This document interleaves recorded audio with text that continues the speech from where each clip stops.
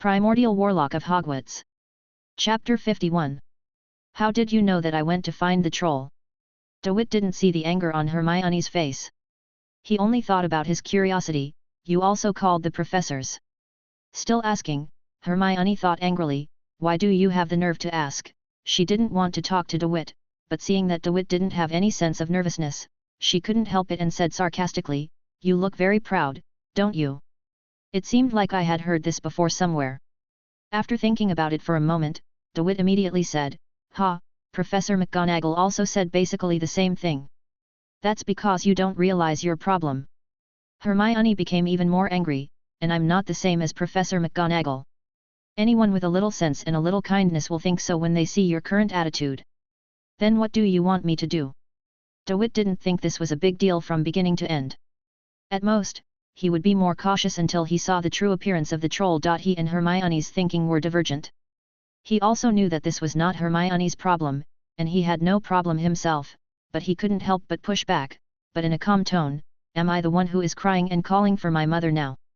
Did you realize your mistake? Is that what I mean? Hermione put down the quill in her hand. She changed her posture, twisted from the sofa in the lounge, stared at DeWitt and asked, your behavior is full of irresponsibility for yourself. I didn't say you must be afraid, I just hope you can think more about it and consider safety when encountering similar situations. Professor Quirrell asked me to go.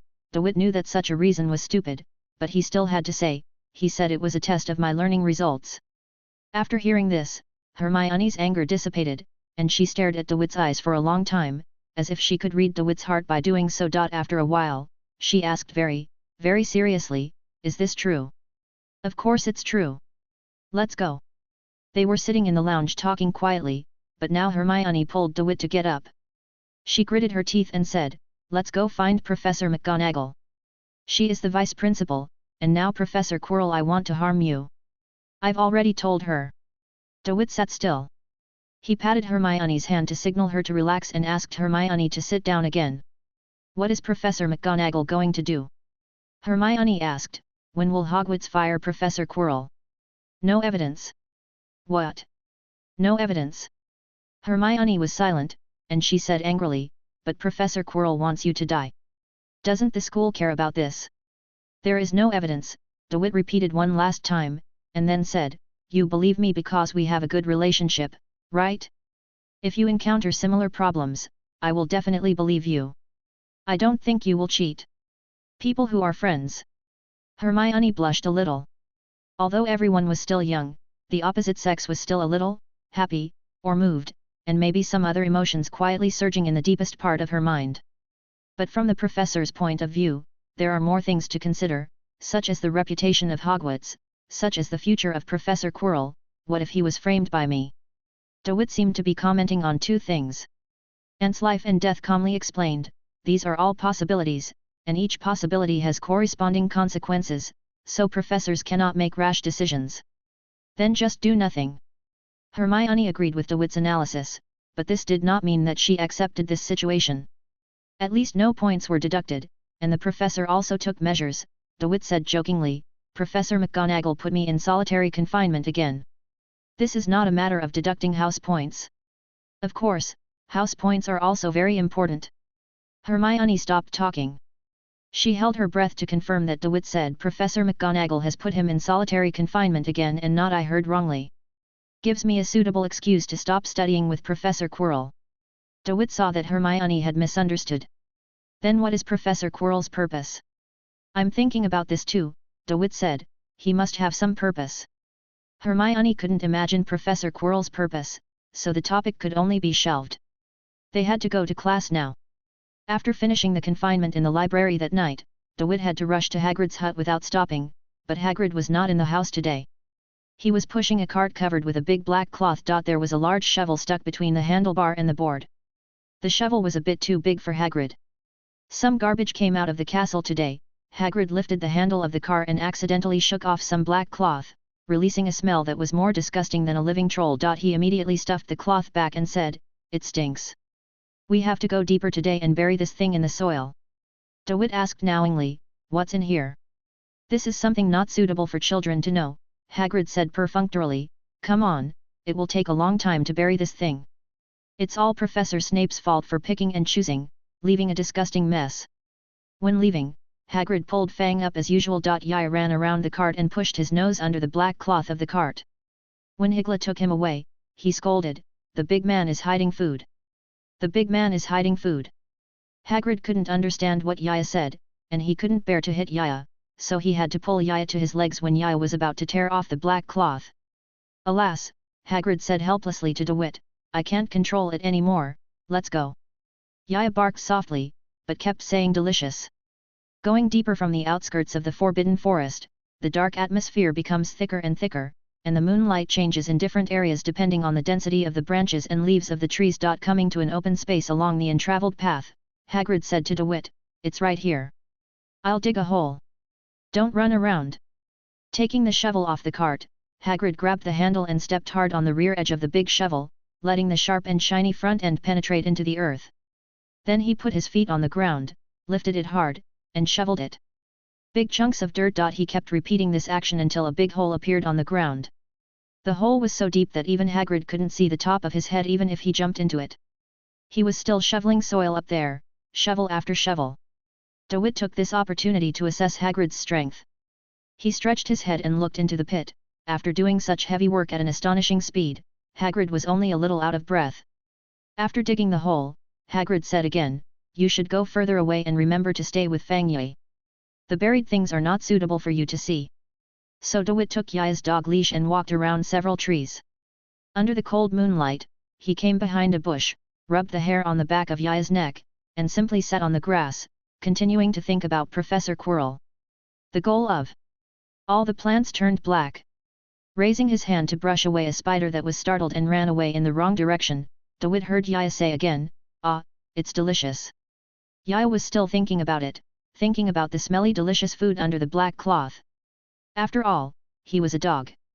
DeWitt scratched Yaya's thick hair again. "Delicious." DeWitt heard it again. He thought it was Yaya barking again, and he rubbed Yaya's dog head vigorously, but this time Yaya did not lick the palm of his hand docilely. The hound stood up and looked in one direction of the dark forest. Chapter 52. The acuity of beasts played a huge role at this time. Yaya sensed the possible danger. It gave an early warning, and then found the target faster than DeWitt, and immediately let out a series of roars that resembled howls. This was an embellished statement, because Yaya's screams were more like a hasty whine. But the effect was remarkable. Hagrid immediately took the big crossbow, pulled on the special crossbow arrows made by DeWitt, and rushed over like a tank. Later, Hagrid, DeWitt, and Fang witnessed a creeping black shadow crawling out of the deeper darkness. "Stay behind me!" Hagrid yelled, pulling the trigger of the crossbow without hesitation. Good people would not sneak up in the Forbidden Forest in the middle of the night, and Hagrid was too familiar with the Forbidden Forest. He was %% certain that there was no such species in the Forbidden Forest. The human-shaped black shadow lies on the ground. When it moves quickly, it looks like a small ball in an empty tube. It slides from one shadow to another. When it crawls slowly, its 2 forelimbs are like spider legs and scorpion claws. And his reaction was not slow either. When Hagrid's crossbow arrow was just shot, the black shadow would dodge. Hagrid fired 3 crossbow arrows and aimed at 3 locations at the same time. Black shadow only hit 2 shock arrows, but the empty one was not completely useless. After the crossbow arrow hit the ground, it created a small piece of frozen ground, and the surface of every grass on the ground produced icy frost, and the grass blades it didn't shake anymore, because the thick white cold air was continuously generated from the impact point of the crossbow arrow and spread outward. The better the materials used to make the crossbow arrows, the better the effect of the crossbow arrows. Hagrid has a lot of treasures in his hands, and he never hides his secrets, so the crossbow arrows fired at this moment are almost the same as hitting people with gold galleons. So He Ying never imagined that a frozen arrow that was dodged could spread so widely. Just the first sight of it forced He Ying to use magic. There were no magic gestures or spells from the black shadow. An invisible barrier stood up in a moment of silence, and at the same moment, the frozen ground and the cold air completely disappeared.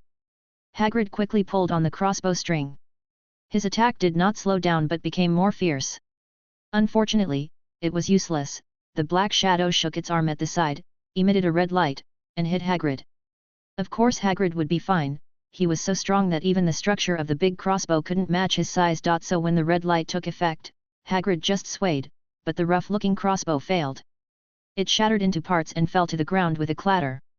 Such a result left Hagrid with no extra time to think.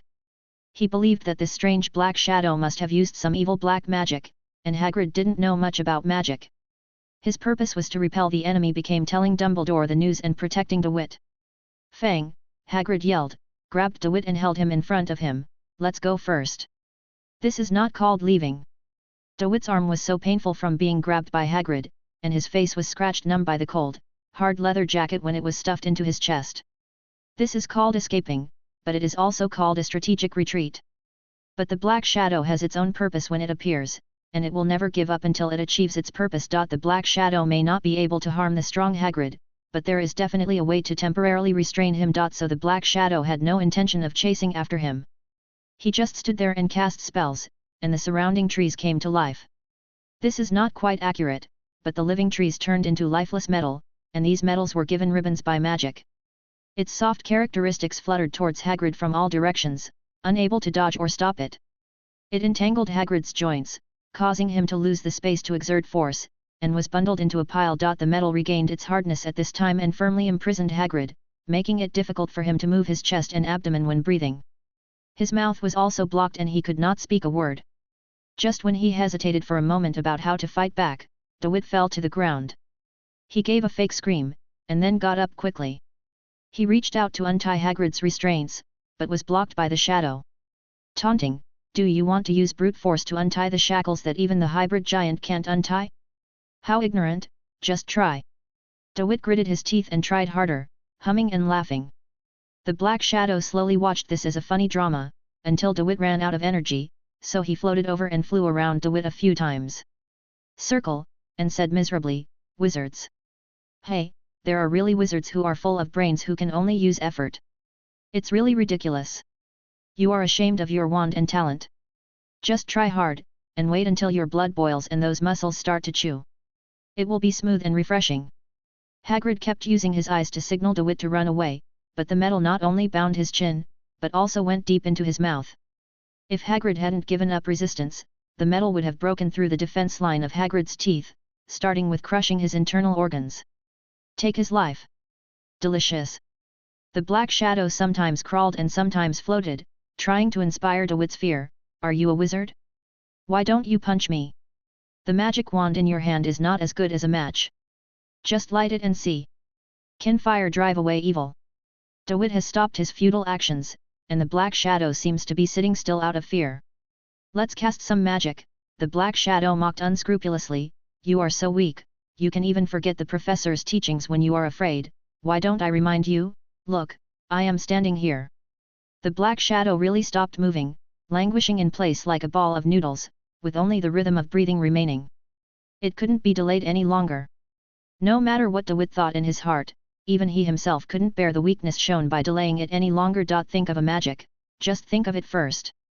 DeWitt recalled what he learned in the formal class, but neither the transfiguration nor the magic spell could be used at this moment. Professor Quirrell did teach a few. "Then use these." DeWitt used it with confidence because Professor McGonagall had already asked him to repeat what Professor Quirrell taught when he was questioning him. He had listened to the pronunciation of the spell and confirmed that there was no black magic. It has started. The first incantation, DeWitt chanted, split into pieces. Blood as thick as oil burst out from the black shadow's body. It let out a sharp scream, and its restraint on Hagrid was half loosened. For the second spell, DeWitt recited, "Fire is blazing." Green flames burned the black shadow from the inside out, and it could only breathe ho-ho, unable to maintain Hagrid's restraint. It was the last spell. DeWitt felt that something was wrong, but it was reasonable to say that these abnormalities were caused by the change of the casting object. He should have continued to increase his efforts, but the black shadow was hit hard, and DeWitt planned to put some protection on himself. Armor for protection. DeWitt chanted a spell, accompanied by a pale green light, and after the black shadow collapsed, it flew towards Hagrid. Chapter 53. Adjust the time forward slightly until the black shadow appears. Hagrid rushes over and finds another guy nearby, Fang. After seeing Hagrid being controlled, Yi ran away. He even made a small gasping sound, retreated step by step, and then ran as fast as he could, waving his tongue and drooling. It knows that it can't help its master. What it needs now is not living and dying together, but other methods. Fang ran and ran. It broke out of the forbidden forest, rushed to the castle, and broke through the gate. It let out a whimpering cry all the way, attracting Professor McGonagall and Professor Snape. Before long, everyone except the careless ones, some professors and deans, were present. They immediately guessed that Hagrid was in danger. The 4 deans split into 2 groups. Professor McGonagall and Professor Sprout, who taught herbology, stayed in the castle and patrolled around to maintain the original order. Professor Flitwick and Professor Snape followed Yaya into the Forbidden Forest to find out what was going on. So it all became a coincidence. When Professor Flitwick and Professor Snape entered the Forbidden Forest, the Black Shadow happened to be hit by the first curse, and its wail echoed in the Forbidden Forest. The second magic spell was released, and when they followed Yaya and quickly went deeper, the screams of the Black Shadow could no longer be heard. Were students killed? The 2 professors rushed to the scene faster than flying. They did not hear the Black Shadow's words, nor did they see Hagrid being restrained. The only thing they could see clearly was that the student, de Witwald, used the magic spell, and the light of this spell was everyone who experienced the Wizarding War will never forget it, especially Snape. This green light appeared in front of his eyes day and night. It is unknown to outsiders what changes have taken place in the minds of the 2 professors. Put down the wand. Snape immediately pointed the wand at DeWitt. He could use all the magic he knew at any time, not to mention DeWitt was still a Gryffindor. Even if Snape pointed the wand at DeWitt on the spot. If you use a curse, others present will not be surprised. Professor Flitwick held his wand on one side, hesitating again and again. The most sensible method was actually to disarm DeWitt first, but he couldn't do it to his own students. Then leave it to Snape. Well, Professor Flitwick thought, he was on the sidelines to prevent Snape from using too much magic, or DeWitt being so obsessed with it that he desperately resisted. But Snape just roared. He stared at DeWitt expressionlessly, trying to predict the next move from DeWitt's hair swaying in the wind, without using any magic. Hagrid was not seriously injured. He was just a little weak due to the weakness of the real caster. When he saw Professor Flitwick coming, he immediately struggled and was able to stand up alone. He shouted, "Don't touch Devi! Special! He did not use magic on me, he is innocent, it is someone else. There is a monster. Stop screaming. I think everyone here knows magic better than you." Snape didn't even look at Hagrid. He stared at DeWitt from beginning to end without blinking. "Now! Put it down! Magic wand!" This was the last warning, but DeWitt did not put down his wand. He just slowly put it away, then opened his arms and stretched out his 5 fingers to indicate that he was not hostile. "I said, put the wand down." Snape tried to see something in DeWitt's eyes, no fear, no guilt, just calm thinking and memories of the past. He relaxed a little, but never lower the wand tip. "Enough!" Hagrid was furious. He rushed over, turned his back to DeWitt with all his trust, stopped in front of Snape and roared, "I told you, it was definitely not the spell DeWitt used." Snape spoke with condescension, and he said sarcastically, "Who else is here?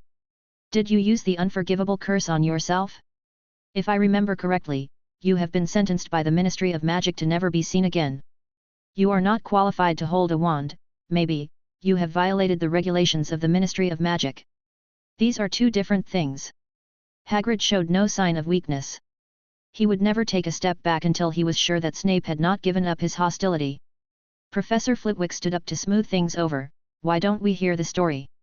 I think Dumbledore would be happy to be there to hear your explanation." Snape put away his wand, refused to say another word, and walked at the back until he returned to the castle. Dumbledore was already there, wearing a purple nightgown and nightcap studded with blue stars, standing in the hall on the first floor of the castle, waiting. Usually no late night is as lively as today, but the excitement has nothing to do with students. When entering the castle, DeWitt saw clearly that the funnels recording the points of the 4 houses were above his head. Among them, the Gryffindor funnel had the least rubies. DeWitt felt that he should feel guilty, because he alone a lot of effort was made. Professor McGonagall stood next to Professor Dumbledore, and she looked at DeWitt with complicated eyes. No doubt she would have had a lot to say without Dumbledore. But now. Snape took a few steps quickly, past DeWitt and Hagrid, past Professor Flitwick at the front, whispered a few words to Dumbledore and left straight away. Professor Dumbledore only nodded slightly a few times while Snape was speaking, and then announced, "Everyone, Go back and leave the rest to me. The other professors dispersed without any problems, but Hagrid had something to say. Professor Dumbledore, regarding what happened tonight, I can guarantee that DeWitt did nothing wrong. Dumbledore patiently listened to Hagrid's messy explanation of everything before he smiled and nodded. Don't worry, Hagrid, I know everything, and I believe you, I promise you. Well, Mr. De will not be punished for this, it is a small problem, I just want to talk to him, alone.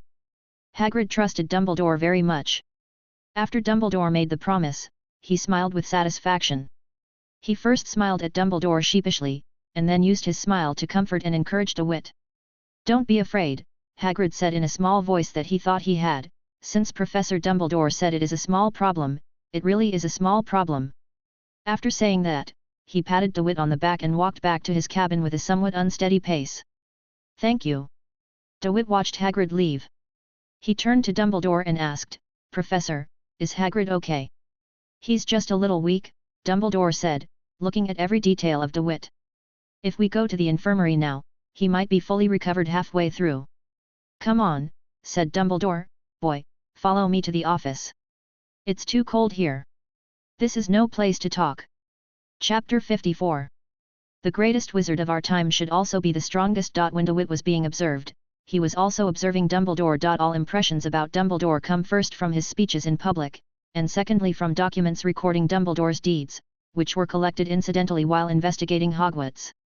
Ignoring the useless magical research results, DeWitt valued the experience of defeating the first generation of the Dark Lord. This means that Dumbledore represents the pinnacle of orthodox power and can gain great recognition from the magical world. What he does can bring out the beautiful qualities praised by mankind. It's so similar.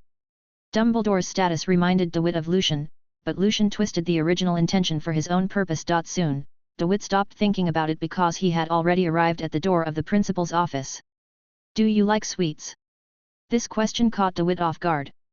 He thought about being tortured, threatened, and having a peaceful exchange, but he didn't expect Dumbledore's first question to be this. Oh, it's okay, DeWitt replied in astonishment, I can eat it if I have it, and it's okay if I don't eat it. It's a good thing to be willing to try. Dumbledore said the password to the two stone monster statues guarding the door. The password was something DeWitt had never heard of. The stone monster moved out of the way, opened the closed door, followed the narrow spiral staircase behind the door, and reached the top before officially entering the principal's office. You can see that it is filled with all kinds of strange and shiny appliances, many of which move regularly. Sit down. Dumbledore sat heavily behind the desk in the center of the office. He pointed to the sofa facing the desk and said, This is not a lecture, but an invitation, or in other words, a conversation. Conversation. Drink some tea, Dumbledore said with a smile. There are desserts on the coffee table, try them as you said. Then try it. Only then did DeWitt have time to find a relatively dim glass jar among the glimmer of silverware, half a bottle of lively cockroaches inside. DeWitt said politely, I didn't know wizards still had the habit of eating cockroaches. Dumbledore watched DeWitt's reaction with interest, and he said enthusiastically, Try it. In fact, if you look closely, you can see that these cockroaches are not really living creatures. Through the brown shell, you can see the sticky syrup inside. DeWitt was not lacking in courage, and he was also curious about what this thing tasted like. So DeWitt unscrewed the bottle cap, held the bottom of the bottle in one hand and poured it into the other hand. The enchanted cockroach candy displays extraordinary intelligence. Of course, they can't fly, but that doesn't stop them from crawling out crazily. Their fine-haired legs rubbed against DeWitt's palm, and 7 or 8 of them poured out at once. DeWitt caught the crawling cockroach in his hand without changing his expression, and then quickly tightened the bottle cap. Sorry, Professor, he said, I didn't expect this thing to crawl so fast. Dumbledore shook his head to show that he didn't mind, and encouraged DeWitt to eat with his eyes. It's just a bug. DeWitt will carry his stumps and broken arms with him and carry them in his sludge bag. He doesn't lack the courage to try new things, and just by holding it in his hand for a few seconds, the cockroach it has melted a little, and the sweet smell has dispersed. This is candy. It's okay. DeWitt chewed and swallowed without changing his expression. He quickly threw the piles of cockroaches into his mouth one after another. By the time the sweets made DeWitt's mood brighter, the pressure brought by Dumbledore's identity as headmaster had weakened, and the atmosphere of the conversation gradually tended to be that of an old man and a child. Dumbledore began to get down to business and asked.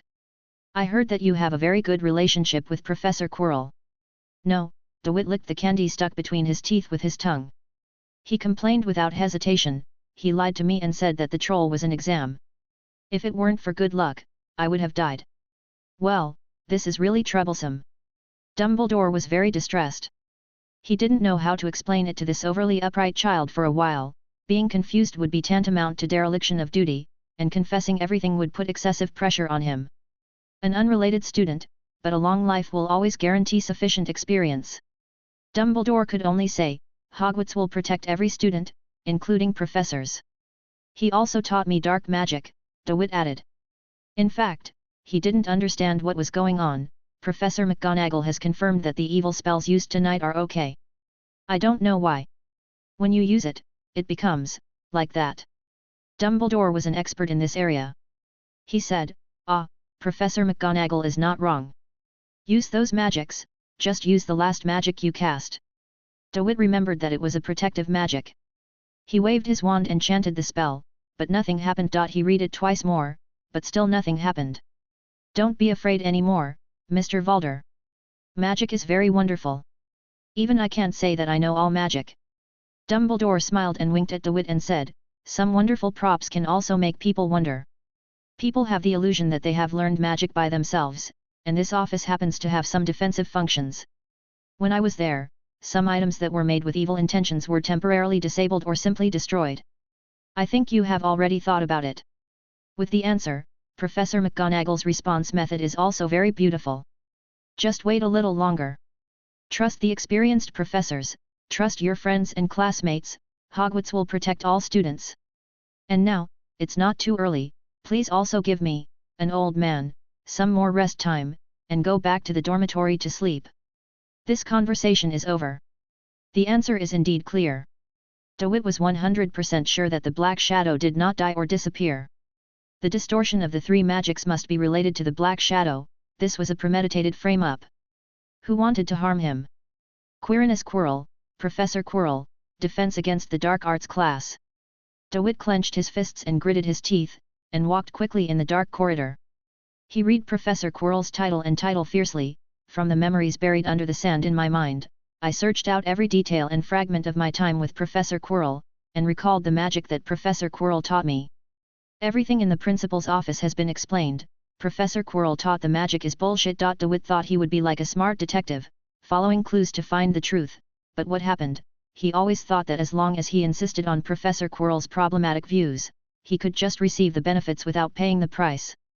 Who knew that the benefits now turned out to be a ridiculous prop? Where did this prop go? When did you put it on yourself?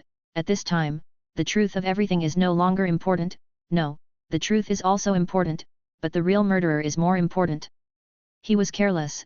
DeWitt criticized himself internally. He shouldn't keep thinking about the purpose of finding Professor Quirrell. Professor Quirrell is an irrelevant person, but is this important?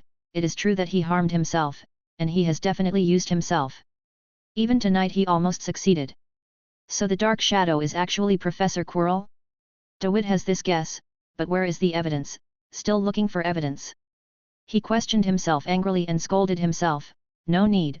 Then an angry decision was made. Revenge. Must take revenge. Professor Quirrell will pay the price for fooling himself. 1. Killing someone in the game may drop intestines or stumps. If the elf eats these things, he can see part of the deceased's memory. However, when he once picked up a stump stuck in the throat of an owl, the protagonist of the game, I would ask myself something like, why did I pick up everything along the way?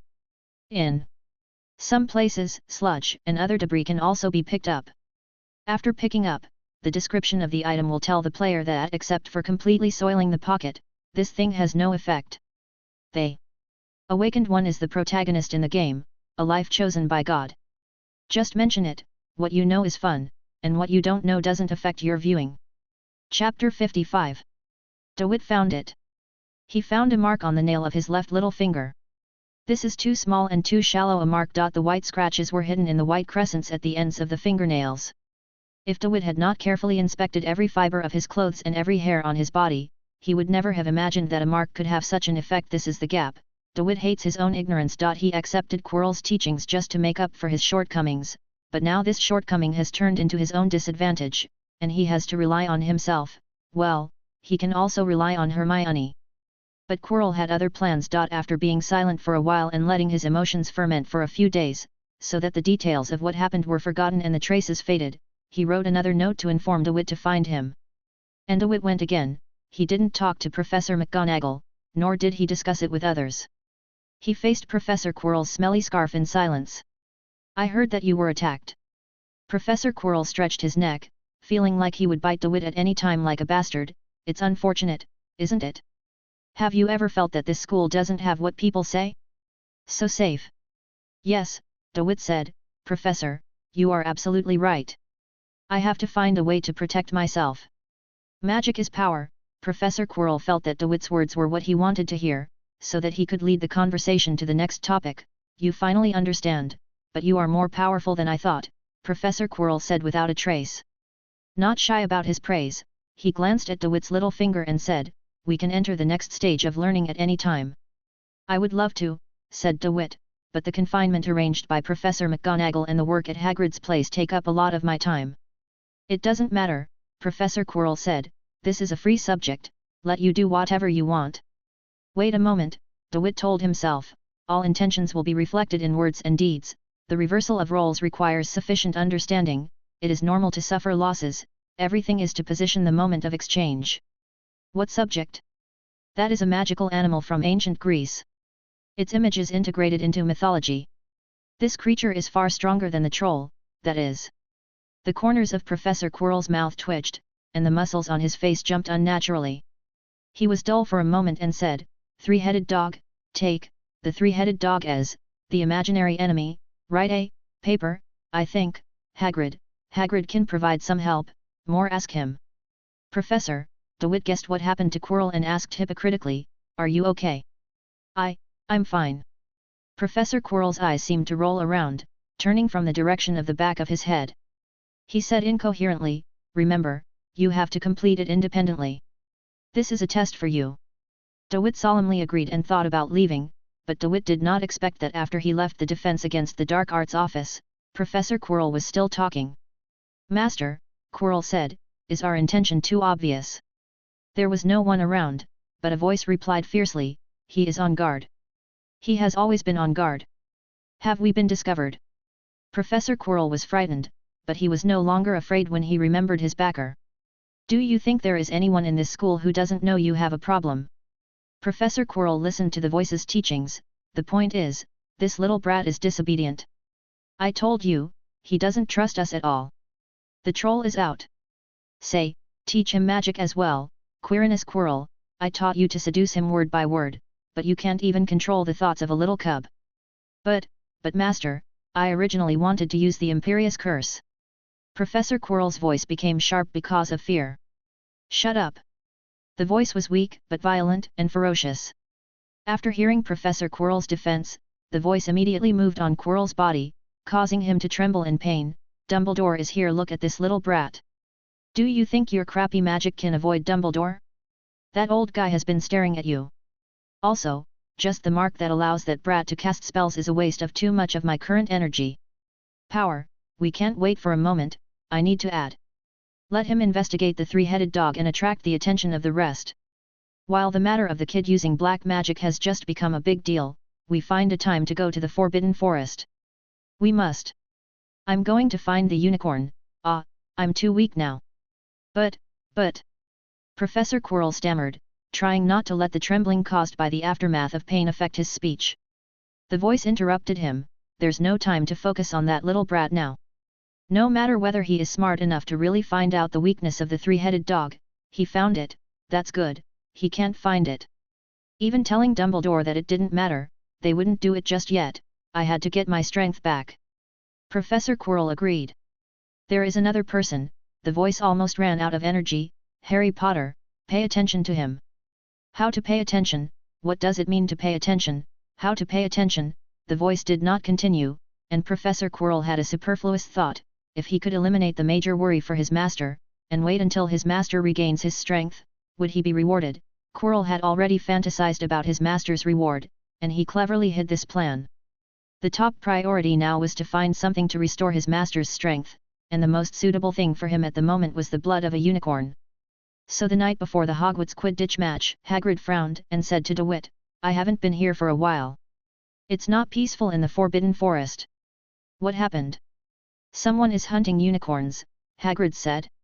"The centaurs and I have communicated. They noticed that it was a black shadow.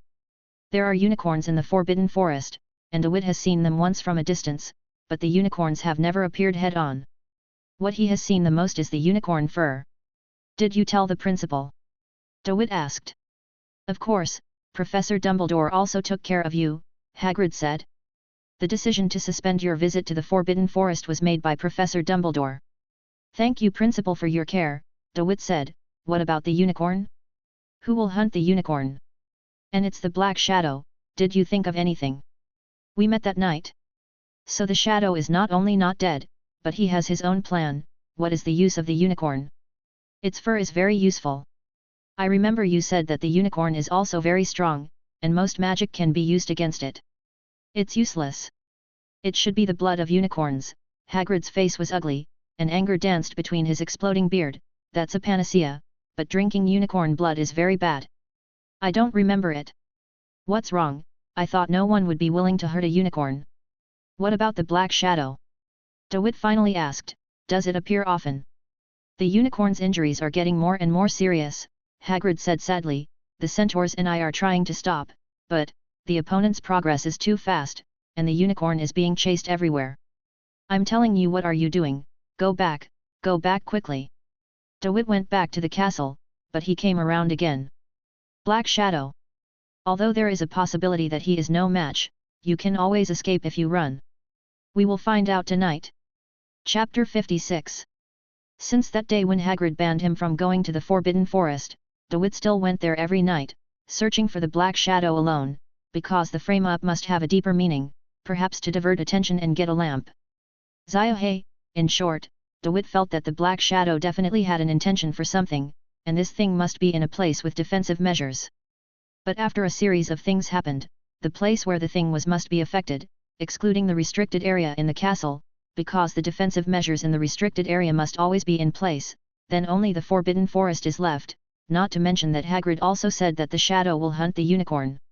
When heading to the Forbidden Forest again, DeWitt turned over the black robe he usually wore.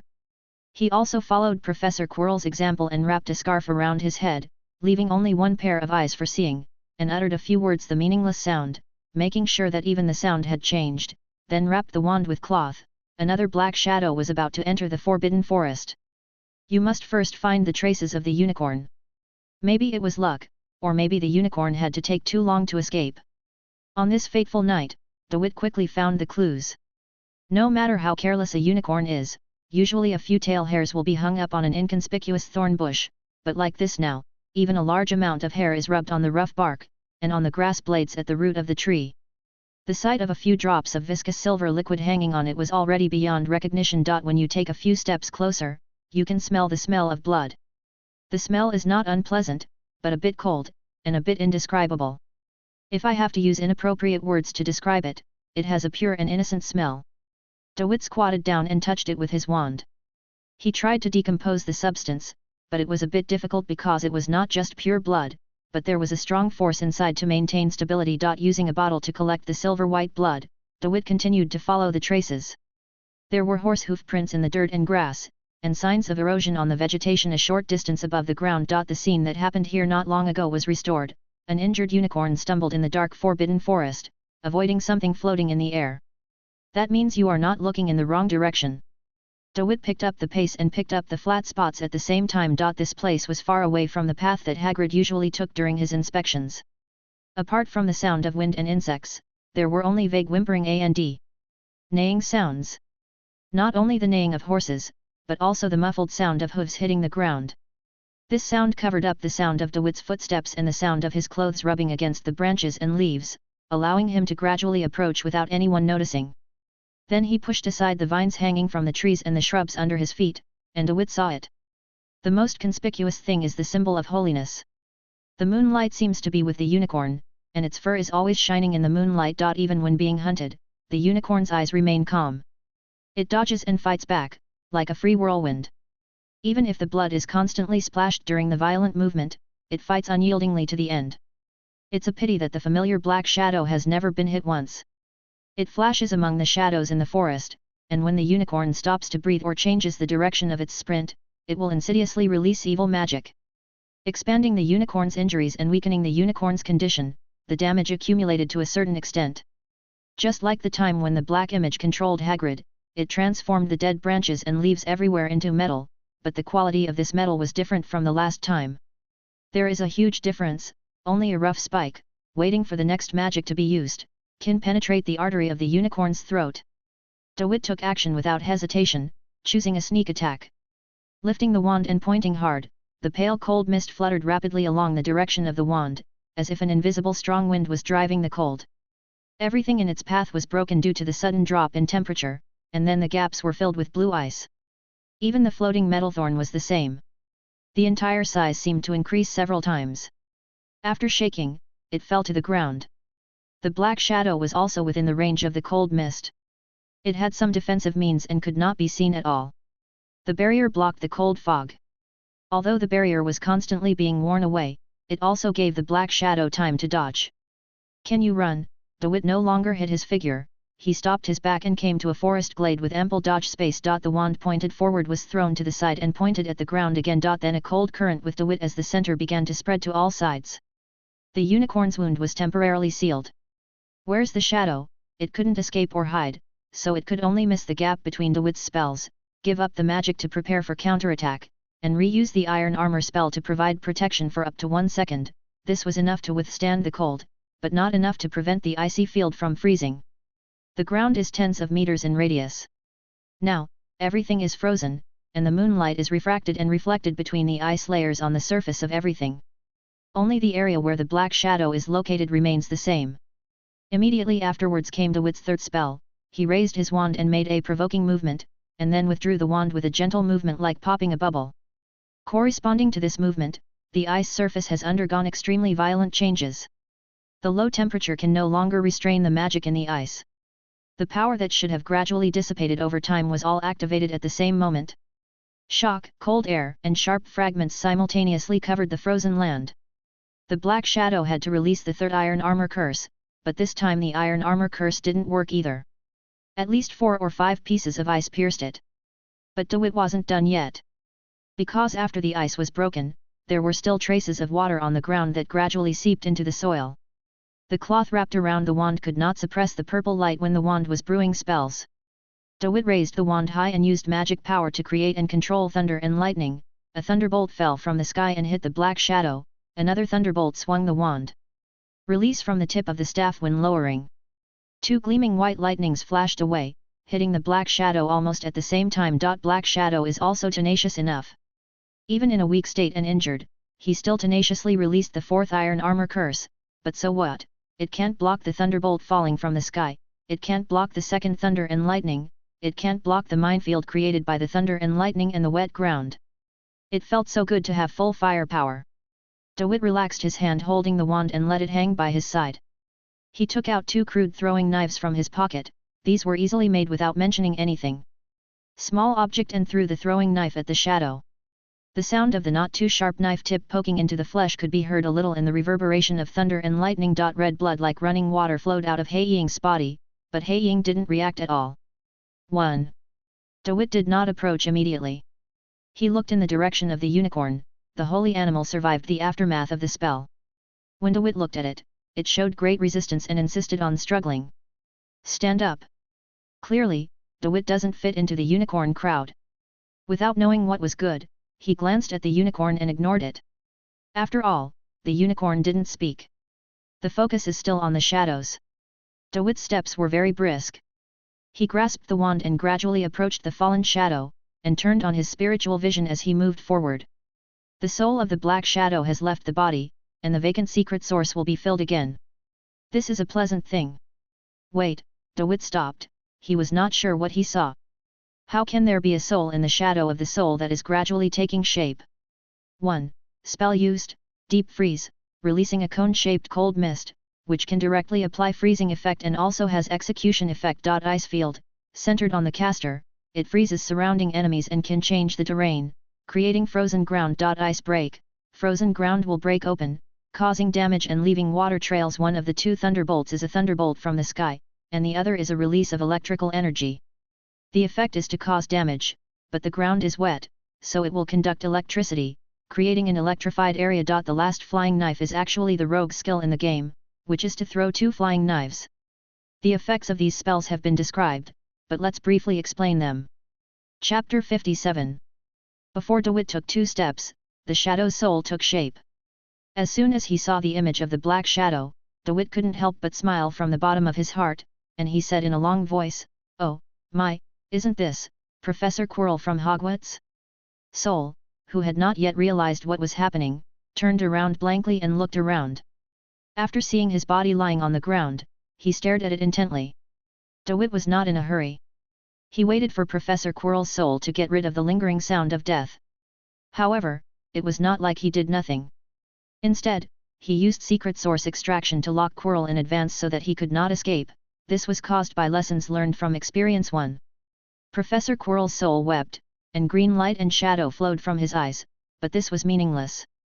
The tears of living people fell to the ground, and Quirrell's tears fell to the ground and could only turn into nothingness. "Did you hear the call?"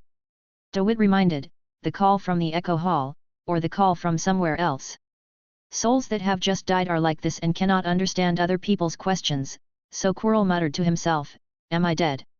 "Yes, you are dead," DeWitt said patiently, waiting for Professor Quirrell's mentality to undergo a more drastic change. Sure enough, Quirrell held his head in pain and let out a cry that only he and DeWitt could hear. However, the other black thing attached to Quirrell's soul did not respond at all. It seemed to be a head. After crying for a while, Quirrell suddenly woke up.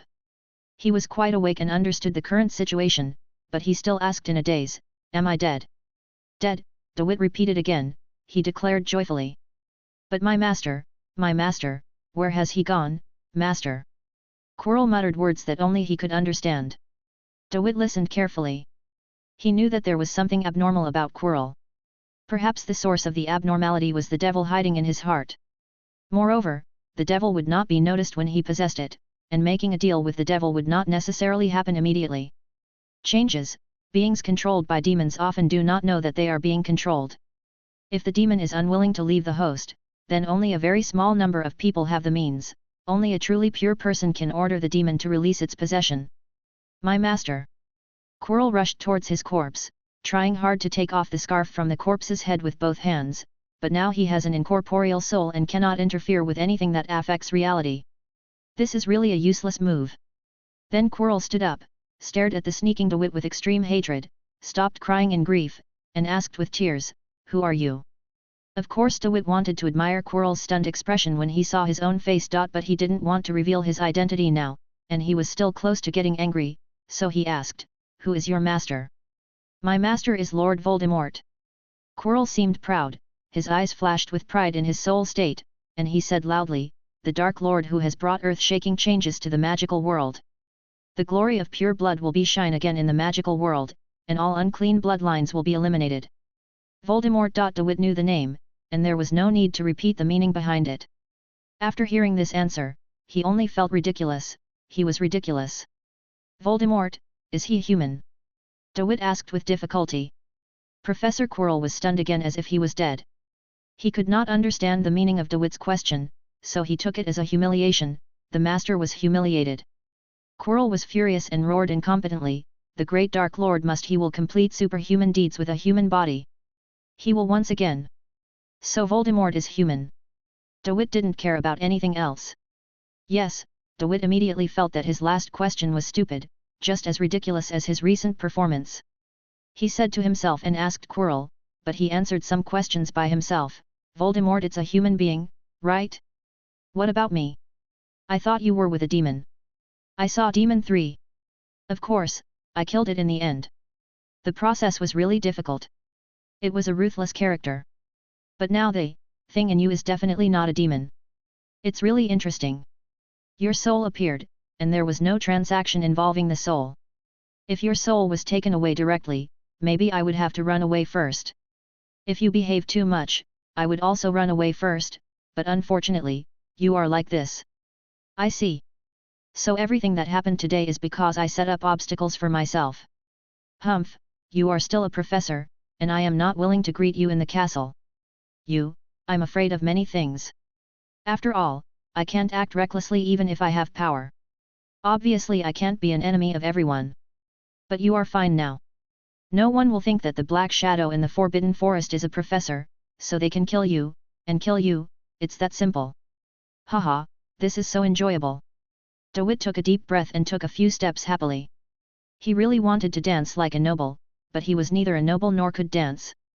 He could only clenched his fists and waved a few times to express his inner feelings.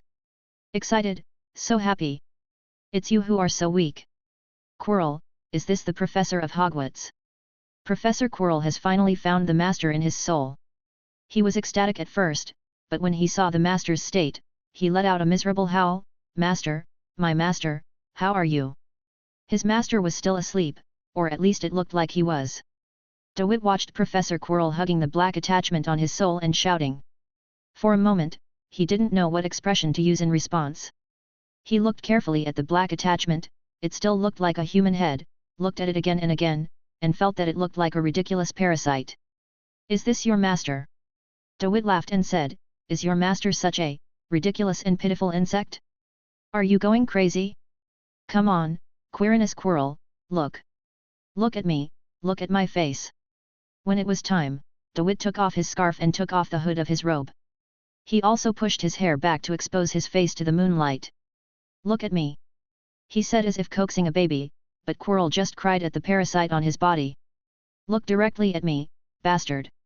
DeWitt roared, and at the same time advanced the steps of absorbing the secret source, constructing a beam of light to transfer the secret source, like leading a dog, with one end connected to his hand and the other end connected to the upper body of Quirrell's soul. Being drained of the secret source is not very painful, it will only bring endless emptiness. If the object being drained is a soul, then this soul will anticipate the desperate situation of complete demise through the sense of emptiness, and fight against it from the heart. So Quirrell raised his head and saw DeWitt's face. This is impossible. Quirrell immediately began to wave his limbs wildly. He was afraid of the power DeWitt had shown previously, but DeWitt's identity made him want to show the majesty of a professor, so he immediately started talking nonsense. You need to be taught even the most basic magic. How could you be like this, Master? Master. Look, Master, no, save me, Master, save me. The part that was parasitic on Quirrell's soul finally couldn't hold it anymore and squirmed under DeWitt's gaze. A noseless, snake-like face with red eyes appeared on the outer layer. As soon as it appeared, he yelled, "Shut up, Quirrell! Don't let me be ashamed of you!" Quirrell immediately shut up, but DeWitt was not satisfied with this. He wanted to appreciate Quirrell's ugliness. How should I call you? DeWitt raised his hand, slowly clenched it, and gradually advanced the progress of extracting the secret source, making Quirrell feel the impending impasse and making Quirrell groan unconsciously. Like a sick pig waiting to be slaughtered, adding a dub to the current scene, until Quirrell's soul knelt down, like a baptized sinner, at DeWitt's feet. We don't have to be like this, the face said calmly, not caring about the torture Quirrell was enduring. We all have the same ambition, and our goal of entering Hogwarts is the same. I think we can completely cooperate. What I'm asking is, what should I call you? DeWitt said flatly. He wanted to vent all the emotions of being fooled and scared. Don't you have a mother? Don't you have a father? Or, are you a maggot that grew independently from a cesspool and metamorphosed into a human form? 1. Killing an enemy in the game will generally leave a soul behind. You can have a conversation by turning on spiritual vision. Some of the souls will humiliate the player during the conversation and lose the opportunity to absorb the secret source after the conversation starts, because by the time the conversation ends, the soul will disappear directly in place, which is equivalent to going to the place where the soul should go. This place is the Hall of Echoes, which can be regarded as a place like the underworld and hell. 2. The saints in the game are those who have passed the test of the Blood Road.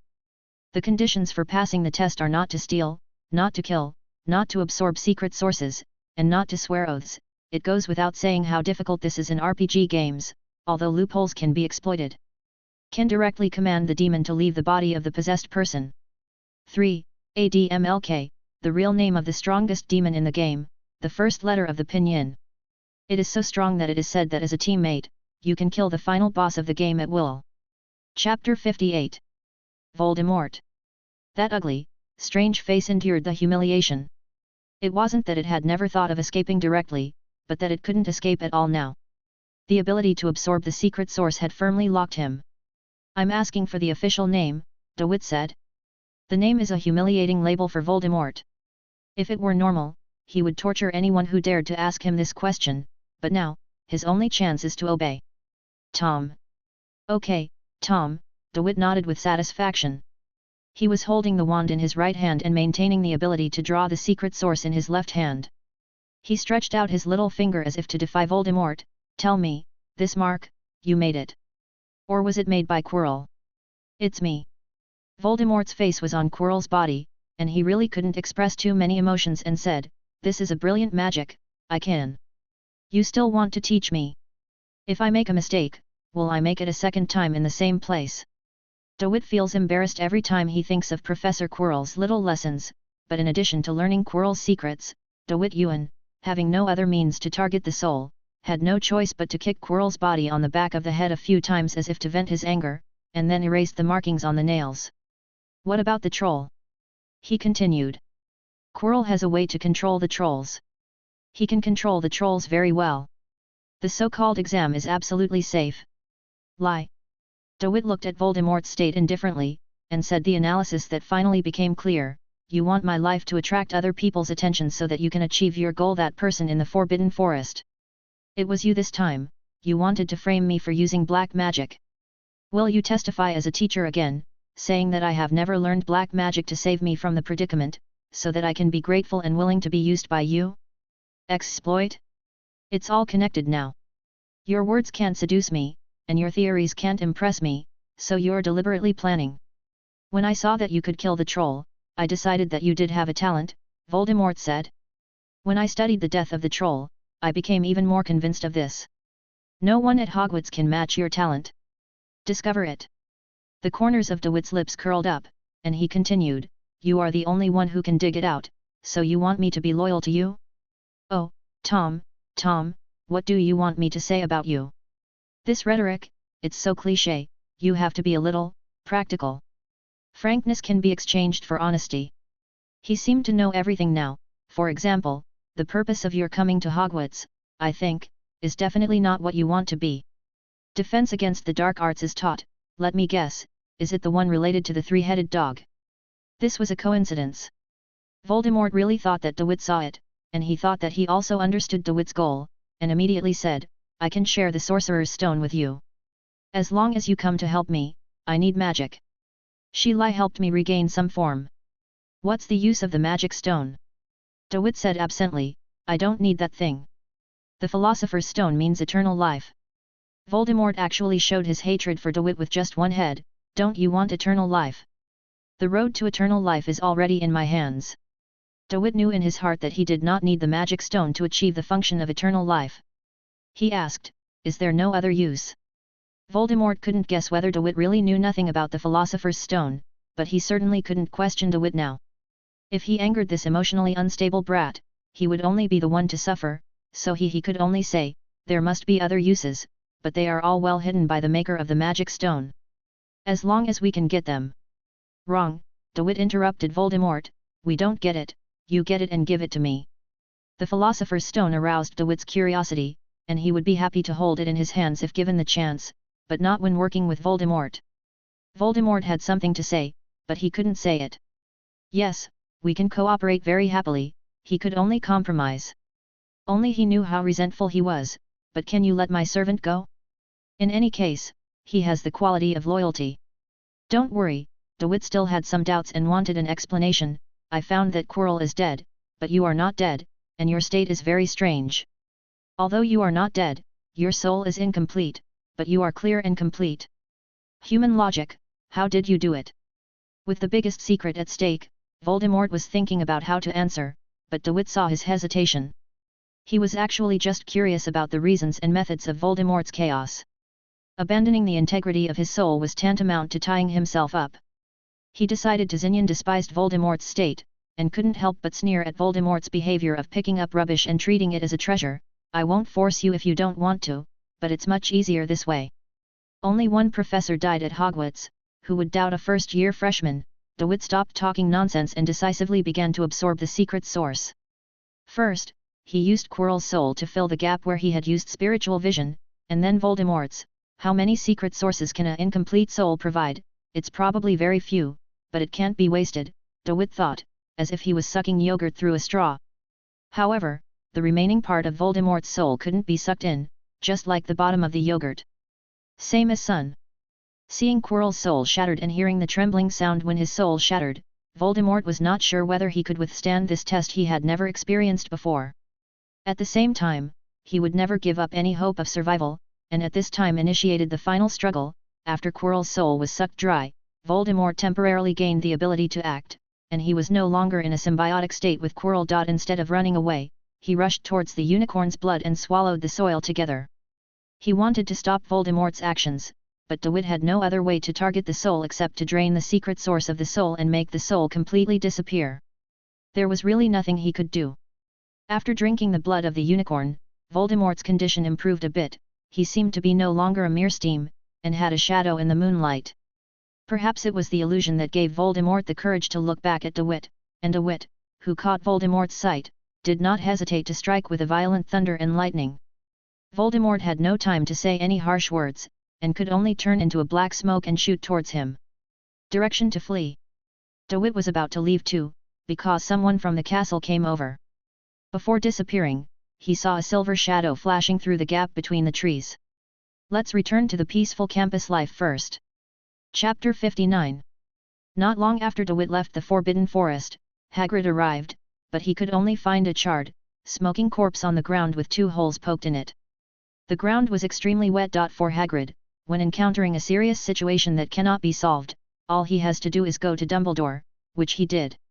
When he came to the Forbidden Forest again, Dumbledore came with him.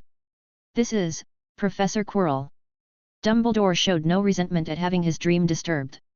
He immediately recognized the identity of the body after arriving in his nightgown. It's so tragic, oh, this is so tragic. It's simply not like a battle between wizards. Is this Professor Quirrell? Hagrid exclaimed in surprise. He is a good person, but it's so late.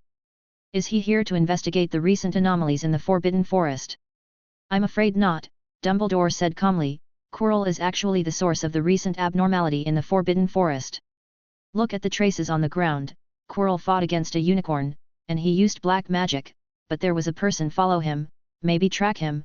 This man is experienced and knows how to hide his tracks. He saved the unicorn and killed Professor Quirrell. Hagrid would never question Dumbledore, nor would he find it embarrassing to change his mind.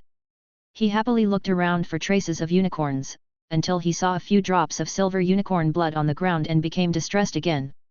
He muttered, "Poor little thing." Dumbledore walked around, waving his wand trying to recreate what had happened here. "Professor," Hagrid scratched his head and asked, "that unicorn already left?" Dumbledore controlled Quirrell's body to float and said softly, "Nothing can be seen here. Let's go back to the castle. Remember, Professor Quirrell's information must be kept confidential." The news of Professor Quirrell's death was thus suppressed.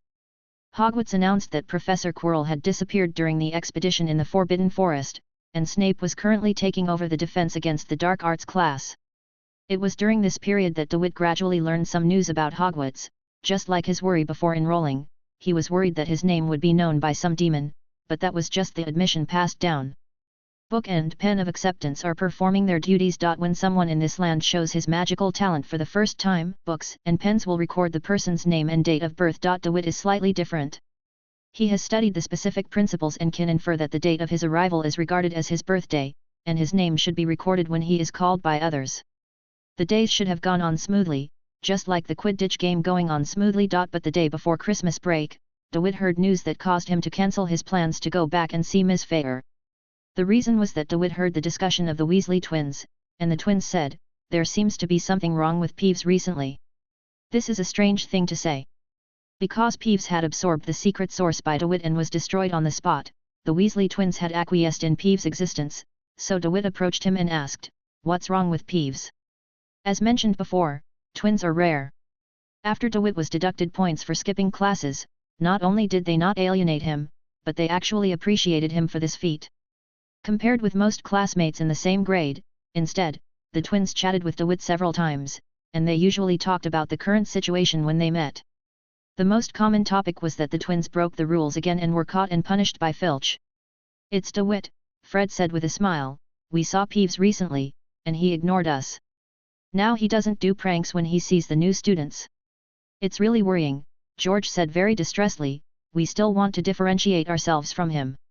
You know, we have been doing this since we entered school, but now, even if we stand in front of him, Peeves doesn't react indirectly through our bodies." "Where has Peeves been lately?" DeWitt asked. "Are you going to find him too?" The twins replied enthusiastically. "Many people often see Peeves wandering around on the top floor, and even more people think that Peeves is a good man like this, but we always feel that there is some secret behind it." DeWitt glanced at the two troublemakers. "Let's go together," the twins said. "But, are you the only one?" DeWitt did not refuse. "Yes, but what do you mean?" "Of course I am only one person. Don't get me wrong." George grabbed Fred, who was trying to explain, and said with a wink, "Just one person is fine." Cough. "Just one person is fine, shall we go?" As the twins say, Peeves roams the top floor. As soon as the twins saw Peeves, they immediately ran over, provoking with words and scorning with actions, but unfortunately it was all in vain. Peeves did not have no reaction, but glanced at the twins lifelessly, and continued to think in that way. The posture is floating in mid-air. Floating from one end of the corridor to the other, and back again. "Won't he leave?" DeWitt asked the twins like a doctor asking Peeves' family members. "Will not. We also came to see him quietly at night, and he just drifted like that and never stopped." DeWitt carefully analyzed Peeves' demeanor and said, "It doesn't look like he has lost his response to the outside world, it looks more like, numb." "It's much better now," one of the twins said. "When he was first seen hiding in a cupboard in a classroom, he seemed to be a Slytherin student, and he was shocked." "It's a good thing to scare Slytherin," another said sadly, "but how could Peeves not chase the Slytherin all the way to the lounge?" "Peeves has fallen." DeWitt looked at the twins and then at Peeves. He didn't bother to tell who was who and asked directly, "What do you think?" "We plan to awaken Peeves' past memories," Fred or George said seriously. "As long as Peeves regains the pleasure of playing pranks, he will definitely recover." "Of course it's not that we are willing to do bad things ourselves," one said, and the other would join in with a smile. "We are doing it for the survival of Hogwarts." "I find it very interesting," DeWitt said thoughtfully as he looked at Peeves from the corner of his eye without revealing the twins' true purpose. "Do you want to join? We rarely invite others to join us." The twins sounded like it was an honor to violate the school rules. They invited DeWitt as if they thought highly of him, but the tone was not annoying. "Anyone who comes will be ignored." Their emotions were contagious.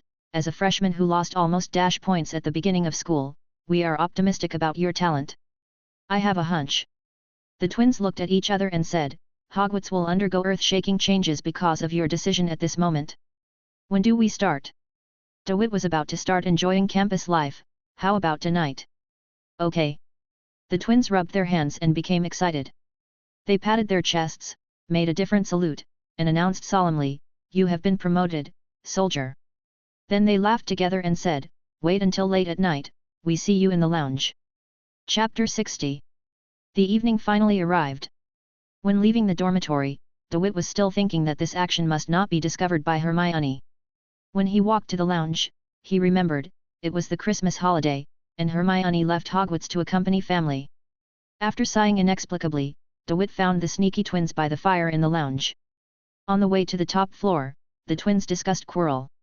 "No one knows what's under his scarf now. Some people said he was losing his hair, but he was too embarrassed to show his bald head, so he wrapped it in a scarf. I don't think it's possible. There are so many bald people. We won't be bald in the future, right?"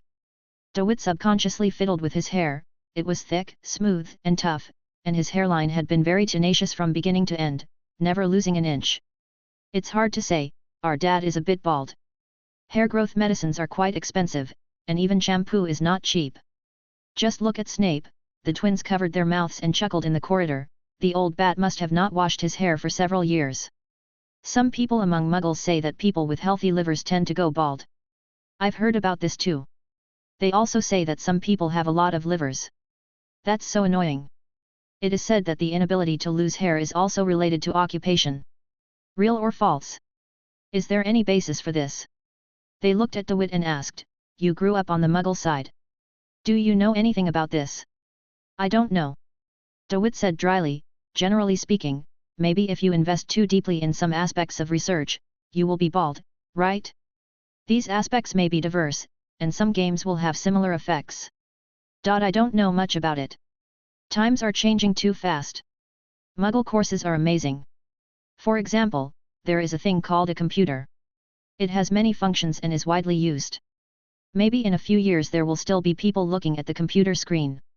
Watch the people inside calling their wives." The twins imagined the scene. "That seems a bit strange. Ordinary people probably think the same thing when they know the existence of magic," DeWitt said.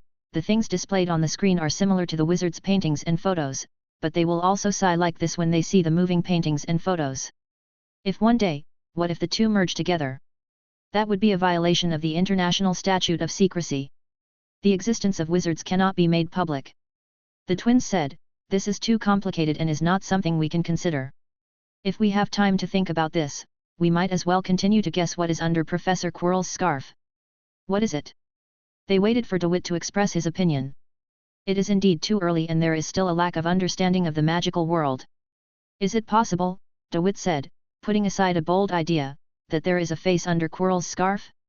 "Of course, it's just a possibility."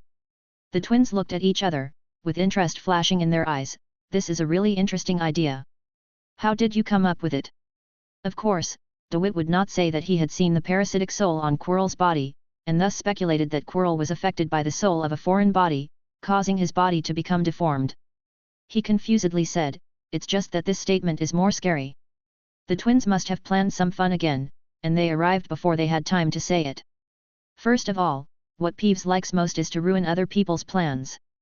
The twins and DeWitt stopped at the corner before seeing Peeves and discussed the next arrangements. For example, when students go out at night, they call the professor on patrol, or Filch pointing in the wrong direction when arresting people. DeWitt, do you know the history of Peeves? It is said that Peeves originated from the negative emotions of the students. He is not a dead wizard, and he is not even a living being. DeWitt summarized the content he collected succinctly. Other ghosts do not recognize him as a ghost. Identity. Although I was a little afraid that I had inhaled something, the secret source I inhaled was real. It was also true that Peeves disappeared at that time. It is still true that Peeves was resurrected now, even his appearance has not changed at all. The only thing the difference is that Peeves' eyes don't have much sparkle. It can be seen that he now looks like a fishing brother in the Air Force or a stud player who draws cards with crooked guarantees. They are all equally desperate. Our first step is to hang out in front of Peeves, George said. It may not work during the day, but will it be different at night? DeWitt said, "Are you sure? Just give it a try." Fred couldn't help it anymore. He held up his arm, stood up, and motioned for his brother to take it up. George also advanced and retreated with Fred in a tacit understanding, marching in the military parade. There is also an imposing step, walking out arrogantly. They made loud footsteps right under Peeves' nose, but Peeves didn't even look at him this time, even though the twins pretended to be panicked and shouted, "Ah!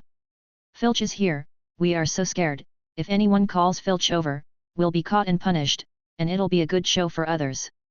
It's no use either." So when they came back, neither of them were very energetic. Is there no other way? DeWitt felt bored. He yawned and wanted to go back to sleep. If it wasn't a holiday and he could sleep in, he would definitely not sleep enough for 8 hours tonight. There is another way.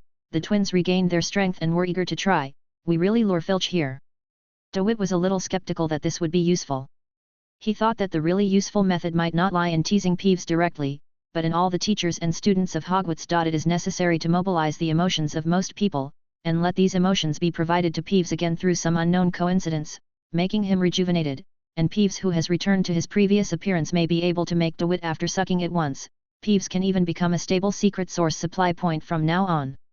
If the specific principle can be understood, it is more likely that DeWitt can restore part of the secret source's upper limit of 1. Follow up with the twins. Since they are interested, you can get some tidbits from them. If necessary, they can also help you. Okay. Since the twins were willing to try, DeWitt didn't care. He cast his crucial vote. But it was best not to get caught, because he didn't want to face the look on Professor McGonagall's face when he heard that he had deducted another house point. Then first we need to find Filch's location. The twins stopped mid-sentence. They didn't worry too much about DeWitt and discussed openly, is DeWitt credible? Anyone who can break school rules together is a good friend. I think they are credible. It's a pity that one of our secrets has to be revealed. They took out a rolled piece of parchment from their pockets and mysteriously motioned to DeWitt to come over. Since we are trustworthy and good partners, we have to share a secret with you now. Chapter 61. It was a rolled-up piece of paper. Are there any powerful magic or spells stored on it? DeWitt was very curious. He watched the twins clear their throats solemnly, unfold the blank parchment, take out their wands, tap the edge of the paper lightly, and said as if the master granted the title of knight to his attendant. I solemnly swear that I will do no good. This sentence lifted the protection of the parchment, allowing the secrets recorded on the paper to appear. Ink dots and lines emerged and connected from the paper, and paired with the neat annotations, anyone could tell at a glance that this was Hogwarts Castle map. DeWitt, who had been to many places, understood the importance of maps very well. He first asked, "Can I take a look at this thing?" "Yes. Of course you can. But not now, this is the secret that allows us to move freely in the Night Castle. Come on, DeWitt, look." The twins, one on each side, used a little effort to flatten the map, facing DeWitt. Wit, pointing to a named dot on the map, said, "That's Filch, next to it is the name, Argus Filch. Oh, and Professor Dumbledore, he is in the office now. Aren't you still asleep? Next is our place." The three people were silent because there was another ink dot not far from the ink dot representing the three people, not Peeves, but Harry Potter. "We seem to be under surveillance." The twins said sadly, "I didn't expect that the Weasley group that runs across the castle would be here today." Harry was a little far away, separated from the three people by almost an entire corridor. He probably couldn't confirm who the three sneaky black figures beside the wall were. Similarly, DeWitt couldn't find anything either. He looked in the direction of Harry on the map, but there was nothing, just the moonlight neatly cut by the windows. Wizards also have invisibility magic similar to chameleon disguise and invisibility cloaks that can achieve invisibility effects. If spiritual vision is turned on, DeWitt can also see through the disguise of magic through the clues of the soul, but the current level of the secret source does not allow him to use it at will. "What should we do?" DeWitt, a novice at night travel, asked the more experienced twin, "Are we going to expose Harry Potter? Let's scare him." The twins were always thinking about having fun. George danced and began to discuss in a low voice, "I'll stay with you here, Fred goes over. Now Filch is on the 4th floor, and he is patrolling the restricted area again. We can lure him here by making a little noise. Do you want to go, DeWitt?" "No, you still lack some experience in teasing Filch. Fred is enough, he will show you, remember go to Harry's side." "Fred, look at Harry's position again. We can't see him. It's unlikely that the invisibility spell was used. It's probably Christmas who gave the gift. An invisibility cloak, remember it? It takes about 50 steps, okay? Quick, quick, move." Fred pulled his hood down, and he deliberately imitated Snape's steps, walking specifically in shadowed areas to avoid being noticed by his height difference. "Look," said George and DeWitt, who were still on the spot, "Harry was slowly moving towards us, but once Fred left, he didn't dare to move." Of course Harry didn't dare to move. This was the first time he tried night walking after finding the invisibility cloak as a Christmas gift. He confirmed that the invisibility cloak was effective, but he was still scared when a black figure that looked like Snape came towards him. What if the invisibility cloak fails? What if Snape sees it? After all, Snape is a professor at Hogwarts. Although he is severely targeted in the potions class on weekdays, Harry has to admit it. Snape was good enough, so he tried his best to hide his movements, even if his heart was pounding and slowly lifting from his chest to his throat, he tried not to gasp. Fred's scary strategy was also very simple. He tried his best to make the black robes fly behind him, lowered his voice and kept repeating the name Harry Potter in a sinister voice, and focused on Harry's location a few times. "Circle," repeating as he circled, as if he had really discovered something was wrong. "Ha ha ha ha." George covered his mouth and laughed hard, and the map was deformed in his hand. Harry ran away. "DeWitt, look, he doesn't run very slowly, does he? I hope he runs tonight. Have a good night's sleep." Fred felt that the heat was almost done, so he turned his head in a tacit understanding when George laughed out loud. When George waved his hand, Fred understood, he was going to find Filch. Without a map, will Fred be caught by Filch? DeWitt didn't smile. He considered other issues. No, Filch is very funny. George stopped laughing nonchalantly and said, it doesn't matter even if he is caught, Filch has no other means except to impose hygiene confinement and violate school rules. DeWitt said no more. He stared at Fred's ink dot on the map. He watched the ink dot quickly go downstairs, slowed down on the 4th floor, slowly approached Filch's position, and briefly after a pause, 2 ink dots, no, it was 3 ink dots, and one was Filch's cat, Mrs. Norris. The 3 dots began to move quickly at the same time. Of course, DeWitt also didn't forget to look for Harry Potter's location. The savior of the wizarding world never stopped, and now he has arrived at the door of the Gryffindor dormitory. Will Filch's cat show it too? DeWitt suddenly asked. Obviously, George paid attention to the situation on Fred's side and replied without raising his head, that cat is more loyal to Filch than a dog, and it is more powerful than a dog when it grabs the nose of a student wandering at night. It must be done, mark it out. This must be about the magic of names again, DeWitt noted. It's coming. George quickly tapped the edge of the map with his wand and said, the prank is over. He re-rolled the parchment and put it away, and told DeWitt, we don't have time to use the map now. Now, listen to me, when we hear Fred's movement later, we will be ready to run, remember to put on our hats. Don't you wear it. It doesn't matter whether we wear it or not, George said nonchalantly, Filch can recognize us just by looking at our backs. As long as we don't get caught, Gryffindor will not be deducted points, digress, anyway. You have to put it on, Fred will pass us, and then we will run together, and now is the most important thing, how are you doing? DeWitt humbly replied, some strength and endurance will do. You don't look weak, George nodded in agreement and said, you must follow up and watch the road under your feet. We may take the stairs at night may have one more step. No, forget it. It would be bad if I left you behind. Fortunately, Filch is not strong enough. As long as we run fast enough and the gap is wide enough for us to give the command to return to the dormitory. Listen, Fred is here, are you ready? Chapter 62. After the warm-up exercise at night, DeWitt slept quite comfortably that night. They successfully escaped Filch's pursuit, and when they woke up the next day, DeWitt saw Harry Potter in the lounge. He was emotionally swearing to Ron. There is a ghost in Hogwarts that looks like Snape. The ghost also has 2 talking shadows. It wanders around the castle at night. Ron didn't believe it, he said disapprovingly, then it's probably Snape. The Weasley twins were laughing nearby. Ron asked curiously, but the twins refused to say anything. When DeWitt appeared, the twins pulled him over and whispered. We have tried all the methods, do you have any good ideas? This is going to be a big plan, DeWitt said, looking around. Find a secluded place. Come, George, or Fred, led DeWitt to a hidden place, which might be a secret passage. There is no one here, I think you are very capable. First of all, we have to start with what Peeves is. I mentioned this yesterday. DeWitt was not satisfied with the too dark environment. He said, simply trying to awaken Peeves' memory has failed. We have to start from the root cause, that is, the birth of Peeves originated from the students' emotions, and they were bad emotions. This was mentioned in Hogwarts, a school history.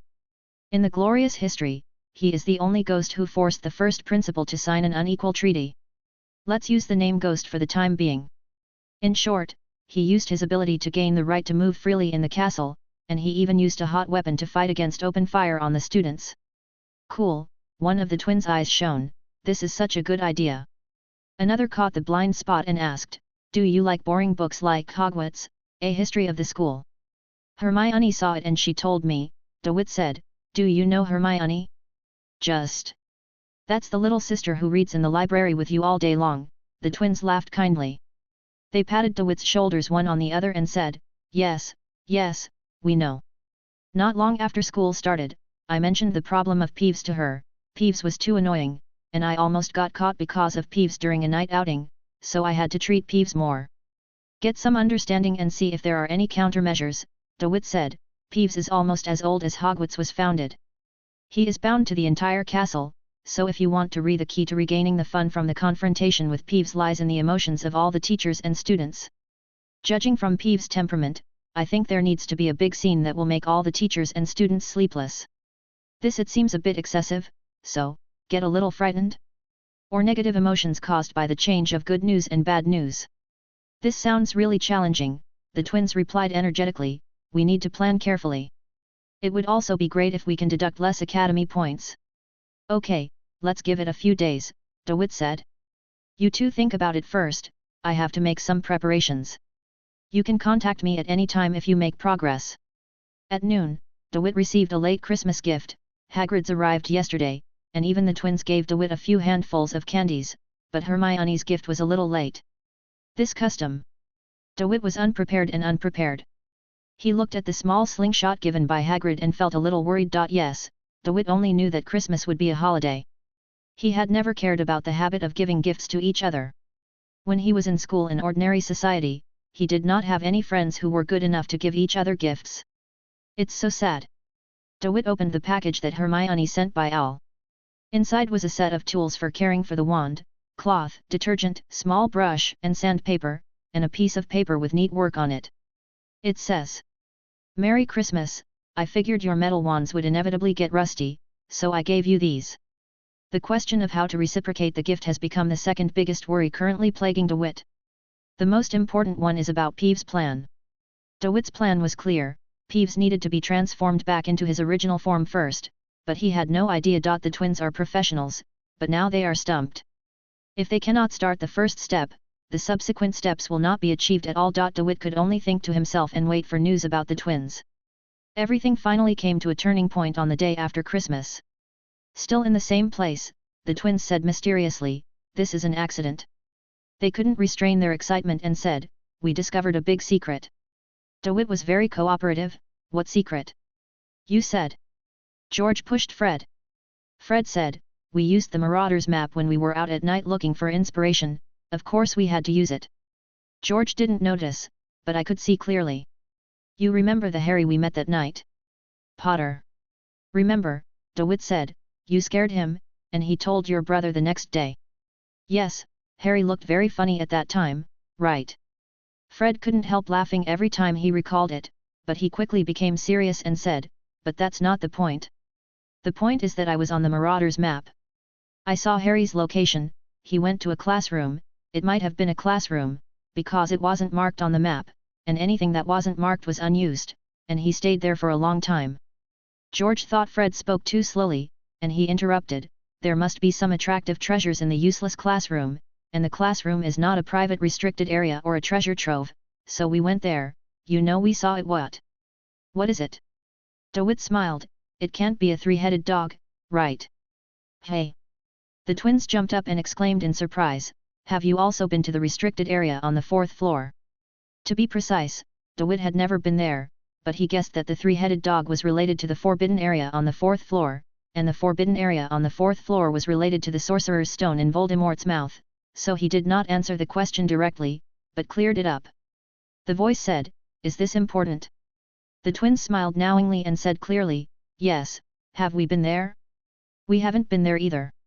Continuing with the topic, DeWitt said, "Tell me about what you saw in that classroom." Chapter 63. A big mirror.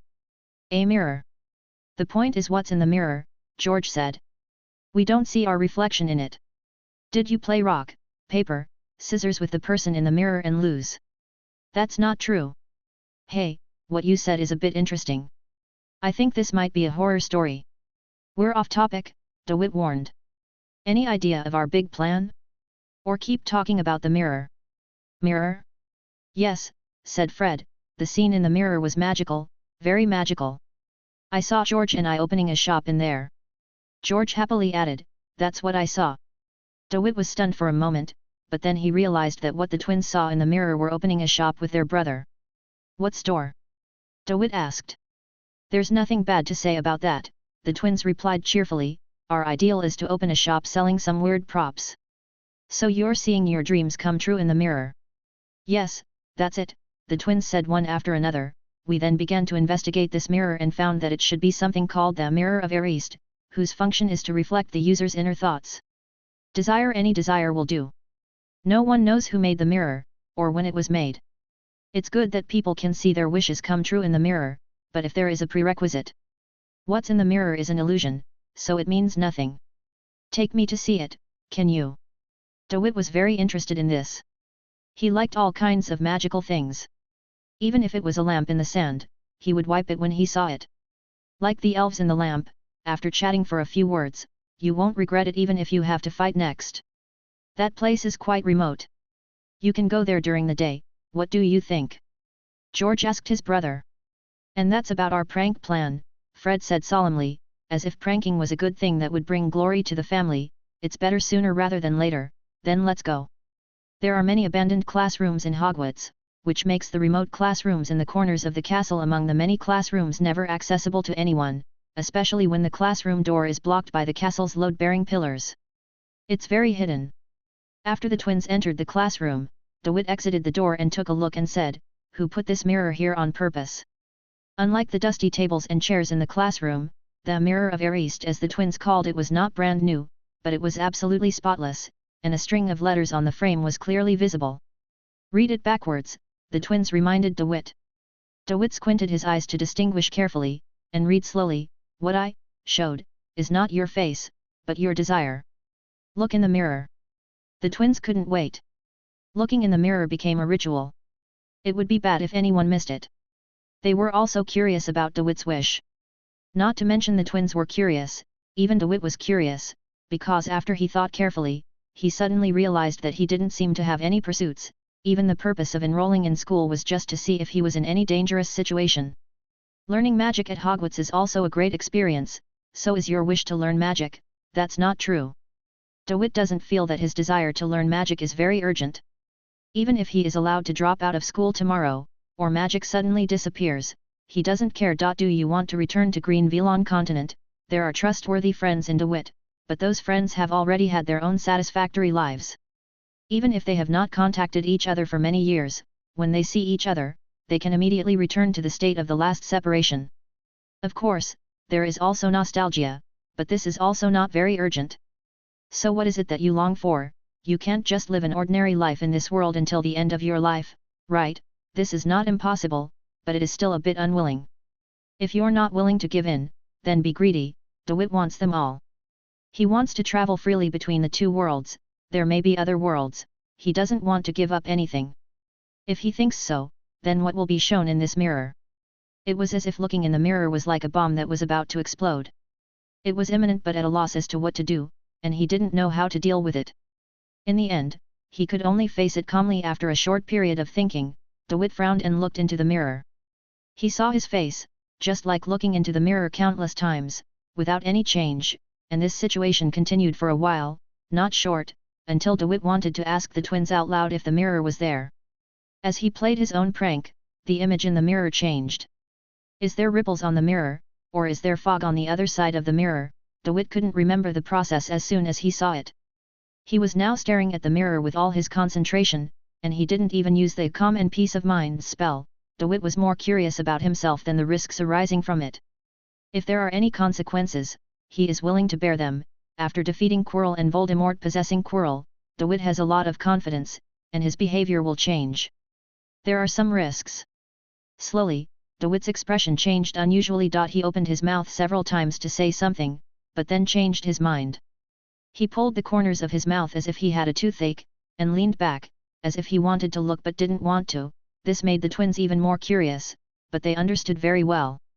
Taking care of DeWitt's feelings, he didn't disturb him. This state lasted until DeWitt took a few steps back, pinched the bridge of his nose and rubbed it. The twins couldn't see DeWitt's eyes that were covered by shadows.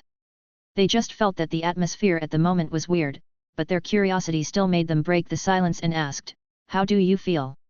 A little surprised, DeWitt said tiredly, "Do you want to listen? I saw a lot of things. I don't even know where to start, let me sort it out."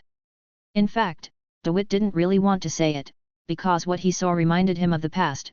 There was once an opportunity to become an oracle, but DeWitt had no choice. In the end, except for what his comrades said.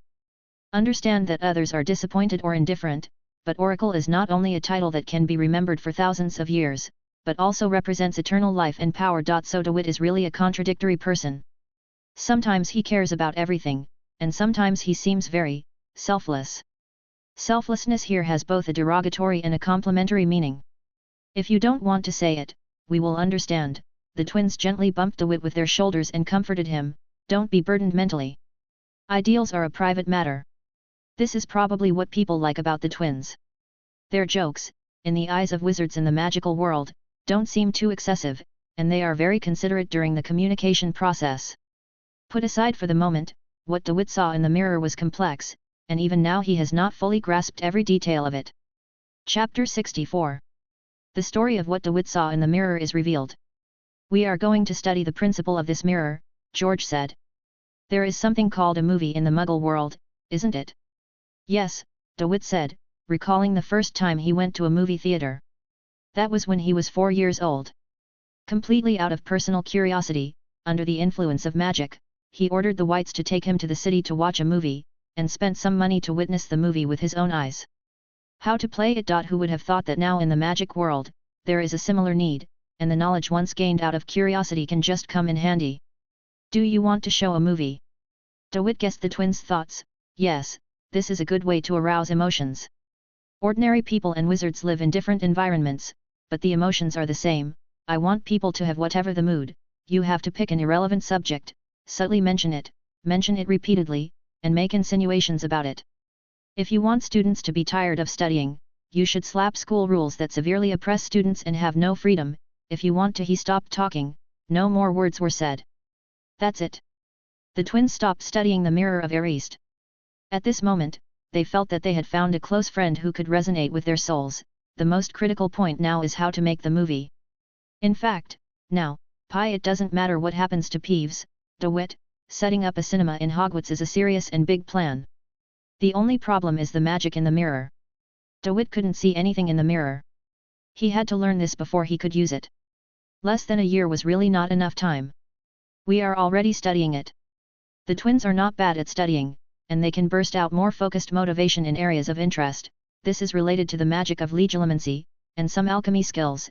In this aspect the mirror has a silent mind, it cannot speak, it has no consciousness, but it has a set of logic. Sounds like a program in a computer in ordinary society. "We don't know what a computer is, and we don't know what a program is," the twins said, looking at DeWitt curiously, "but we think you understand what we mean." "The principle of film is very simple," DeWitt said, "it is to present the image in a place where everyone can see it." "Put this place in the auditorium," George said. "That's where everyone will go." "As for the image, it can also be represented by a mirror." Fred flicked the frame of the Mirror of Erist with his finger and said, "Just like the magic of this mirror." "So the core key is the magic of the mirror. This is a technical problem. If it cannot be broken, nothing can be done." "How about?" The twins said a bold idea that they had thought about for a long time, "Let's move the mirror away." "No," DeWitt denied, not wanting to attract unnecessary attention. "Who would put the mirror here? It must be the professor. Look at the surrounding environment, there are still dust and cobwebs in the corners, but what about the mirror? Touch the back of the mirror and the blind spot of the frame pattern. Is there any dust? Maybe this mirror was put here recently, and it must be used for some purpose." As he talked, DeWitt himself had some kind of guess, but this guess was too pretentious, and the most appropriate way to deal with it was to put it aside for the time being and not bring it up yet. "And there's no place to hide," DeWitt said at last. "We are just talking," the twins said with a sad face, "then let's get ready. Maybe we can write a letter to our brother who has graduated. We have a brother who works as a curse breaker in Gringotts in Egypt. He must have a way. And we'll never tell anyone." "Percy is the least reliable of the entire Weasley family," Fred complained. "He is an old-fashioned man who talks about rules and power." "In short," George said, "we should act and study separately, and maybe we will provide different ideas." Chapter 65. Throughout the day, DeWitt stayed in the library to look up information, reading almost all about the magic of mirrors. At night, he met the twins on time and prepared to go to the abandoned classroom to study the Mirror of Erist. However, things didn't go well. After confirming Filch's location, the twins also saw something else on the map. "What bad luck," the twins said, pointing to 2 dots on the Marauder's map. "Our little brother is here too." Not far from the abandoned classroom where the Mirror of Erist was placed, DeWitt and the twins looked around the map. It can be clearly seen on the map that next to the name symbolizing Harry Potter is Ron Weasley. "Name. Scare him," George said. "It's not great," DeWitt said. There are definitely people who will find it boring to do the same scene twice. We can't wait in line for them to come out, can we? Just like we line up the first thing after getting up early in the morning. Why don't we get them to join us? Fred said forcefully, unite.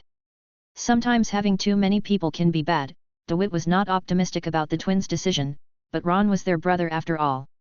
He only said, a reliable alliance needs a common pain or a suitable price.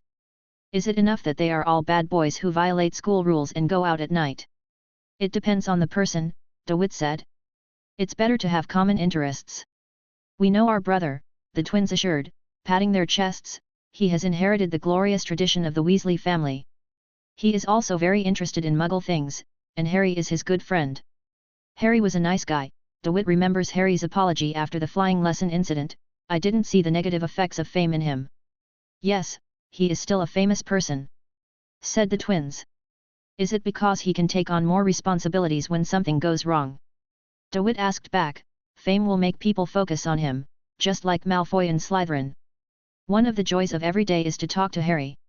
He wanted to gain a sense of presence from Harry's hostility.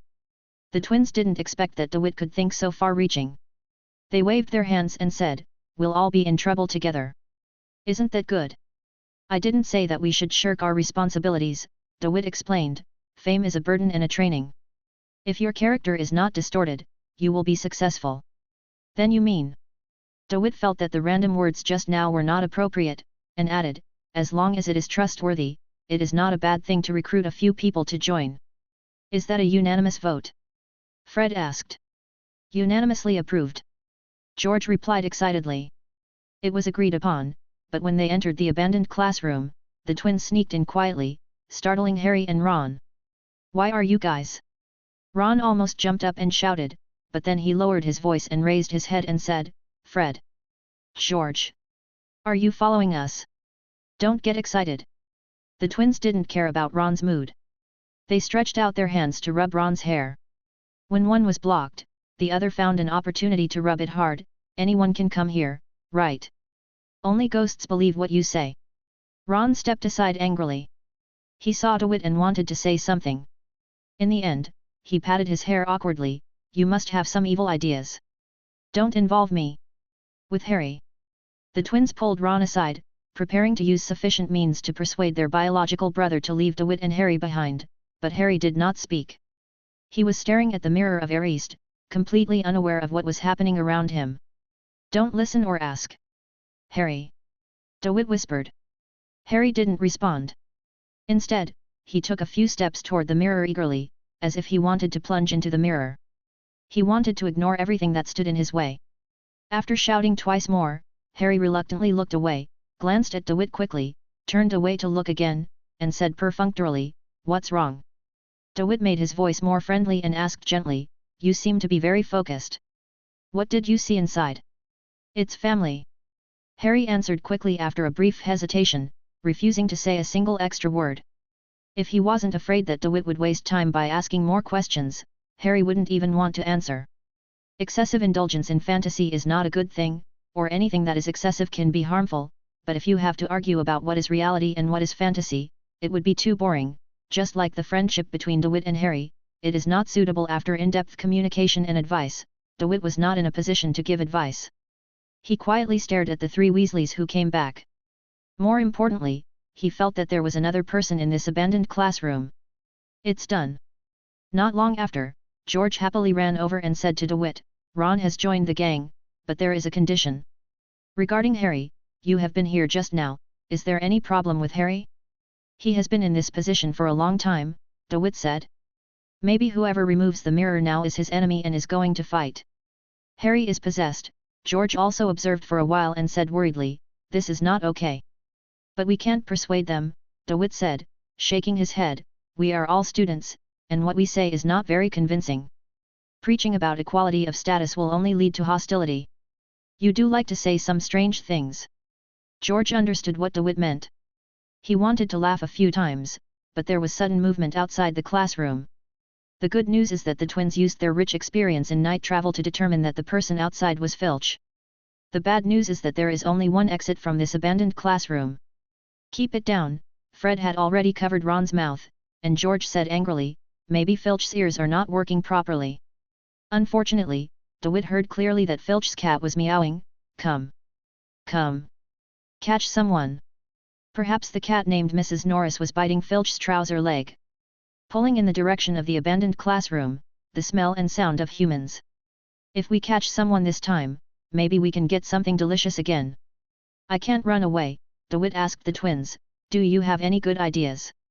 "It is said that some people are proficient in infiltration techniques and can escape even if they are cornered," George said regretfully, "but we don't understand what infiltration is, and as students we can't hurt Filch, so there is only one answer." Fred released his hand covering Ron, stood side by side with his twin brothers like a hero who was dying, and said impassionedly, "Then it's up to us to open up a safe road. Lead Filch away."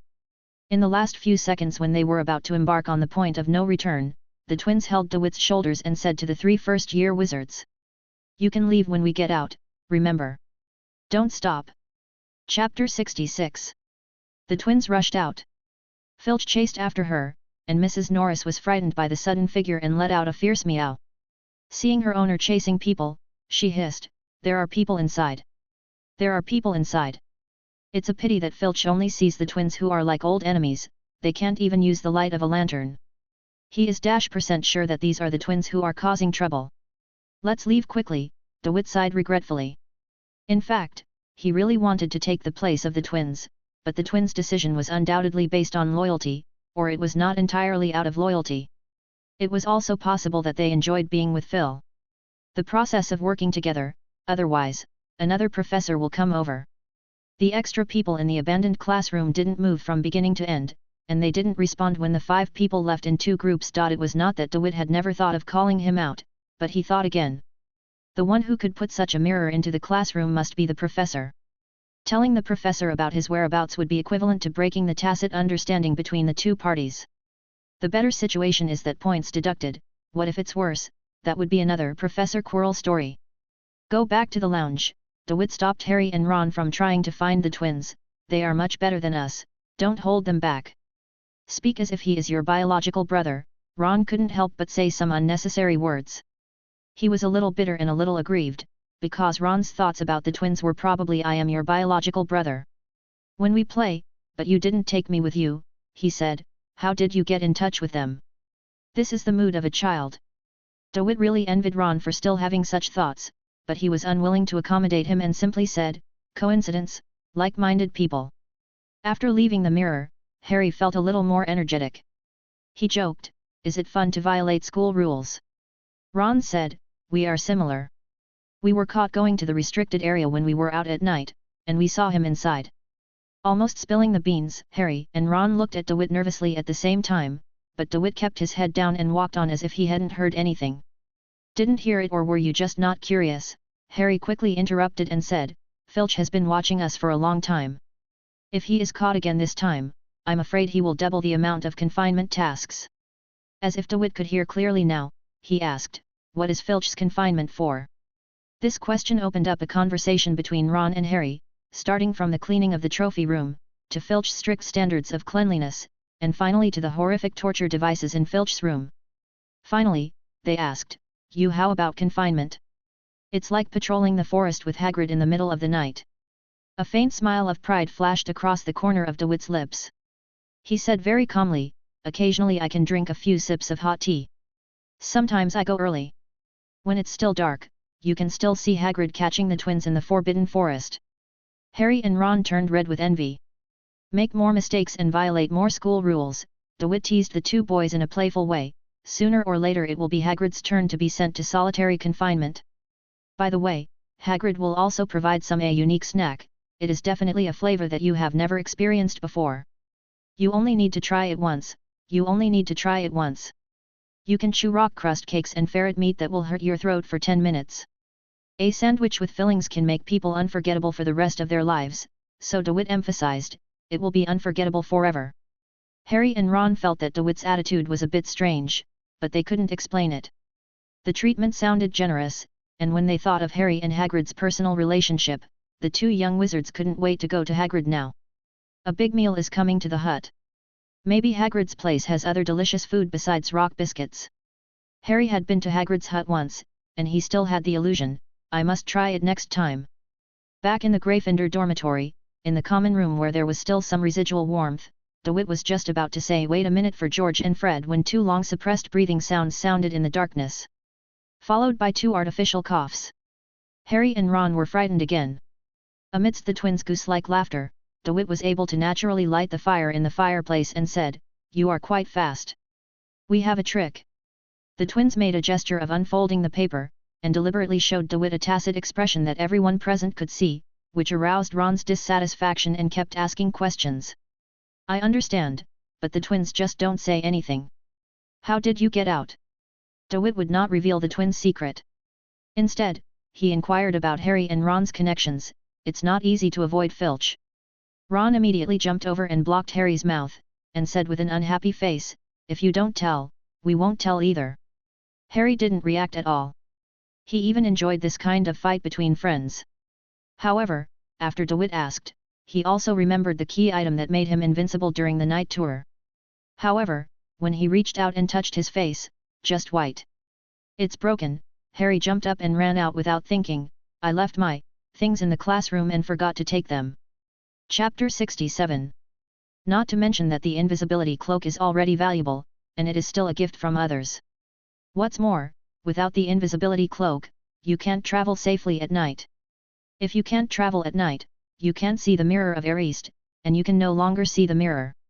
The family inside, Harry easily equated these results. He was extremely anxious when he thought about never being able to use the mirror again. A large piece of his heart was hollowed out, and his heart was filled with emptiness. He was very afraid of this. Feeling empty, and being driven to move, without caring about anything else, he had to find the invisibility cloak. However, Harry didn't take a few steps before he was pulled down by Ron. "Don't be hasty." Ron was also a little flustered. He glanced at the twins several times and said, "What if Filch didn't get far? He didn't catch George and Fred, so he would probably want to take a shortcut to block." "Vote!" George shouted excitedly. The three-person parliament voted to introduce new members. "I can vouch for Harry and Ron," said Fred. "Do you have any problem with that being released?" DeWitt knew what the twins were talking about. He just said, "That's your thing, you can do whatever you want." "Then you agree?" George asked. "Agreed, I agree," DeWitt replied. He has no experience of playing with children of the same age, so the current experience is very novel. He may not participate in some seemingly meaningless behaviors of George and Fred. But just looking at it makes me enjoy it. The twins took out the Marauder's map. After arousing Harry and Ron's exclamation, Ron said coyly, "Can you?" "No." The twins replied in unison. They cast their bright eyes on Harry, and Harry said without waiting for the twins to ask questions. "Someone gave me a gift for Christmas, and it was an invisibility cloak." Listening to the twins' ensuing discussion about the value of the invisibility cloak, DeWitt's thoughts couldn't help but wander off. Is Christmas a holiday for giving such expensive gifts? "I forgot my invisibility cloak in the security mirror classroom," Harry said. "Okay, that's fair. Let's take a look at Filch's location." "We found it." Filch is not far from the dormitory door.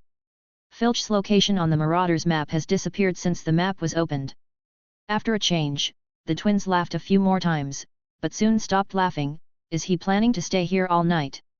Going out to catch them now is accurate, and it will definitely delay getting the invisibility cloak, DeWitt analyzed, but we have an advantage. What advantage? Harry asked impatiently.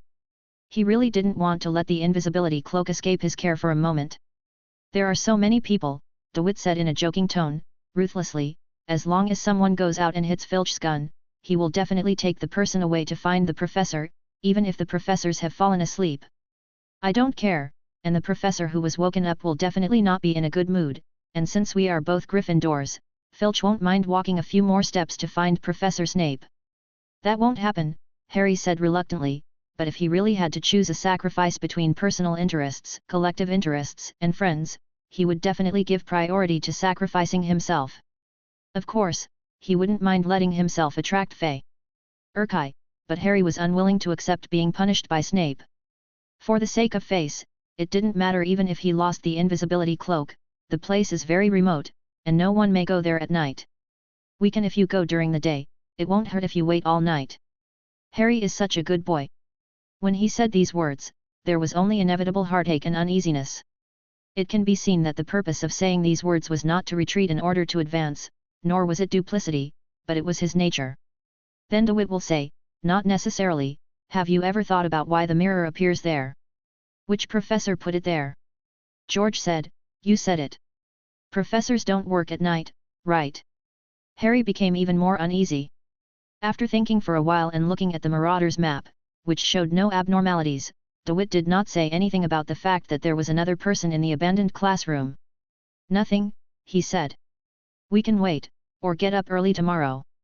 It was unrealistic to wait, for Filch refused to leave. The twins felt that it was unwise to spend so much time with Filch, so they persuaded Harry and Ron to go back to bed. Early the next morning, DeWitt was the first to get up, and he was even the first to stay in school. Among the Fendo students, he was the first to get up. It might not be dawn at this time, and the time was earlier than the darkness before dawn. He called the twins, Harry and Ron, and prepared to retrieve the invisibility cloak. Don't you need to take another look at the map? DeWitt reminded, maybe Filch will sleep on the fat lady's painting together. No, Fred said with a smile, it's past curfew now, Hogwarts does not prohibit students from getting up early. If he is still waiting, then we can still dance in front of Filch. George said, then you have to do the women's walk. Soon the twins were quarreling over who would dance the girls' step. Compared to the lively couple, Harry and Ron looked much less energetic. Their eyes were sleepy and the whites of their eyes were bloodshot. It was obvious that they had not slept well all night, and they could only get up now because of their strength. DeWitt was just sober. When he saw that the twins found it troublesome to read the map, he stopped trying to persuade them, opened the door to the lounge and walked out. There was no Filch outside the door. There is no fat lady in the painting guarding the door, so she probably visited another painting. The twins stopped fighting. They came around from behind and proudly showed off to DeWitt, look, we have figured out Filch. Think of Filch squatting in the cold wind, gritting his teeth. Wait a minute. Moment after moment, he finally realized that the person he wanted to capture was already asleep on the warm bed, and then he returned to his apartment tiredly, thinking about it. Oops, I feel a little guilty. Where are you, Fred? Filch will definitely scold us when he goes back, Fred said. Do you still feel guilty now? The twins laughed again. Harry and Ron were still yawning one after another and following behind with blank faces, but DeWitt, who was walking at the front, suddenly stopped.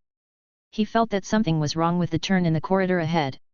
Now is the gap when the moon disappears and the sun does not appear. Darkness temporarily dominates the sight. DeWitt looked carefully and confirmed that something was wrong. It looked like the shape of the shadow was not regular, and half of his foot was over it. Corner boundary. The final answer has not yet been presented, but the information that needs to be collected is seen with the eyes, smelled with the nose, and the wind blowing on the skin is a sign of something bad. There is no time to think about the specific meaning behind each appearance. DeWitt the brain has already judged the bias of the result from past experience. Something bad must have happened. Did you bring a map? DeWitt stopped and asked the twins. Of course you take it with you. Don't go away, DeWitt said. We have to stop and look at the map.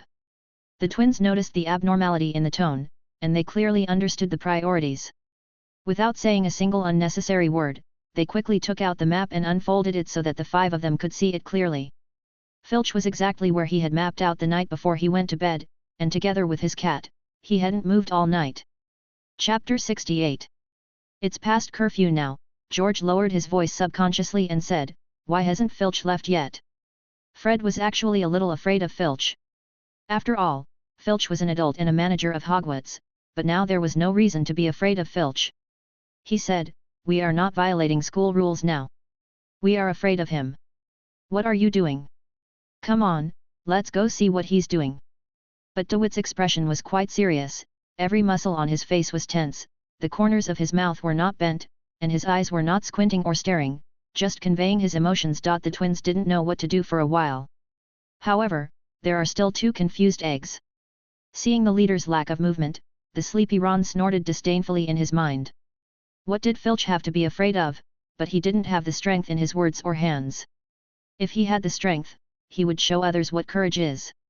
If he said a few powerful words, everyone would look up to him. Thinking of this, Ron's blood surged up, and his sleepy limbs suddenly gained strength. He suddenly accelerated to the front, decisively took a closer look. took the lead to cross the corner, and saw Filch's body. Stayed, and then he froze. Then, Ron took a few steps back. He pointed to the other end of the corner. His fingers were still trembling a little, but only his fingers were trembling. His eyes were panicked. Ron still had sense and his logic was fairly clear. He stuttered and said, Filch is down. And his cat?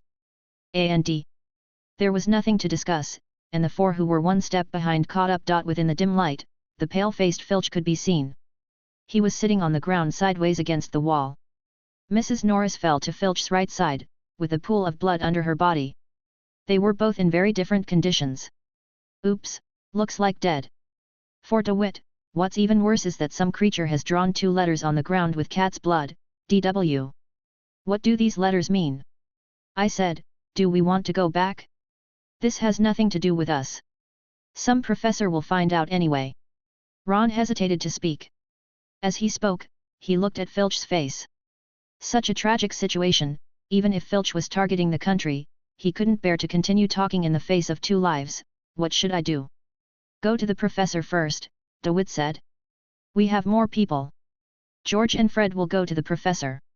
Professor McGonagall will go to Principal Dumbledore. Harry and Ron will also go, but you can go get it back first.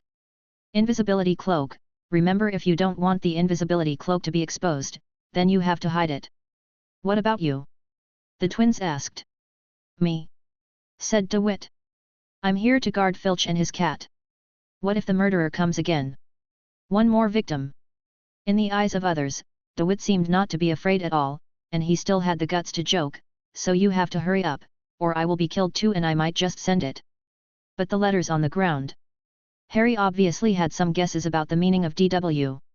He looked at DeWitt and came up with a few ideas, but no matter what he did, they were inappropriate. I won't tamper with the scene, DeWitt urged, go quickly, I won't be such a cruel image in your eyes, right? The professors will know. Of course the professors had to know that after DeWitt made up his mind, the other 4 people couldn't think of a better way. They split into 2 groups and ran away, leaving DeWitt looking at Filch and his cat. DeWitt did not move the scene, but stayed far away from the 2 letters on the ground that hinted at his name. He squatted down and touched Mrs. Norris's abdomen.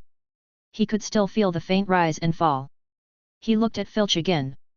The damage he suffered was more like a magical curse, and maybe there were some signs of poisoning. DeWitt, who chose to stay, had other purposes.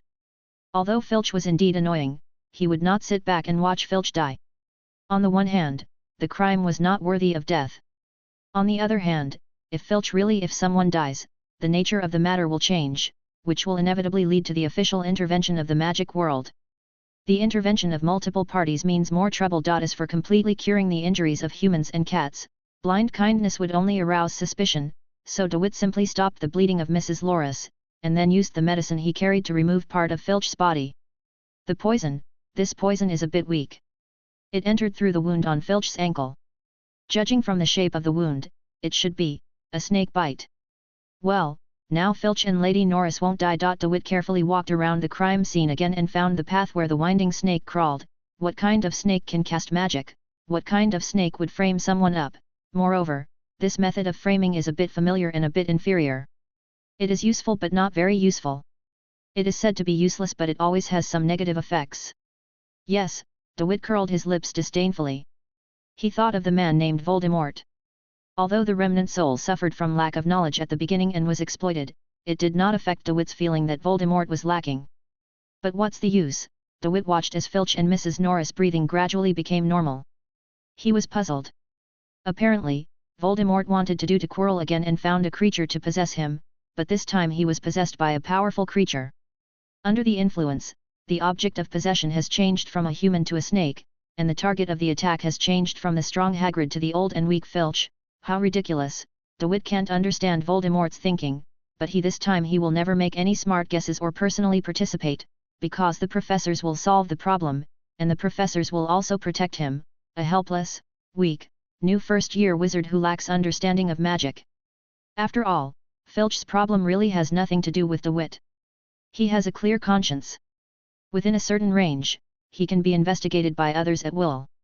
Since there is no use in guessing, DeWitt should do what he should do now. The twins were also very fast, and Professor McGonagall rushed over after a while.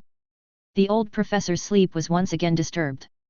His hair, which was always neat and combed to its smoothest state, was not tied up. When he saw DeWitt from a distance, he shouted with great effort, "Don't move, Mr. Valder! Don't move, Filch! And his cat! Stay away!" When Professor McGonagall came to Filch, the first thing she saw was Mrs. Norris and the letters written in blood. She frowned and glanced at DeWitt. Without saying anything, she quickly took out her wand. "Check on Filch's condition first." Chapter 69.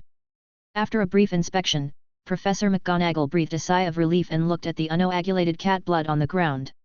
She said solemnly, "Don't wait for Professor Dumbledore. Come with me."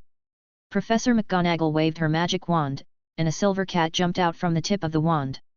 The shining cat stepped in the air and ran briskly in the other direction, covering a considerable distance with each jump. Only jumped 3 times, and flew out of the window towards a higher floor. By the way, Professor McGonagall controlled Filch and Mrs. Norris's cat to float up and follow her at a distance. She wanted to show her usual serious attitude, but looking at DeWitt, she felt that the child must have been at a loss when he encountered such a strange thing again. It would be too pitiful to be frightened by him again. Finally, he sighed and said, "What on earth is going on?" DeWitt responded dutifully, "I woke up early and saw this when I left the lounge." "What about the letters?" Professor McGonagall had to ask. "Do not know." "Have you ever had any contact with Filch?" "Ahem, last night." "Okay, I understand." Professor McGonagall sighed tiredly again. She also understood the outline of the whole thing. It was nothing more than a night out, Filch chasing, blocking the door, etc. The Weasley children now go call Professor Dumbledore. "Have you done anything in the meantime?" "A simple bandage," DeWitt pointed to Mrs. Norris and said, "I can't understand Filch's injury. I poured some antidote into his mouth." "You should be glad that the curse on Filch is not very powerful and has not been passed on to you. Don't be so reckless without understanding the situation. Wait until someone with experience comes over," Professor McGonagall said. "I know you all don't like Filch, but I'm glad to see you are willing to help him. Kind people will always receive gifts from other kind people. Filch is just doing his job. The only problem is that sometimes his behavior is too extreme," DeWitt said. "Most students can understand and can face this kind of situation like us. The situation makes the same choice." This answer made Professor McGonagall very pleased. She nodded, and keenly noticed some details, and asked, "Who else? Besides the Weasley twins and you?" "Oh, and Harry and Ron." Professor McGonagall's face didn't look good again, and she asked, "Were we together last night?" "That's a coincidence." Professor McGonagall stopped talking, and her steps were a little faster, probably because she was thinking about the house points, and then the house cup, and then Slytherin's consecutive championships, and then Snape's bad face. 5 students, as well as professors from 2 colleges, the school nurse Madame Pomfrey, and the principal, gathered in the school hospital. "According to me, all the students who have anything to do with Potter should be expelled." Snape, as the person who should be the least likely to appear, showed up without being notified, and said in a greasy tone, "In this way, the entire school it will be much cleaner." Harry glared at him. Ron and Harry shared the same hatred, and the twins pretended not to hear anything and made faces at DeWitt behind their backs. Professor McGonagall pursed her lips and remained silent. Professor Dumbledore used the candied hawes-like wand to light Filch's body without paying any attention to Snape. "Ha, the savior of the wizarding world!" Snape and Harry looked at each other angrily, with an arrogant and contemptuous smile on their lips, and chattered at the same time, "Perhaps Potter can destroy the future of the wizarding world without anyone else doing it. Professor Dumbledore, I again strongly recommend that Potter and his friends be expelled." Professor McGonagall's face became increasingly ugly. Dumbledore finally spoke, and the smile on his face showed that Filch was in good condition. "Severus, be tolerant, you can also see that this has nothing to do with the students. Potter's mere existence can bring about all misfortunes," Snape said coldly. "I still recommend that he be expelled." Okay, Dumbledore shook his head with a smile and said to Professor McGonagall, "Minerva, please, if you can, it's still too late to rest for a while. I understand the specific situation, but I still need to go to the scene and take a look. There are still some details that need to be asked about these, children." After Professor McGonagall left, Dumbledore led the students to the principal's office. Snape did not leave and followed him, but said nothing and remained indifferent to the looks in Harry and Ron's eyes. When they arrive at the place where Filch was injured, the first thing everyone who comes here will see are the two conspicuous letters DW. Although Dumbledore is a bit old, it is impossible for him to not see it. But said nothing. Even Snape did the same. He just glanced at the two words in blood and didn't pay any more attention. "It's a snake," Snape said after walking around a few times, squatting on the ground and looking at it, "but this snake isn't a magical animal, it's just an ordinary snake." Dumbledore asked flatly, "Are you sure?" "Very sure," Snape said. "I can recognize all magical animals. I remember clearly which parts of those animals can be used to make potions. However, I have no memory of the traces of this snake crawling. So that's the snake I don't understand. Potter, why do you have the courage to pout? Do you think your shallow potions knowledge can challenge my authority?" Dumbledore, as if he hadn't heard Snape's last words, said calmly, "So this is an accident?" "I'm afraid it's not that simple," Snape said worriedly about Filch's condition after scolding Harry. "What's behind this?" "I think you saw it wrong." Dumbledore turned his back to the students, and only Snape could look at him. During this period, Snape glanced at him with a look he had never seen before. "Prophet? What kind of look is that?" Ron and Harry whispered. "It makes people feel uncomfortable." There was silence for a while. This short silence made Ron's muttering very abrupt, and he was so frightened that he quickly stopped talking. "Perhaps I remember it wrong." Snape's voice was lowered and he said, "This is probably just a poisonous snake that mistakenly entered the castle." After saying that, Snape turned and left, not forgetting to glare at Harry again with normal eyes as he left. "It's much more normal this time," Ron couldn't help but added, "it's better to look at him like this, which makes people angry." Harry didn't know what to say. Dumbledore turned around and asked gently, "So, too much time has been consumed now? No one wants to see this accident. No matter what happens at night, before leaving, I hope you can satisfy my curiosity as an old man. What are you doing up so early?" "This is a secret, Professor," the twins quickly answered, fearing that their first-year friends around them would not be able to hold it in any longer. "In short, this is a secret that does no harm to Hogwarts." "Okay," Dumbledore really wanted to not mind the answer at all, and said with a smile, "I'm waiting for the day when this secret will be revealed." Chapter 70. When Dumbledore left, he did not forget to use magic to clean up all the traces to prevent more students from seeing it and causing riots. "What do you think?" Harry couldn't make up his mind. He looked at Ron and wanted to ask Ron, but seeing Ron's confused look now, he gave up asking Ron when he had a better choice. N's thoughts turned to DeWitt and the twins. "It's an accident." DeWitt had a faint smile on his lips. His eyelids were drooped and he couldn't see his eyes clearly. He said ambiguously, "The principal has already spoken. What else can it be if it's not an accident? It's a disabled person. Is the soul controlling a snake to attack Filch?" Children should not know too much, DeWitt thought. Excessive curiosity will lead to unnecessary troubles. There must be a ghost here. There is no doubt that the twins' yelling crushed DeWitt's intention on the spot, and then he threw it to the ground and stomped to pieces. "We have to start investigating. Hogwarts imagination, the Ministry of Magic is still fooling the public, so we must unite." "What about the mirror? What about the movie?" Ron suddenly woke up and yelled unwillingly. "Now that Filch can't die, his unbearability has naturally disappeared, because Filch is no longer the poor dying man, but has turned back into the hated castle administrator." "Yes, this is the key," George said seriously, "we are looking for the evil snake."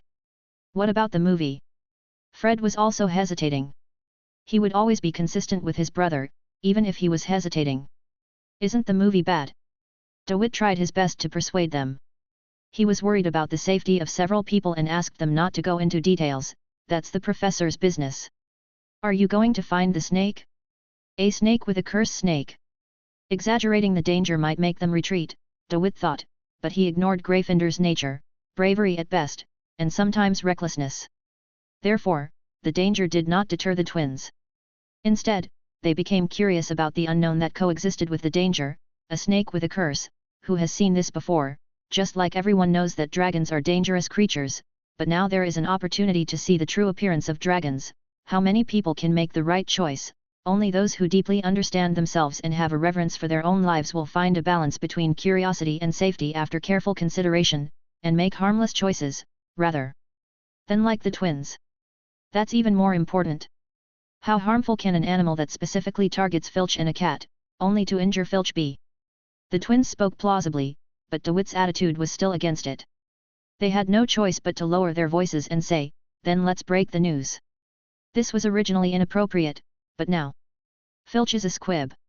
Ron immediately questioned, how can a squib be a caretaker at Hogwarts? Harry was about to ask, he was the only one who didn't know what a squib meant. What is a squib? Ron turned to Harry and explained. Squibs are half-wizards who cannot use magic. They are often born in wizard families and have some characteristics of wizards. Most people do not recognize squibs as wizards. Although they are physically the same as wizards, they just cannot cast spells. Filch turned out to be a squib. This makes sense, no wonder he always hates us freshmen. Don't spread it outside, the twins thought carefully, this was something we accidentally thought of when we were in confinement. Think about it, does Filch not have a wand? All the sanitation in the castle is done by ourselves, and we are a little bit sympathy. Of course, there is only one point. Being unable to cast a spell cannot be the reason why he wants to restore the system of corporal punishment for students. So it's not a big deal at all. The snake that can hurt Filch is nothing to be afraid of. The twins were extremely confident and vowed, we are not squibs. But we don't have any offensive magic. Harry said without strength. He was suddenly a little tired from all the adventures. Now that he was mentally relaxed, he just wanted to go back to the dormitory and take another nap. Harry is right, DeWitt found the right opportunity and said with a similar tone and choice of words, you two have been learning magic for a few years, but now we have no way to protect ourselves. This year 11 years old, still a child. The twins suddenly looked at DeWitt and stopped talking.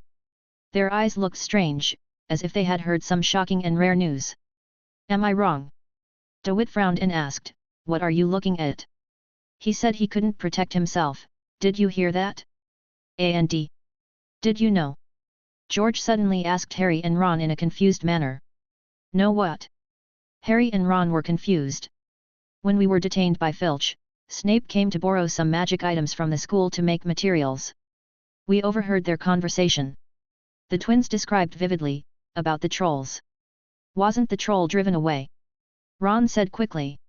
DeWitt knew what the twins were going to say. The troll was killed by a certain first-year student. The twins, one on the left and the other on the right, hinted at DeWitt with their eyes at Harry and Ron. This may be regarded as a glorious deed and a commendable honor, but DeWitt no longer cares about these things very much. He doesn't care if the twins say it.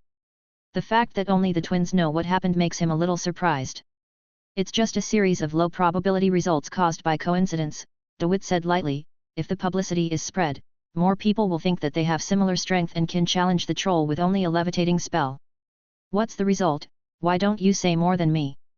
We only heard from Snape that the troll was killed by a first-year student. The twins blinked slyly. We also noticed that you were not there the day the troll came, and Granger ran in a panic. Find a professor. Then you are very smart and very observant, DeWitt laughed. The Weasley twins have seen through a shadow in Hogwarts Castle again. Do you want me to praise you like this? So. Ron was in disbelief, and Harry was also dumbfounded. He isn't right. DeWitt only used the levitation spell to kill a troll. Don't spread the word outside, DeWitt said nonchalantly, as if the killing of the giant monster was no different to him than a fallen leaf on his shoulder. Of course, it has been so long now, and most people have forgotten it. The honor and pain of others are quickly forgotten. You are like a philosopher, the twins commented with a smile. You always add some meaningful truth after saying something, which is different from some boring people.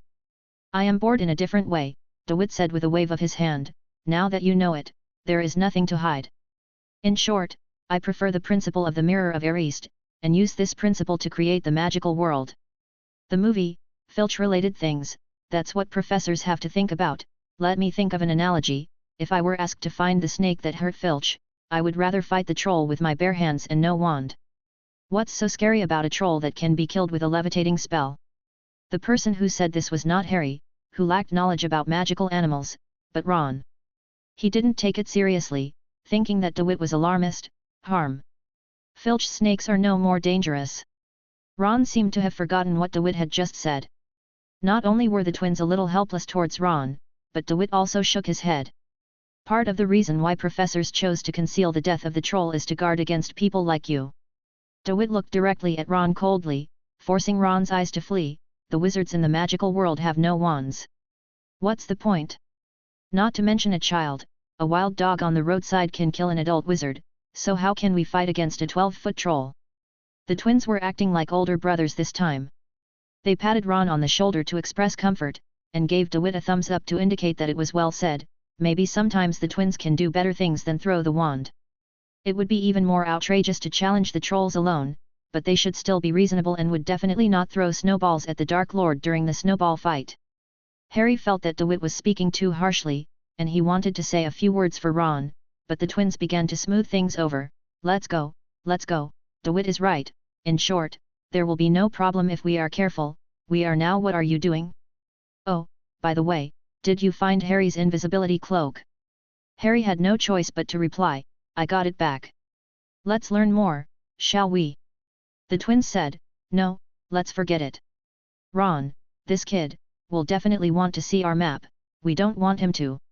Ron threw the unpleasantness that happened a second ago to the back of his mind and immediately shouted, I am your brother. Probably adopted.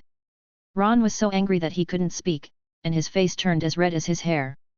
Go back and rest, DeWitt concluded. A lot happened this night. We'll see you after lunch. Chapter 71. Harry and Ron went back, but the twins didn't leave. What's the progress? DeWitt asked. I checked some information about the craftsmanship of wizards in making magic props, and noticed that it requires a knowledge called the Ancient Magic Text course, and this course is, the 3rd grade. It can only be taken as an elective. The three talked while walking. We have to start with the basic theory of magic. The twins usually seem to be unprofessional, but they are not timid at all when it comes to learning related things. They are not bad at studying and know a lot. I want a dead thing to have. The most important thing about the unique ability is to give consciousness to dead objects. Giving consciousness to dead objects is a saying in books, but DeWitt has a different understanding. He said, people can perform magic because they have magic power, they consume magic power to make matter change according to their own ideas, but dead things cannot consciously.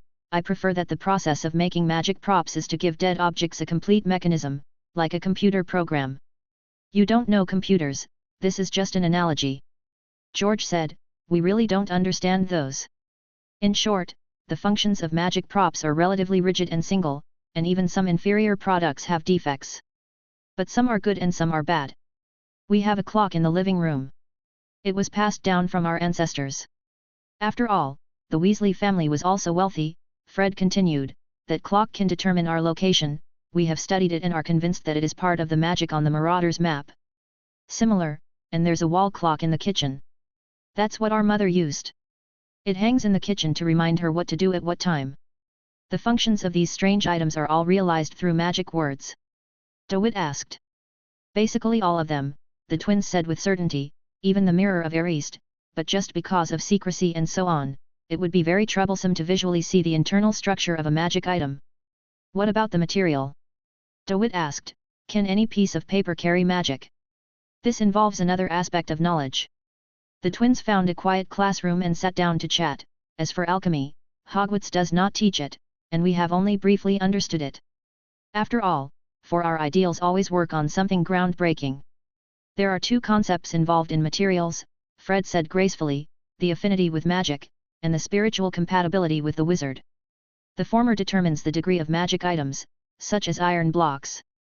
Both fairy metal and goblin metal can be used to forge weapons, but the result is definitely stronger goblin metal.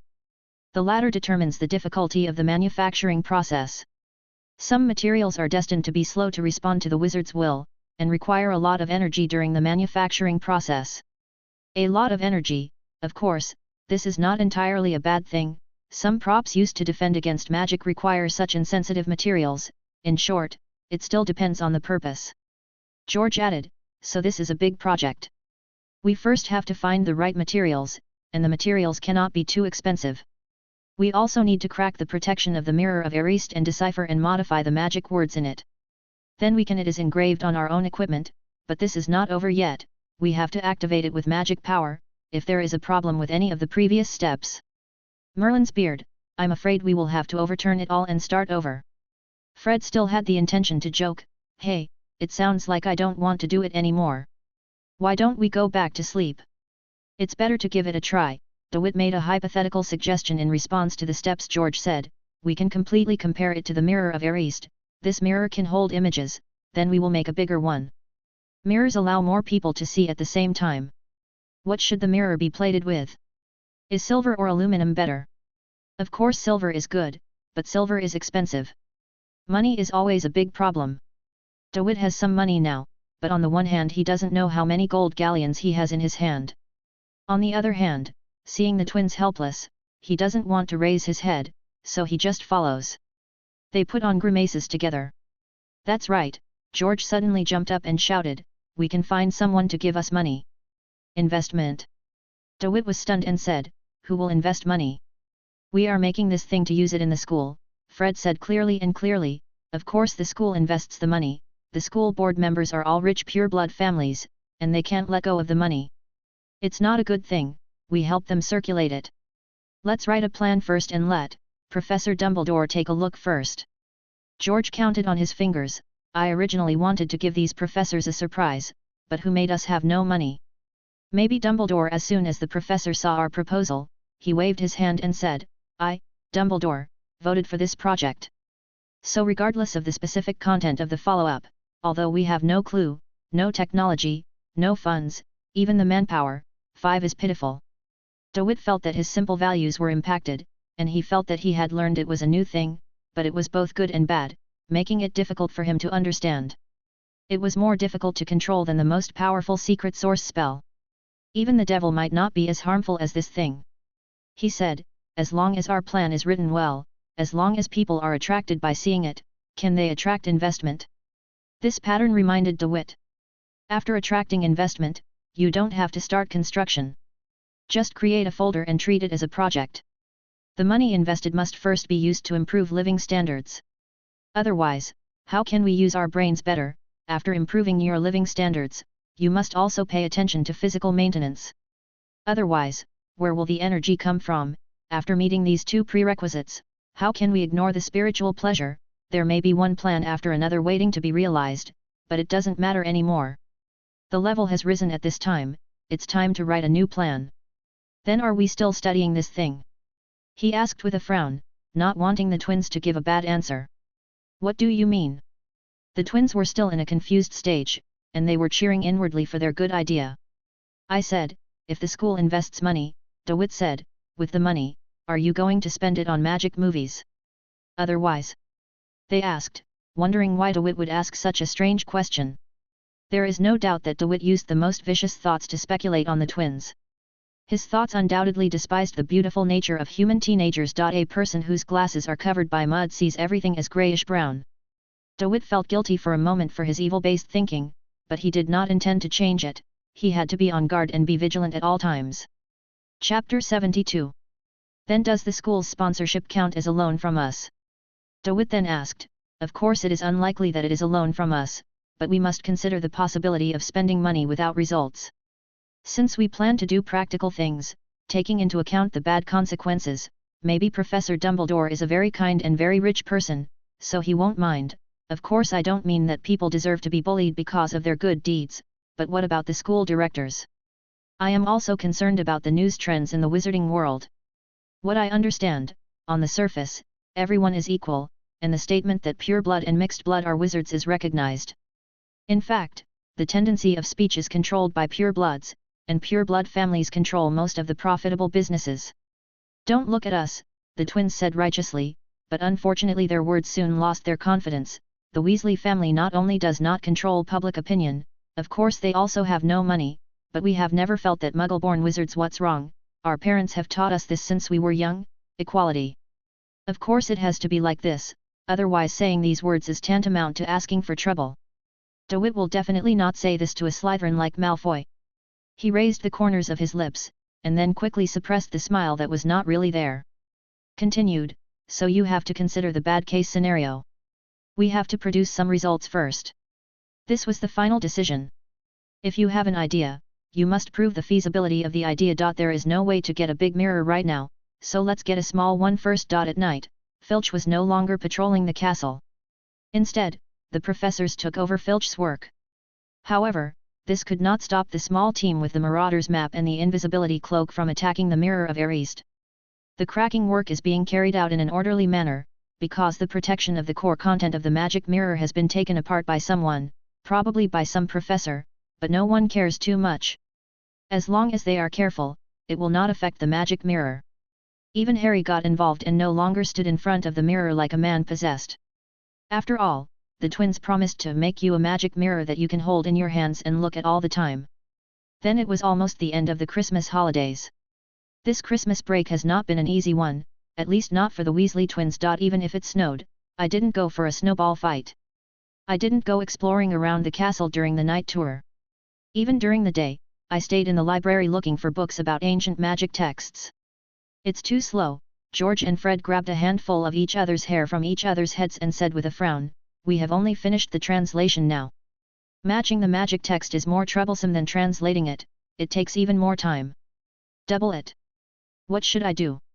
"Take your time," DeWitt noted in his notes the effect of a new magic text combination, and then began to look for the next one. "There is no need to rush." He looked up at Harry and Ron on the other side who were flipping through books dully. Lowered his head expressionlessly and continued, "Don't you think about recruiting a few more people when school starts? Who do you want to pull? Do you have any good ideas?" "I can only recommend Hermione Granger. She studies well, has a good memory, and has a clear mind." "Come on," Ron was not reading seriously, but now he jumped out to increase his presence. "I can totally imagine what the nosy Granger would say when you were out at night. She would say if you want to sue the professor, they will stop you and tell you about your college grades. But she has a good memory and learns things quickly," DeWitt said slowly, "and she is much better now. At least Hermione won't hold the book for several days without making any progress." DeWitt didn't name the person, but did include Harry. Ron suppressed his blush and tried to defend himself. "What? There is no progress, we have to learn, start from scratch. And so on. It's hard to learn without basic knowledge, and I've been sitting here for several days with great perseverance in other words that are difficult to understand." But the twins didn't speak for Ron, and DeWitt resumed his research. Harry also felt that he was being unreasonable and it was not easy to support his friend, so he also remained silent. Ron could only lower his head angrily and continue to stare at the book in a daze. The night before the vacation ended, Hermione returned to school, but she seemed a little unhappy when she saw DeWitt. She did not sit with him during the meal in the auditorium that night, but chatted with her roommate. "Granger will definitely be able to help. We have all heard of her name. Professor McGonagall praised her in Transfiguration class." The twins approached and asked, "What did she say?" DeWitt scratched his head in confusion. "I haven't had time to send out the invitation, and it feels like something is wrong." A little far away from the long table, Hermione turned sideways to talk to the girl next to her. The three of them could only see her back. Her hair was as unkempt and messy as ever. "It's too normal." George couldn't see anything, but he didn't take it seriously. "Girls, don't worry about a little emotion, just go up and ask." "That's not okay," Fred raised a rare objection. "To put it mildly, let's put it this way, the topic has to start with 'How was your vacation?' Or ask her to study." George also found it difficult. DeWitt kept his mouth shut and didn't know what to do. He began to realize that he was very bad at this aspect. "Then wait," DeWitt said, "finish your meal first." Chapter 73. But there is no chance. DeWitt did not leave the table even after finishing his meal. He waited patiently until Hermione left. Who would have thought that Hermione left with her roommate? No matter how slow you are, you have to realize that Hermione's behavior is different from before the holidays. But why? DeWitt felt that his face was a little hot, his mouth was a little dry, and inexplicable emotions lingered in his heart like stinging smoke, causing waves of insignificant but intensive itching or stinging. For a moment he wanted to rush up and stop Hermione, but that wouldn't be a good idea. What would he say if he stopped her? Say, "Long time no see. I have a plan that violates school rules to invite you. You must join in." This is so outrageous that even DeWitt thinks there is a big problem with this statement. Wait a moment and wait until she returns to the lounge. As usual, Hermione will always read for a while. But today is an exception. Hermione goes directly back to the girls' dormitory. The twins who had been staying with DeWitt also realized that something was wrong. They took care of DeWitt's feelings, and depending on the depth of their friendship, they took a small step on this highly private topic. You guys, is there a conflict? No. DeWitt's voice was louder than usual, and he spoke quickly and urgently. Think about it. The twins enthusiastically proposed a plan. DeWitt was a little irritated. He was helpless and felt that he needed to vent his emotions. However, he also clearly knew that the twins meant well and must not vent their anger on irrelevant people, so his tone became more normal, but still a little low, and said, I have no idea. Maybe her roommate knows something. George said, I think she has a good relationship with her roommate. Hermione's roommate. DeWitt questioned a seemingly ignorant question in a manic-depressive tone, as if George's suggestion was an unrealistic idea, but he only felt halfway through saying it. It was time for him to continue speaking and he stopped talking. Suddenly, DeWitt realized that there was something wrong with his thinking. He found that the way he thought about the problem had become awkward and childish. Why did he keep avoiding it? He couldn't figure out this problem for a while. Isn't the really appropriate way to do it, communication? Let's talk tomorrow. DeWitt was going back to the dormitory. Then tonight. As soon as Fred started to speak, George punched him on the shoulder and whispered, after all. Go on, DeWitt said lightly, no matter what my relationship with others is, it can't affect what I'm busy with, right? It was a good idea, but when the twins took out the Marauders map at night, they noticed that Filch, who had stayed in the school hospital for a Christmas vacation, was moving. He and his cat were active in the castle again, patrolling from floor to floor. It seems that Filch's legs have grown rusty and hairy during the past few days of recuperation, Fred complained with a grimace. Tonight I will redouble my efforts to make up for the lost ground. Then go back. Ron said wittily, the invisibility cloak is not enough for 5 people. Harry also nodded, because there will be classes tomorrow, and except for the history of magic class, no one dares to sleep in class, even the most talkative Professor Flitwick will not allow students in his class to violate discipline. There is still the last part of the magic text that has not been processed, DeWitt said. It is not convenient for us to go during the day. You can go back. I will find a way to copy down all the remaining omissions tonight and study them during the day. That won't work, said the twins. We won't let you work alone at your own risk. Ron also said, although he seemed reluctant, yes, this is what I want to do, even if I can't contribute. Harry said, can we stay with you? No need, no need. I accept it with kindness. DeWitt turned over a stack of parchment in his hand and said, I accept the friendship of sharing weal and woe, but these days are really tiring. It's the last day, and I'm alone. It can be done by one person, and it will be easier to escape, but it will be troublesome if we all work together. I'll give you the map first. The twins said without much hesitation. And the invisibility cloak, Harry gritted his teeth and followed suit, don't forget to take it like me. Ron was left with a fevered mind and said, I'll keep a lookout for you. When Filch comes, I'll lure him away. Go back, DeWitt stood at the door of the lounge and pushed them back. Of course, he borrowed the map and invisibility cloak for the time being, very good, I'm very touched. Good friends, you are all good people. You have maps and invisibility. There must be no problem with the clothes. DeWitt walked out of the Gryffindor common room alone. He put on the invisibility cloak. This was a completely different feeling from taking potions. All potions would bring about intuitive physical differences, but the invisibility cloak was different. It gave him the freedom to become one with nothingness. It seems that invisibility can not only be used in combat, but can also be used in unspeakable aspects. DeWitt soon came to the abandoned classroom where the Mirror of Earist was located. As in the entire Christmas holiday, there was an invisible person here. On the contrary, because there was no unnecessary noise interference, DeWitt could hear more clearly. It was a long breath that was a little turbid and a little old. But DeWitt still did not act rashly. He still pretended to be ignorant and stood in front of the mirror. He wanted to take another look, one last look, and at the same time he was condemning himself in his heart. Look at you, you still look down on others. You are also a follower who longs for things you have never experienced after listening to other people's descriptions. Who said that? There were too many people mentioned in front of her. Hermione mentioned her parents, the twins also mentioned their parents, and the unnamed roommate would receive small gifts from their parents. And DeWitt had nothing but cold gold galleons. So what does a complete home look like? He really hoped that Mrs. White in the past and Freya Fair in the present could give him an answer, but he couldn't relax his control on that woman. so what could he do with desire, although DeWitt sometimes has weird emotions, loses control easily, and likes to get angry, he can rationally realize what he should do. He looked at the mirror of Ariste again. DeWitt in the mirror is still a child. He lives in a warm cabin with two adults whose faces he cannot see clearly. He has forgotten who his biological parents are, but occasionally he has hallucination-like illusions. See mother's face in the mirror as Ms. Fier. The self in the mirror smiled happily, but this smile from the heart made DeWitt outside the mirror feel disgusting.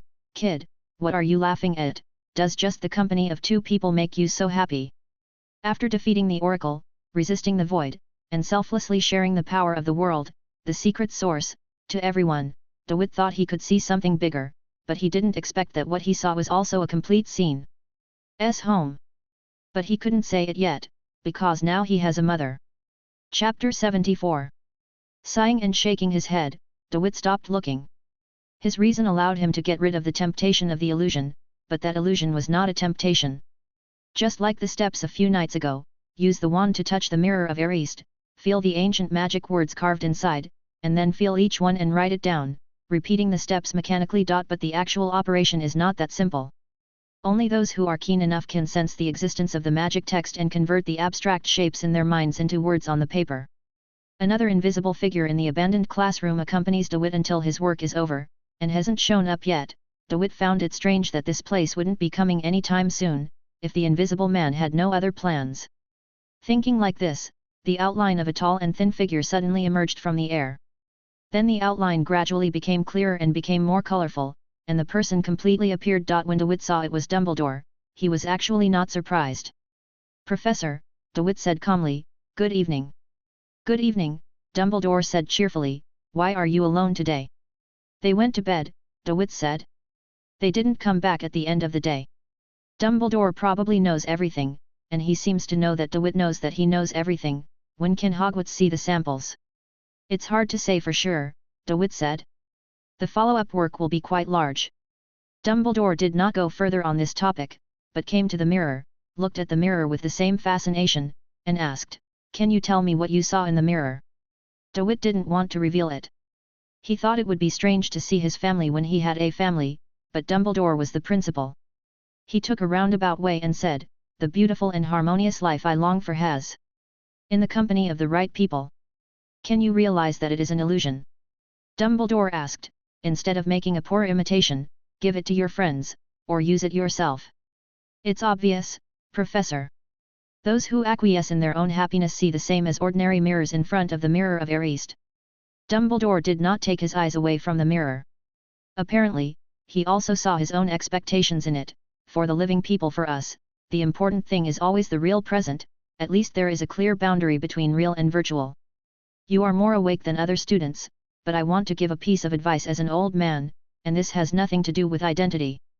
Advice, no matter what you plan to make next, don't blur the line between reality and fantasy. No one knows what changes will be brought about by the emergence of new things. DeWitt cannot guarantee, all changes in the world have no inherent logic, and the laws summarized over thousands of years can also be applied in a certain way. Individuals are destroyed in a single thought. It's just a thought, sometimes it's just a thought of one person. It may be a reincarnation of the previous era, it may be the creation of a new era, or it may be destroyed. This is what new things are, and change is not entirely a good thing. So it's just advice from an elder, Dumbledore continued. If I'm the headmaster of Hogwarts, I don't mind providing some help. He took out a rolled-up paper he had prepared from behind him. The parchment said, this is a selection of relevant books. It seems that the headmaster has a deeper grasp of Hogwarts than he thought, because before entering the abandoned classroom, Dumbledore's location was not shown on the Marauder's map. Is that Harry's invisibility cloak? After DeWitt took the parchment roll, Dumbledore said, don't forget to take it this time, and tell Harry to use the invisibility cloak in the right place. Goodbye, Professor, DeWitt said without much expression. He bowed to Dumbledore and put on the invisibility cloak to say goodbye. I wish you a sweet dream. Good night. Dumbledore said at the end as if he was talking to himself, it's used up. Now the mirror of Ariste will be moved to a more suitable place. Move, DeWitt guessed Dumbledore's intentions and left. After recounting last night's experience to the twins and Harry the next day, they were not surprised that the Marauder's map was ineffective. It was rather curious to guess that the invisibility cloak was given to Harry by Dumbledore. According to Harry's description, it was his Christmas gift, and the paper given with the invisibility cloak said that it was something left by Harry's father. I heard from my parents, the twins knew something about this. Due to the rise of the mysterious man, many people of the previous generation died or were captured in Azkaban. Harry's parents are undoubtedly related to the mysterious man versus the hero. Seeing that Harry was also interested in his parents' past and was proud of his heroic parents, the twins continued, mysterious people are afraid of Professor Dumbledore. It is under the leadership of Professor Dumbledore that the wizarding world can survive. To Harry's birth. So, DeWitt had been curious about this for a long time. No matter how he looked at Harry, except for the lightning scar on his forehead, he felt that he was no different from other little wizards.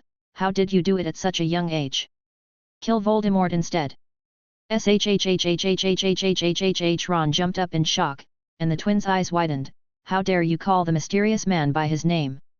Is this difficult? DeWitt felt that anyone who had seen Voldemort fleeing in embarrassment and sucking the blood of animals to extend his life in the form of a ball of air and shadow would have a hard time treating this ruthless character who once controlled the wizarding world. He felt fearful, but he quickly figured out the reason with his magical thinking. Did he cast magic on his name? He can sense it as long as someone speaks it. But the magic world has confirmed that he is dead, right?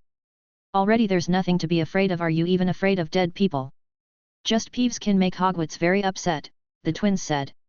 We sometimes thought about what would happen if the mysterious man also turned into a ghost and came to Hogwarts Castle. Maybe he will reach a united front with Peeves.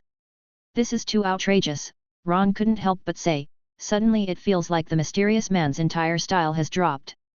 Then we thought about it, George shrugged. The ghosts can't interfere with our lives at all, with the exception of Peeves. That is to say, if the ghost of the mysterious man really comes to the castle, all he can do is scare the freshmen. Ron looked at Harry as if asking for help, but Harry just smiled uncontrollably.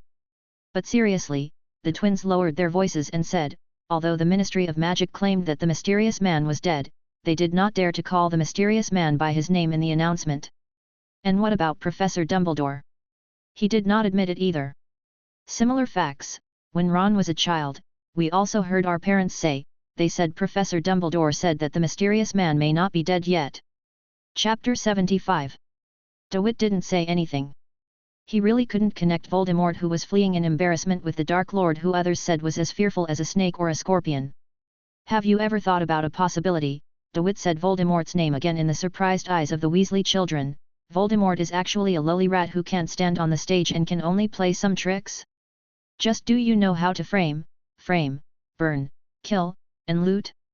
These methods sound horrifying, but according to the knowledge I have learned in ordinary society, some methods are more vicious and have a wider scope of harm than the intuitive bloody scenes and cruel methods. The twins didn't know how to deal with DeWitt's wanton comments. Maybe, well, you haven't experienced that period personally. According to my parents, it was a very dark period. But Voldemort once crawled in the soil, mixed with insect remains and animal feces, and drank the blood of unicorns. Let's put aside his strength and means of doing things. DeWitt calmly made an arrogant-sounding comment. Voldemort is just a leader of a small thug gang without vision. Can you not mention that person's name? Ron was very uneasy. Every adult wizard will teach his children never to call the mysterious person's name. So calling Voldemort by his name is no big deal at all, Harry also said. On the contrary, I hope Voldemort is still alive so that I can take revenge with my own hands. Ouch, Ron could mend the west wall but not the east wall. He anxiously wanted to reach out and cover Harry's mouth. Oh my God, why did you start shouting? The twins did not pay attention to these details. They became interested in DeWitt's statement. While Ron and Harry were fighting, they urged DeWitt to express his opinion. How to say it? First of all, we have to start analyzing his origin. Of course, DeWitt has read the history books of the magical world. He is also one of the rare people who doesn't sleep in the history of magic class. He is British, right? Of course, first of all, he doesn't know how to use French, otherwise the Wizarding War would have ended long ago because of his surrender, and British people would always go to school at Hogwarts, with very few exceptions, right? It's not impossible, Harry interrupted. Malfoy from Slytherin often said that he would go to another magic school to study. I heard that dark magic is not prohibited there. In short, Hogwarts is the most likely. DeWitt brought the topic back. it is conceivable that he built his own team at Hogwarts in advance, and found a group of fanatics with the same ambitions among them, and observed his original intention of starting the war will be found to be ridiculous.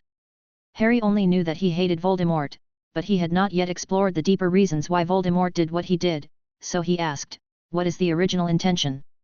He claimed without actual evidence that wizards born from ordinary people would tarnish the purity of pure-blood wizard society.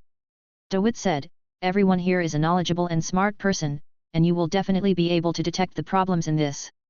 Are wizards whose parents are ordinary people or one of whom is an ordinary person really weaker than the so-called pure blood?" Before anyone else could answer, DeWitt said, "Not weak, for example, Hermione." He felt a little blocked when he thought of Hermione's unusual attitude, but now was not the time to think about irrelevant things. Said Seeing, "Of course I have no intention to belittle any of them. In terms of learning, Hermione's parents are ordinary people. Is she really weak? So the fact is actually obvious. The origin of ordinary people will not affect talent. So, can those who follow the mysterious man really not see this? There must be fools like that," Ron said indignantly, "just like the Malfoy family, they are fools who look at people through their nostrils, and are paranoid people who really think that pure bloods are superior to others. Just like talented people are not limited by ordinary people's origins, pure blood will not limit a person's vision," DeWitt said. "There must be people, many families, who can see the mystery. There's something wrong with people's ideas, but they keep up." George and Fred guessed, "So there is another reason. More and more wizards from ordinary society are entering the magical world. Their concepts are definitely different from those of people who grew up in the magical world. For example, photos," DeWitt said. "Harry feels that photos are not it's normal to be able to move, Ron thinks it's normal to be able to move, but in terms of bigger things, no, that's too boring, so I won't talk about it." In short, the mysterious man's ideas and theories are not in line with the public. Even if people fail to resist him again and again, the resistance will always continue. He can suppress the resistance 10,000 times, but the time is too long. No one can guarantee that he can win all the time, so it is doomed, DeWitt said. "People who really believe in that theory are doomed to live a relatively failed life like the mysterious man himself." The twins clapped. "Okay." They cheered proudly. Harry listened, but not completely. He only knew that he should take revenge on Voldemort, and his determination to take revenge became even stronger. Only Ron dozed off listening to it so early in the morning. "That's it," DeWitt said no more, "now go to class." Chapter 76. The vacation was over, school started, and classes resumed. Hermione said hello to DeWitt before class, and she didn't even forget about Harry and Ron. This made Ron poke Harry in the lower back for no apparent reason, trying to get Harry to notice the abnormality, so Harry didn't react for a moment. He was stunned for a moment before replying to Hermione's greetings, and then he and Ron found a seat together. "Sit down." Of course, DeWitt was sitting next to Hermione, who was close to him. When he sat down, he could clearly feel that Hermione paused in organizing the books. Then thinking of the discussion with the twins, he asked mysteriously, "Had breakfast?" After saying this, DeWitt regretted it, because it was nonsense. When he got up this morning, he and the twins were busy criticizing Voldemort in the lounge. During this period, he did not see any sign of Hermione, which showed that she was even more up. "It's early, and I've already had breakfast." "Eat," Hermione said, taking a deep breath.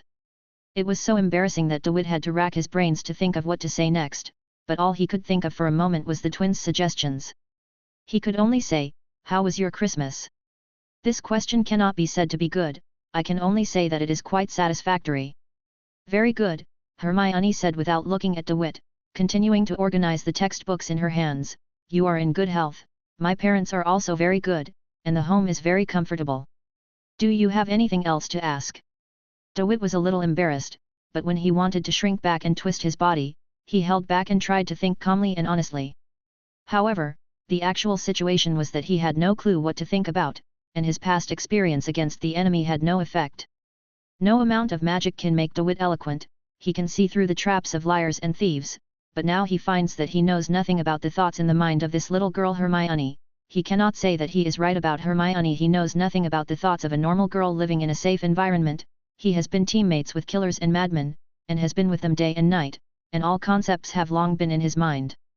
The basis of nature is distorted. When it comes to spell restraints, or about the vulnerabilities of creatures, DeWitt might be able to give some professional, practical insights and make sure that these insights are useful and effective, but now, hesitation is a sign of slow thinking. DeWitt thought too much, but he didn't like hesitation, so he said it directly. What's going on, exactly? I felt something was wrong yesterday. Did I offend you? Do you have any objections? Just say, I think you should know what kind of person I am. If I would be angry because of your 1 or 2 comments, we would never develop the relationship we have now. DeWitt wanted to say friends, but he felt that saying become friends was a bit pretentious, so he changed his words, but this statement made Hermione's mood become a little abnormal. The little girl pressed her hand on the textbook and asked DeWitt. Wit turned sideways.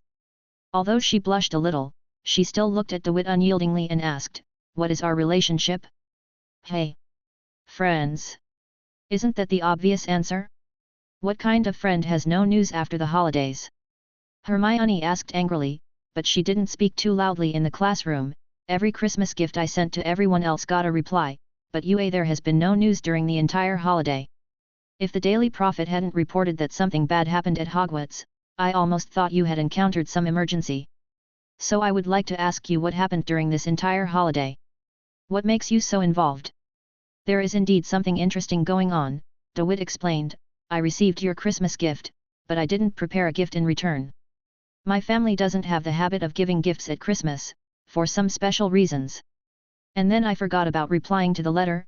Well, it's my problem, my negligence. I can think of a way to compensate you. Hermione snorted and said, no need. Since you said you don't need it, forget it. DeWitt didn't pay attention to Hermione's reaction when he heard this. He was eager to move on to the next topic, and after telling the story about the Mirror of Arist, Hermione got help. Seizing the space between classes, DeWitt briefly told the story of Christmas on his way to the auditorium after the last class in the morning. Hermione no longer cared about the previous little emotions. She was attracted by the plan to make a magic movie and agreed without hesitation. At the same time, she was also keenly aware of. You must have been out at night, right? I also met Dumbledore, DeWitt said truthfully. Filch also encountered an attack and only recovered yesterday. No points deducted. Hermione could now be very calm when facing violations. No. DeWitt briefly described the scene and the conversation. Professor Dumbledore also knows your plan. Hermione was a little worried at first, but now she didn't even worry. She began to think that this was a good thing recognized by the school, and she was eager to try. When should we start? After today's class, DeWitt said, but we need to have a foundation first. Let me tell you the specific content. Chapter 77. It didn't even take a day to teach Hermione basic knowledge. When I saw her in the library the next day, she was already studying on her own with relevant books. It's very complicated, Hermione told DeWitt. Look at this book. The author believes that magic text is the cornerstone of the world. Odin in Nordic mythology is a greater wizard than Merlin. The inheritance of wizards comes from the mythical bloodline. Oh, this author is Norwegian, no wonder. She put aside the Norwegian beliefs, changed a book and continued, there are still people who think that the pinnacle of runes is to create truly viable life. Later, he experimented on muggles, so evil. And no one could control him at that time. Fortunately, wizards now have order, and the Ministry of Magic seems to be managing the wizarding world pretty well. DeWitt declined to comment. Hermione did not stop. She was very interested in the content of this future elective course. Just like scientists believe that the matter in the world is composed of particles, then if you analyze it from a wizard's perspective, maybe some of the rules are related to magic texts. When you go deeper to a certain level, you may be able to get answers to many questions. So why is this course not a compulsory course? Originally Hermione wanted to say a few more words, but when the twins arrived, she smiled at them and then lowered her head to continue reading. Do you feel that our small team is a bit unbalanced? George pulled DeWitt aside and whispered, although we all know that your friends are very powerful and you are enough people, but... Fred continued, would you like to attract some more beautiful girls? I don't know him. There is no need to keep it secret now, because he has Dumbledore's acquiescence, so it doesn't matter even if he makes a big show of it. So DeWitt spread his hands and said, what do you think? They said it was casual, but the twins patted their heads and said, forget it, your reaction is boring. Professor Dumbledore knows about us, and I'm not interested in your reaction. That is the greatest wizard of our time, the twins said exaggeratedly, even if he knows when the world will be destroyed, no one will be surprised. The small talk stopped there, and the experiments began in the following days. Harry and Ron gradually became bored with these contents. Whenever the time was better, they would often choose to use lame excuses to ask for leave. The twins should have said it several times behind their backs, but it was no use. DeWitt doesn't care whether Harry and Ron participate. Unlike the twins, they don't have a foundation in runes, nor are they as willing to learn as Hermione. When it comes to Hermione, she has fewer and fewer unnecessary words now. According to her in the past, she would have said a few words when Harry and Ron broke their promises, but this time she acted like she didn't see anything. My parents gave me some advice during this Christmas break, Hermione said. They made sense. I only speak to those who are willing to listen, and it doesn't do any good to interfere with others. By February, the magic text on the Mirror of Erised had been deciphered.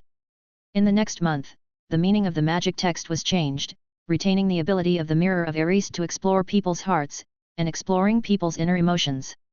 Some changes have been made to the direction. Under the strong suggestion of the twins, the function of the new magic mirror was finally defined as facing fear. But this is not the end. Facing the same fear many times will make you numb, so the next step is to make the picture of the magic mirror not only visible to one person, but also to allow everyone to see the carefully constructed scene. Even with the previous foundation, it took the most time to implement this part of the function, but it was still successful in the end. At the end of March, the twins, DeWitt and Hermione, gathered around an unused classroom. Discussion of a crude, table-standing vanity mirror. It's not very beautiful, George criticized reservedly, but his eyes were full of joy. Look at this frame, can't we make a more exquisite pattern? We don't have any encryption methods.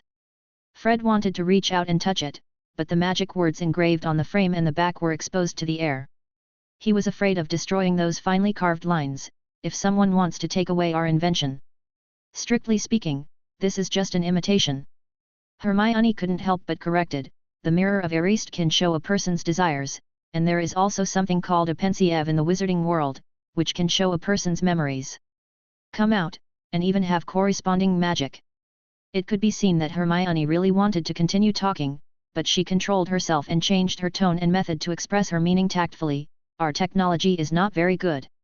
It's just that the idea is a bit unique, and we haven't developed new magic, everything is reused. This is not good, I mean. Don't forget our original purpose, DeWitt had to remind, we are to arouse the emotions of the students in order to bring Peeves to life. If Professor Dumbledore did not provide Eris the magic mirror, as well as pointing us in the direction, maybe now we can only do nothing to face the dull Peeves in the middle of the night. Yes, Hermione nodded in agreement. No matter how we plan to use this magic mirror, we must seek Professor Dumbledore's opinion. Also, after thinking about it, Hermione lowered her voice and emphasized to DeWitt, don't go on a night out again. Chapter 78. That night, near midnight, Hermione followed DeWitt with a dull face as she walked in the corridor of the castle and quietly slipped out of the castle. The coldest period has passed, but the temperature has not risen significantly, especially at night. It really makes people not want to go out, whether it is the bed or the fire, unless there is a special reason. What kind of creature do you think a unicorn is? The reason DeWitt pulled Hermione out this time was because of the unicorn. No little girl can resist the temptation of a unicorn, especially at Hermione's age, who has not yet understood the nature of the relationship between people, and still has a yearning for sweet love in her heart, and she still has expectations for the romantic plot in the story. Although the front foot only warned DeWitt. Beautiful, kind, and powerful. Hermione wasn't sure what DeWitt wanted to express. She could only tell what she knew, the hair of a unicorn can be used as the core of a wand. This kind of animal can only be used in close proximity to others. A pure girl. Hermione blushed a little shyly when she said this, but DeWitt's next words made her feel angry. Are you still pure? DeWitt asked directly. He didn't care at all about the little girl's emotions.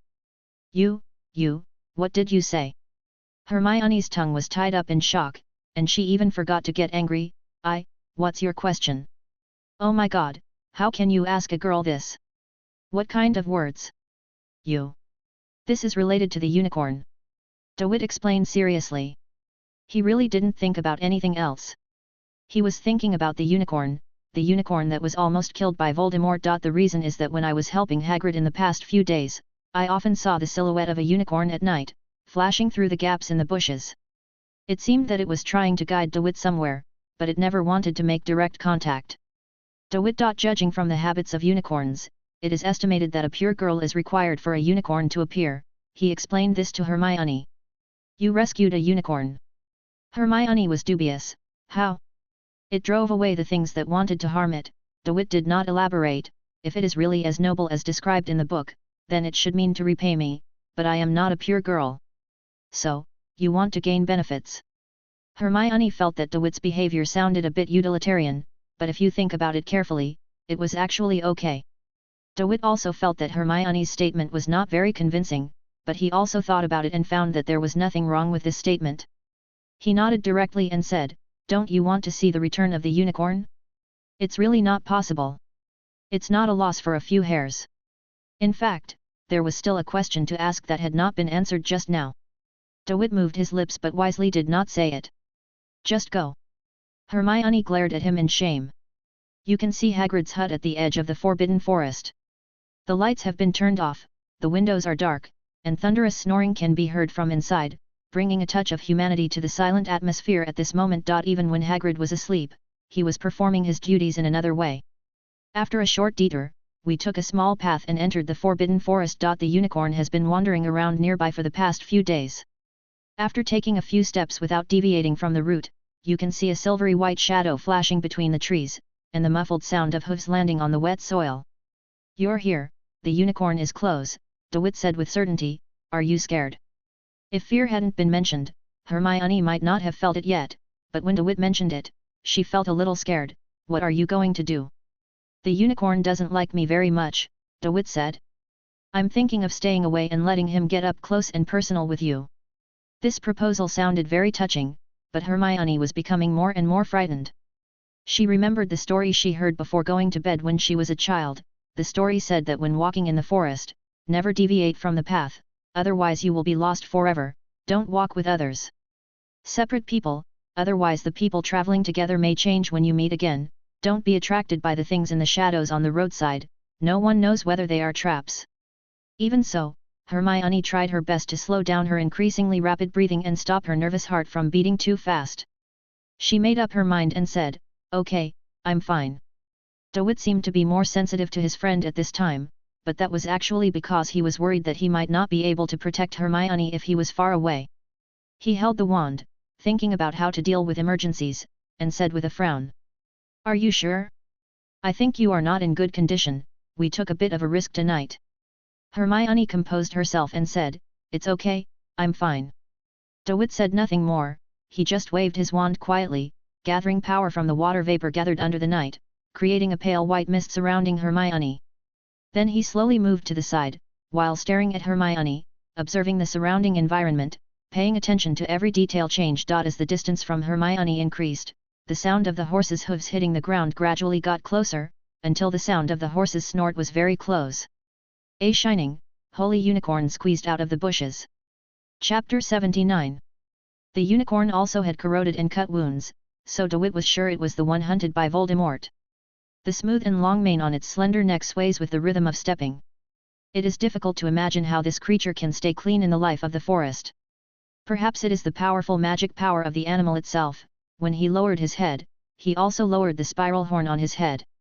The unicorn's horn was not as rough as that of a cow or sheep, but smooth.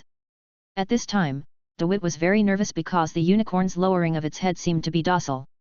The closeness is also like a preparatory action for launching a charge with a sharp horn. In fact, the unicorn just slowly approached Hermione, leaned its head over, looked at the innocent girl with its big moist eyes, and accepted the touch from the human. This scene made DeWitt silent.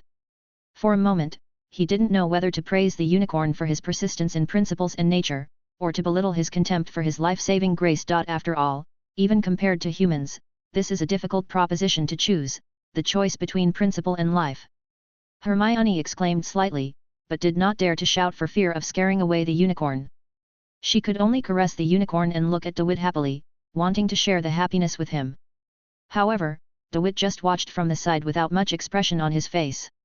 The unicorn's fur was as smooth as satin.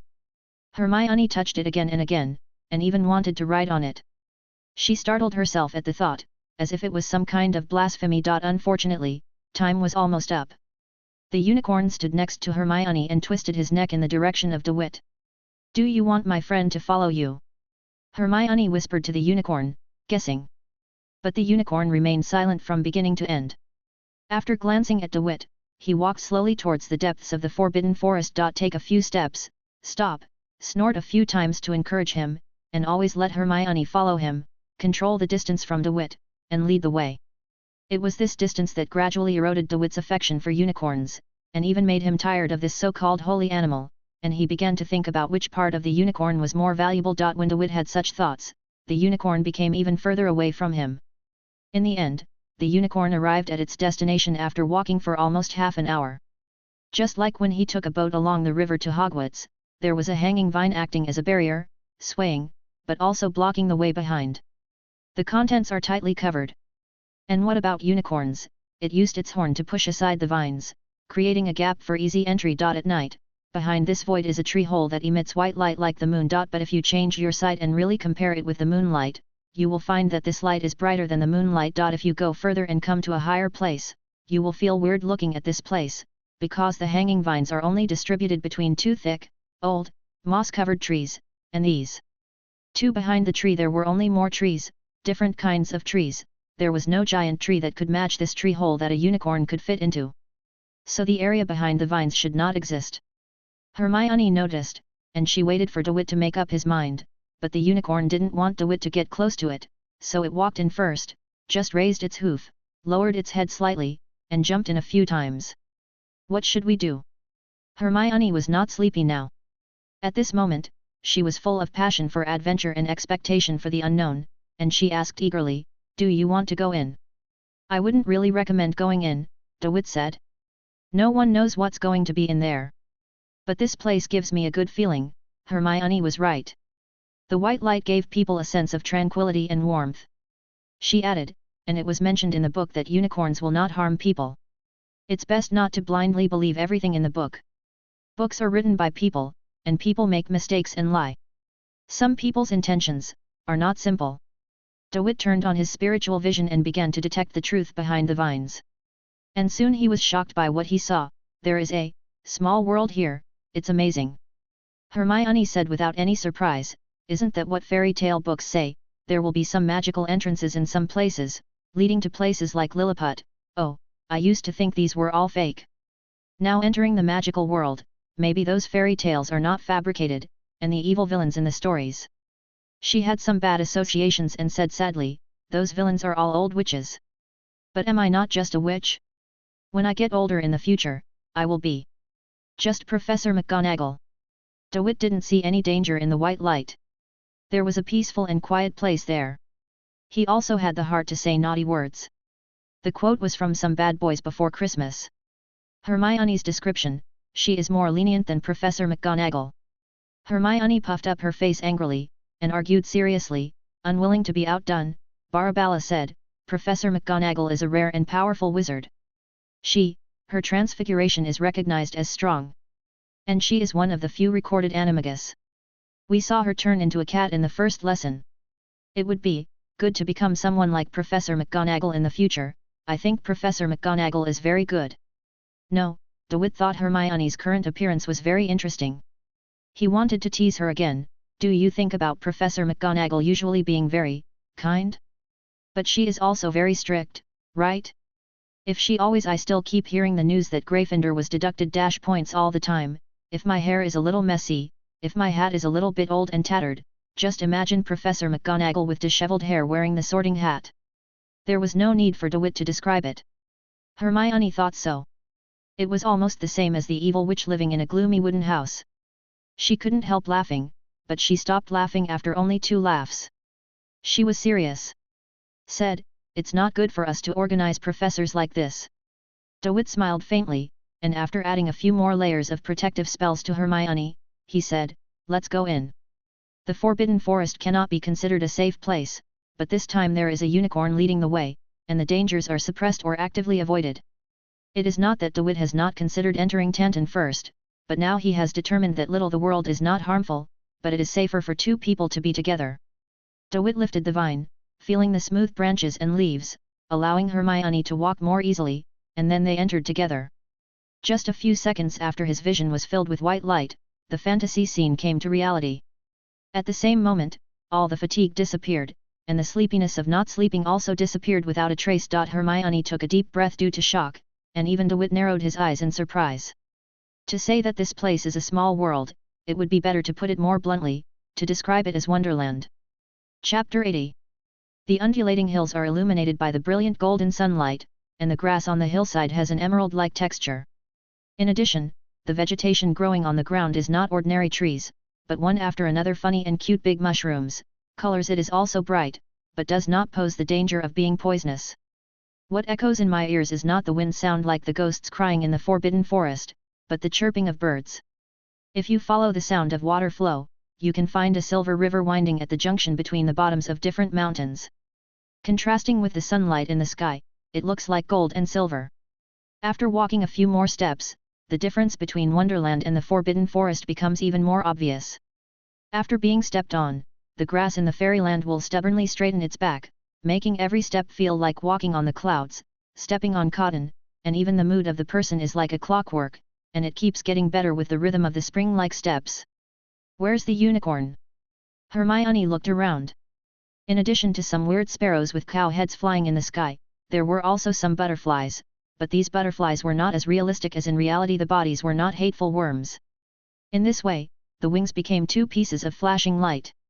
DeWitt suddenly spoke teasingly, "We are violating school rules, Hermione. What if we are caught and get points deducted? As I say, why not go back?" "Hey? It's better to go back." Hermione grinned her teeth demonstratively, glared at DeWitt and wanted to say nothing, but was unwilling to give him a chance to bite him in the face. She pushed DeWitt forward to prevent DeWitt from making fun of her.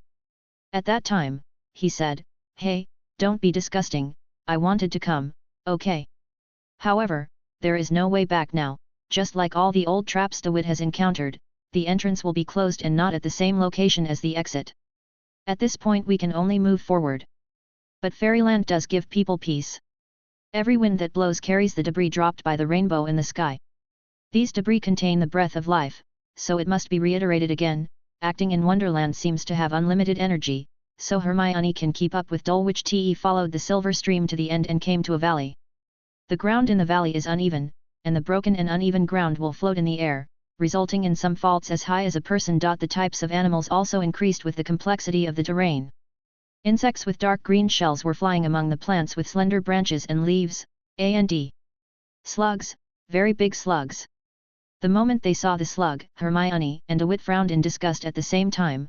The wet, soft, sticky, and colorful flesh was reminiscent of water-filled shoes in autumn, poking out from the head. There are really two eyeballs at the end of the tentacles, which rotate flexibly. Although the slug was lying quietly on the rock wall outside the valley, it was still uncomfortable because it was as big as a car. They circled around to avoid the snails and found the unicorn by a pond in the valley.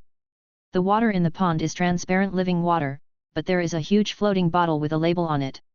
The label is tied to the neck of the bottle with a thread with raw edges. The writing on it has been completely blurred. There is a small boat in the bottle, and the water flows from the mouth of the bottle forever. It flows out endlessly. The unicorn still showed resistance to DeWitt's approach. "Let me pass," Hermione said, and she walked to the unicorn and looked into the pond with the unicorn. In addition to aquatic plants, there are fish in the pond, but this fish is not simple. It is a discarded glass bottle with scales and fins growing on it, and the details of the fish head are outlined with clumsy colored pens. When it swims, it will make a surging spring. The sound of gurgling. The unicorn lowered his head to the water, and the fish in the glass bottle immediately ran away. When the unicorn's horn emitted a pale golden light, the water in the pond also lit up, and it became restless. Part of a woman's body appeared in the pond. This does not mean that she was mutilated, but that only the upper half of her body was exposed out of the water. The woman's ears are pointed, her skin is snow white, her narrow eyes are green, and her golden hair is spread on her smooth back. Her beauty can be described as the nymph of the lake in the fairy tale, and it is different from her.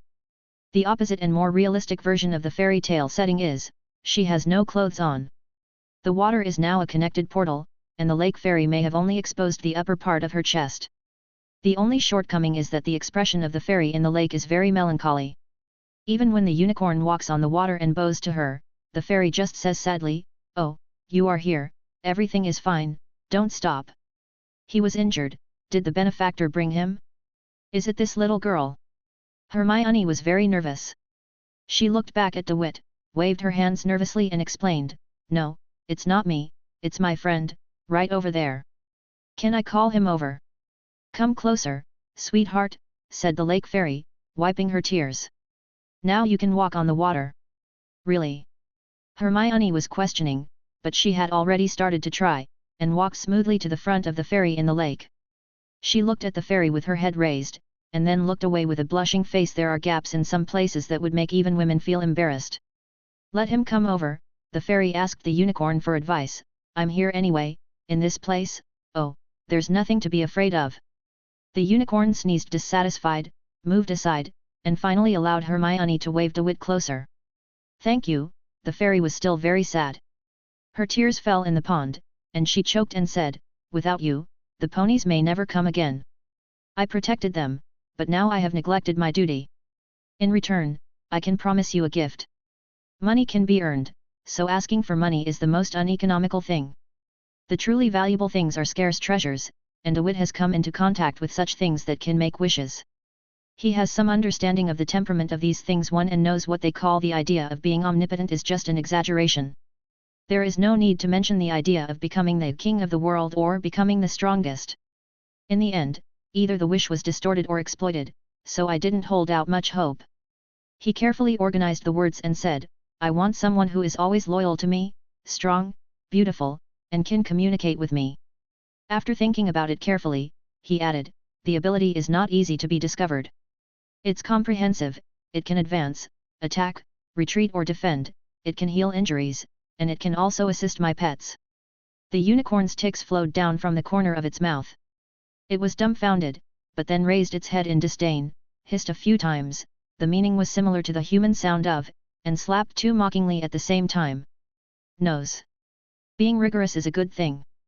Hermione was originally worried that DeWitt would talk nonsense. She looked at the sad expression on the lake fairy's face and became a little worried again. She quietly said to DeWitt, "We're not going to be kicked out, are we? 1. There is a lantern in the game who can also make wishes. If it is not handled well, the final result will be quite ironic and involves game spoilers. I originally said it, but after thinking about it, I changed it." Chapter 81. The fairy's sad expression also froze, and after a moment, her tears became more and more violent. "Ah!" She sighed, "What a greedy person.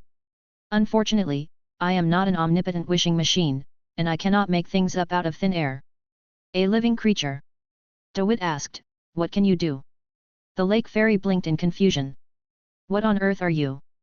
DeWitt thought there was a problem, so he asked again. Hermione couldn't bear it anymore. She couldn't bear to see the lake fairy cry and wanted to smooth things over, but DeWitt raised his hand and blocked it in front of Hermione's nose. Affected by the heat radiation and the will shown by DeWitt, Hermione shut her mouth obediently. "I am a fairy," now she had to use the word fairy to call the things coming out of the lake. She no longer wiped her eyes, although the tears were still flowing. "I was born from here." DeWitt looked at Hermione. He had never heard of fairies, and Hermione had read a lot of books, but she shook her head and began to look at fairies suspiciously. "So, you came from nothing?" DeWitt asked. The fairy suddenly felt a little scared. Of course, she didn't realize that her desire to retreat at this moment originated from fear.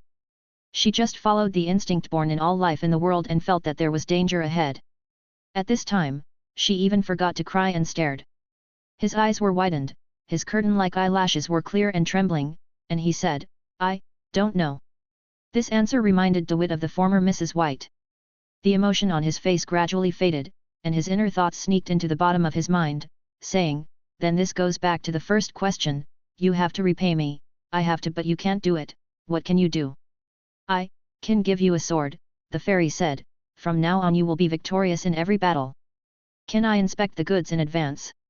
The fairy grunted, and she pulled out a two-handed sword from the middle of her tender white breasts. From the dazzling aura-filled, reflective white flesh. The sword grid is V-shaped, with the tip tilted towards the tip of the sword. The blade is flashing with golden light, like a translucent shell made of extremely thin gold sheets. It is loose and will shake. Overall, the physical form of the sword is relatively simple, but the special effects are good. Not very good, DeWitt belittled the weapons sent by the fairies.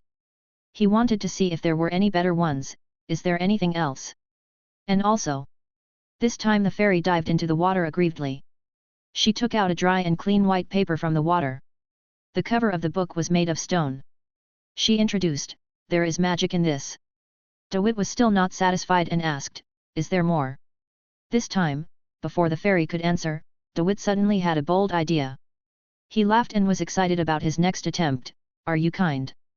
The unicorn was tired of DeWitt's ignorance and simply lowered his head, not bothering to show contempt.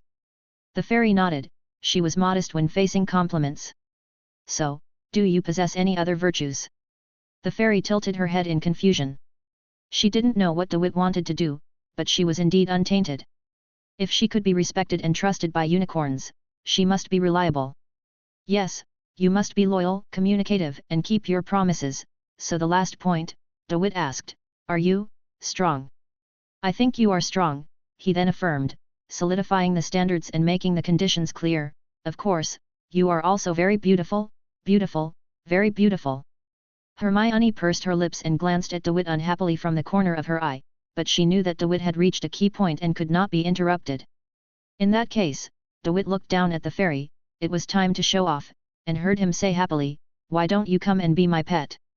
From this point of view, the fairy does meet DeWitt's requirements for a pet, but this is not appropriate no matter how you look at it. How greedy! So the unicorn dug its hooves at the ground anxiously and growled lowly. The fairy was thinking about the feasibility of becoming a pet.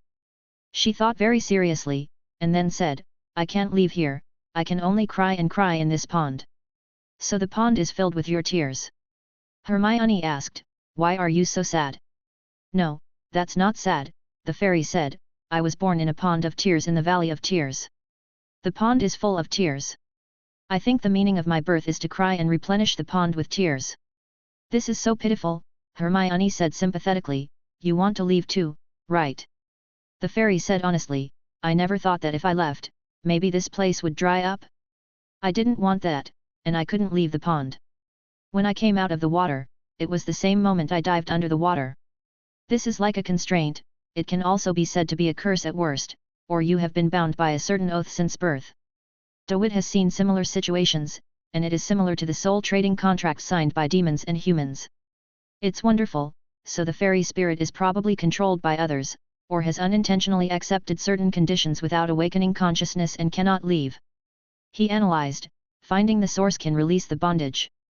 "In return, you can be my pet. This is a life." After hearing this, Hermione had already understood the specific situation. After clarifying the relationship, she was very unhappy that DeWitt was treating the fairy as a pet, and her words were submissive.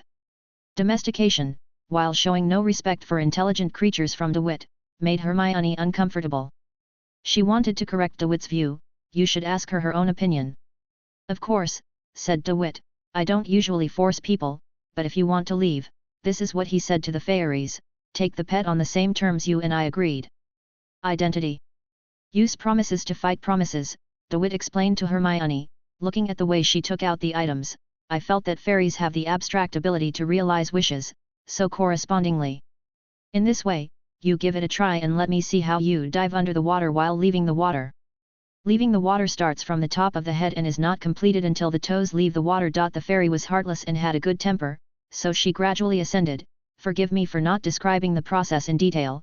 At the moment when they were completely out of the water, DeWitt and Hermione felt the suffocation of diving underwater at the same time.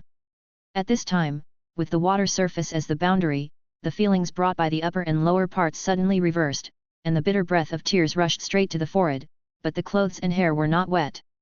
Apart from the changes in touch and smell, DeWitt and Hermione saw everything is normal. Because of the appearance of the fairy, the water under her feet is now full of white light. Similarly, only the fairy will complete the reversal of the water surface at the moment she comes out of the water. The part of her body that comes out of the water is already in the water. On the surface of the water, and also under the water after the reversal, she was trapped in an endless cycle. Now the fairy was also stepping on the water, but she was stepping on the water in the water. After rolling gracefully in the water, she came up again and said sadly, "This process is like this." Chapter 82. That's it, DeWitt understood, it is a rule for the fairies to repay me. The ability to repay me originated from the agreement we reached, and it is also a rule for her to be bound. If she wants to fight against the agreement, she must make a new agreement. This is the easiest way, or there is another way, to find the owner here. So accepting fairies as pets is just a stopgap measure. Hermione assessed DeWitt's temperament and felt that this was the case. She calmed down and began to watch, while being ready to help at any time. But the fairy said, "Fairyland has no master. The world without a master will not be like this," DeWitt said. "The almost beautiful fantasy here must have an origin. This knowledge comes from the experience in the world of demons, and this origin may be a pure and beautiful one. Child. The devil's small world stores traded souls, and looks eerie because of the devil's characteristics. The child's wonderland is a beautiful fantasy. At least everything looks beautiful now. So there must be an owner here," DeWitt told the Fae. "Haven't you seen any other living creatures? Except this horned horse." The unicorn took a few breaths and flashed its horn at DeWitt angrily. "Occasionally, animals stray into fairyland," the fairy said. "Usually I let them go." "Humans, I mean creatures with near-human intelligence," DeWitt said impatiently, "animals do not have the ability to imagine such a wonderland." "I have seen centaurs," said the Fae, "but they will soon be gone. There is a tribe of centaurs in the Forbidden Forest." Hermione had read about Hogwarts in the library, and she told DeWitt, "Hogwarts has reached some agreements with the centaurs." "Centaurs? Centaurs are also possible?" DeWitt asked again, "Is there nothing else?" "Occasionally a ghost comes over." The fairy added calmly, "She seems to be very familiar with the fairyland. It is said that she was there before I was born, but the ghosts are all dead." "This may not be true. Meet your requirements." DeWitt pondered for a moment and said, "No, I didn't make it clear." "Ghost? Ghost? Well, that's possible. Where should we find that ghost?" "She comes at irregular times, are you willing to wait?" "Please tell me." DeWitt still has school to go to, and he gave an answer that Hermione could accept. "We are going back now, and we will come back in a few days. This magic book can be borrowed, right?" "This has nothing to do with the agreement, it is a proposal and a request." In fact, DeWitt also wanted the luminous sword, but he was a little embarrassed to ask for it all, but then he became calm again. "The fairy will be a pet soon, is there any problem with prepaying some compensation in advance according to his ability? But the fairy is a woman, if it is inconvenient to be with him, even if the fairy doesn't care, he must consider the consequences of being discovered by others." Looking at Hermione, DeWitt had some ideas. The fairy gently brushed the book cover between her eyes. She cried while raising the corners of her mouth. She raised the magic book with both hands above her head with a smile, handed it to DeWitt and said, "As you wish." This was an unscheduled request and would not affect anything that followed. DeWitt did not forget to ask, "How do we get in?" He really didn't want to let this unicorn lead the way. "Wonderland is open to anyone," said the fairy. "Find a golden path in the woods and follow the direction of the sprinkled candy." Next, when they left Wonderland, DeWitt and Hermione's vision was obscured by black, and they had the illusion of waking up from a dream. After that, they returned to the Forbidden Forest. From entering Wonderland to now, the real world has just passed. Less than an hour later. Hermione shivered, she tightened her collar and said, "We should go back first." "Wait, what is that in your hand?" DeWitt was holding a piece of silver hair that was longer than his arm and could hardly be held in one hand. Seeing Hermione ask, he calmly raised it and shook it and said, "Oh, this is the tail hair of a unicorn. Just cut, full of magic power, fresh and large in quantity." Whenever Hermione thought she understood DeWitt, DeWitt would always come up with some new tricks that made it difficult for her to comment. She moved her mouth and didn't know what to say. In the end, Hermione could only give up making suggestions and go to walk in the direction of the castle. The fatigue accumulated in Wonderland suddenly came back, and now Hermione just wanted to go back and have a good sleep. "Don't forget that we made an appointment with Professor Dumbledore for him to test the results." She heard DeWitt saying on the side, but she only had the energy to nod. She couldn't remember the rest of the content as she yawned. After waking up the next day, Hermione felt that all the fatigue was gone. After a long day of classes, the magic film projection equipment was brought to Dumbledore's office. Despite its shabby appearance, Dumbledore expressed satisfaction with its results and told the students that he would apply for funding from the school board and let the students conduct another demonstration if necessary. Only 3 days later, Dumbledore's letter arrived. Harry provided the facade, the Weasley family provided the background, and assisted DeWitt and Hermione in their research. The entire demonstration process went smoothly, and the school directors were very satisfied. They thought it was profitable, but there was always someone there. At this time, he played devil's advocate and said in an arrogant tone, "Technology that originated from Muggles? This is ridiculous. Noble wizards should stay away from everything that is Muggle. This thing is worthless. I don't think there is any need to invest any precious funds." The school director who said this was a reserved man with smooth platinum blonde hair and light-colored eyes. He was pretending to be holding a wand that could be used as a cane. There is no use in belittling. When faced with a decision, there will always be people who make different choices, comment self-righteously on others, speak words that they think are fluent, and use the conclusions drawn from short-term thinking to speculate on the decisions that the parties have thought about over and over again. Or, these belittlings are disguised to achieve other purposes. For example, the school director may be planning this new thing that can bring profits, but in most cases, belittling usually comes from jealousy. When DeWitt was about to judge the school director's purpose through what he said next, the Weasley twins had already pushed back. They said unceremoniously, "Dad said that only truly ignorant people will despise things you don't understand. I think Arthur Weasley can only comfort himself with Muggle things." The platinum-haired school director sneered, "As we all know, among the pure-blood families, only the Weasley family is the most short of money, otherwise who would do it? These undignified Muggle-related jobs." Several school directors laughed in agreement. Dumbledore watched all this calmly and spoke at the right time. Chapter 83. Mr. Malfoy. Dumbledore's eyes reflected the light, making it difficult to see his eyes clearly. "What we are discussing now is not applying this technology to your industry, but whether to try it out at Hogwarts. Promoting it to the magical world is something that will happen in the future. And the most important point is that this is the students' thing, and it only belongs to these children. Although I am only a principal now, what I can do should also include protecting these things. Students' rights. So, gentlemen, the wizards here are considered Dumbledore's juniors." He smiled amiably. "Let's vote. The minority will obey the majority." Lucius Malfoy looked around. He tried to connect his allies with his eyes, but the school directors who used to flatter him suddenly became blind idiots, and they couldn't understand anything without squinting. His intentions. Lucius Malfoy, who could only curse in his heart, had to accept the reality. Except for 1 or 2 school directors who were not present, the rest of the school directors chose to agree with Dumbledore. Then Hogwarts will have its first, preview screening in the Great Hall at the appropriate time. Dumbledore's wording was quite accurate, not at all like traditional wizards who knew nothing about ordinary people. That way, and after making the final announcement and seeing off the school directors, he did not leave, but asked with a smile, "Are you ready?" "Not ready." Dumbledore didn't care about this result. He comforted these students not to worry and to prepare slowly. Then Dumbledore left the school to do other things. In addition to his duties as the principal, the greatest wizard, also there are other positions. Harry had an idea. He meant to copy the Muggle movies intact. Hermione thought this was plagiarism and she did not support this behavior. In fact, Harry's idea was of no use, because no one except DeWitt and Hermione had ever seen the movie, and DeWitt didn't pay much attention to entertainment enjoyment, so he was asked to completely reproduce a movie. It's nothing short of a fantasy. If we really use Muggle movies, the twins didn't agree with Harry's idea. Fred said on behalf of him, "Once Lucius Malfoy finds out, he will definitely hold on to this and fight to the death.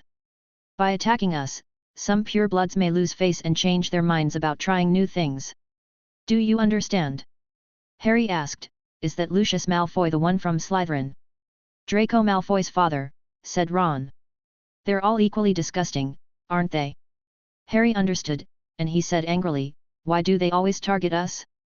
We never have festivals, and I'm not even in the wizarding world. Specifically, it's because I have issues with the Weasley family." Ron whispered, "Malfoy came to make friends with you when school first started. No one wants to be friends with that kind of person." Harry and Ron looked at each other affectionately. He held Ron's hand tightly and entrusted his sincere friendship to Ron. "I have never regretted knowing you." DeWitt shuddered when he saw this scene, and instinctively wanted to find something to say to divert his attention, so he quickly asked Hermione in a low voice, "Shall we go to Wonderland tonight?" He also stated the reason, "We can do it now. I'm just worried about the movie, I guess there's been some progress on the fairy side in the past few days." There is actually no need to say so much, of course Hermione would agree. In the Gryffindor lounge at night, there were several senior students near the fireplace talking about the sudden opening of the door to the Defense Against the Dark Arts office. One said that Professor Quirrell's ghost had returned, and another said it was Snape who wanted to go in and steal something, and Gryffindor was not afraid to speculate on Slytherin students with the greatest malice. DeWitt and Hermione were sitting on the sofa a little further away, waiting for them to go back to sleep. The longer they waited, Hermione's movements in turning the pages of the book began to become a little perfunctory.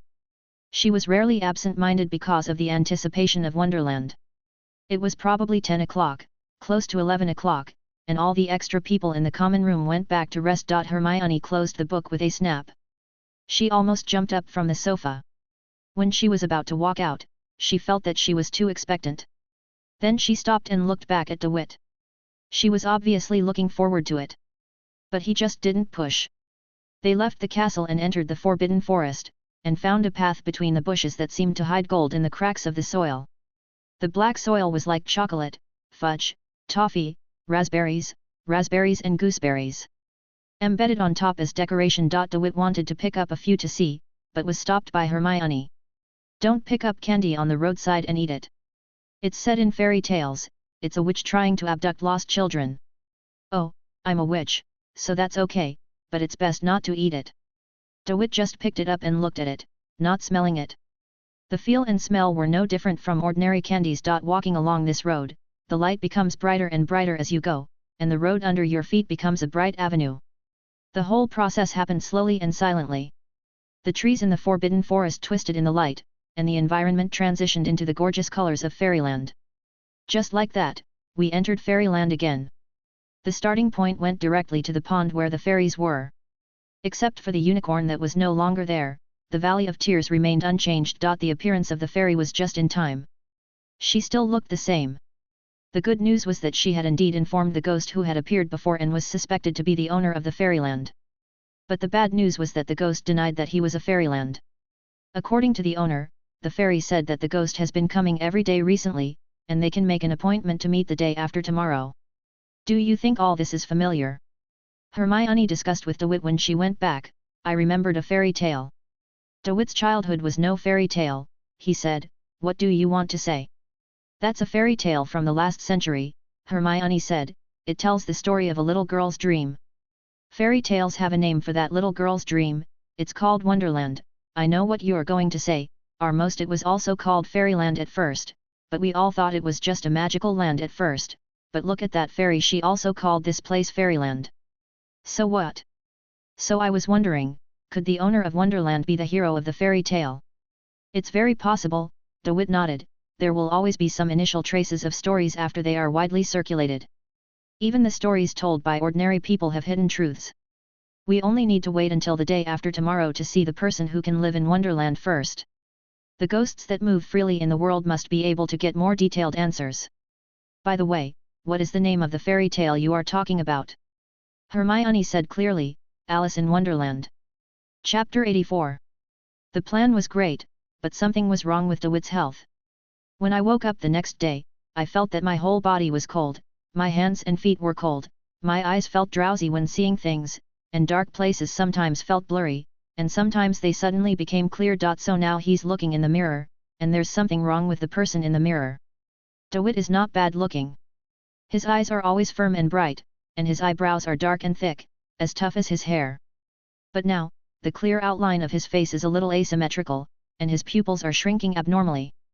The color is getting lighter and lighter, the boundary with the whites of the eyes is gradually becoming less obvious, the bones under the skin seem to be melting, and the ears seem to be falling off. He was cursed. DeWitt calmly judged that he had 100% means to solve the curse immediately. Even if it didn't work, he could go to the school hospital for help, but there was no rush. He had never seen this kind of curse before. What medium was it used to curse it? My own, what will it look like when it's fully effective? The itching on his coccyx and elbows interrupted his thoughts. DeWitt took off his shirt in the empty bathroom.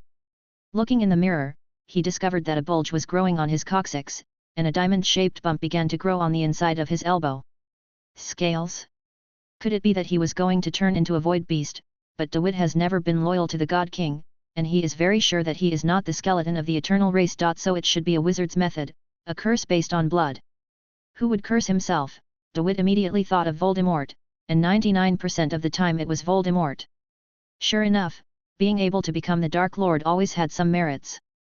He must have been sure that he had ulterior motives for entering Hogwarts, and would rather do it hard after being cursed. He wouldn't let outsiders know, so he used this method to retaliate.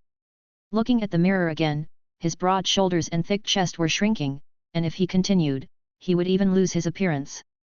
DeWitt began to use the power of the secret source to bless himself. Just after reaching the first step, let the power of the secret source be used. The wish to bless is filled in the body, and any abnormality that occurs on the body will immediately regress and return to its original state, just like being cursed in the past. It only takes one blessing to lift the curse. But there was no rush this time. After confirming that the power of the secret source was still effective, DeWitt cancelled the spell. He stood in front of the mirror and observed his own transformation. But there was a sudden knock on the locked bathroom door. DeWitt! Someone shouted, and the voice should be Ron. DeWitt! Granger is looking for you. Needless to say, you can't go out to meet people like this, but using the power of the secret source to bless yourself will waste an opportunity to study the curse, and keeping the curse from worsening will waste the precious power of the secret source. It's really confusing. What if you don't use the power of the secret source but use magic to suppress it? DeWitt knew a little about the spells of the Transfiguration School, just like the battlefield skills and the skills of the Assassination School. Combined with the wizard's transfiguration, he successfully eliminated the external manifestations of the curse, but in doing so he could not actually have any effect. Any effect of delaying the onset of the curse will just not be noticed by others. Before going out, you should check in the mirror again. DeWitt! Ron called again. Miss Granger, who knows everything, wants to borrow books from you. Well, you don't have to come out, she has entered your dormitory.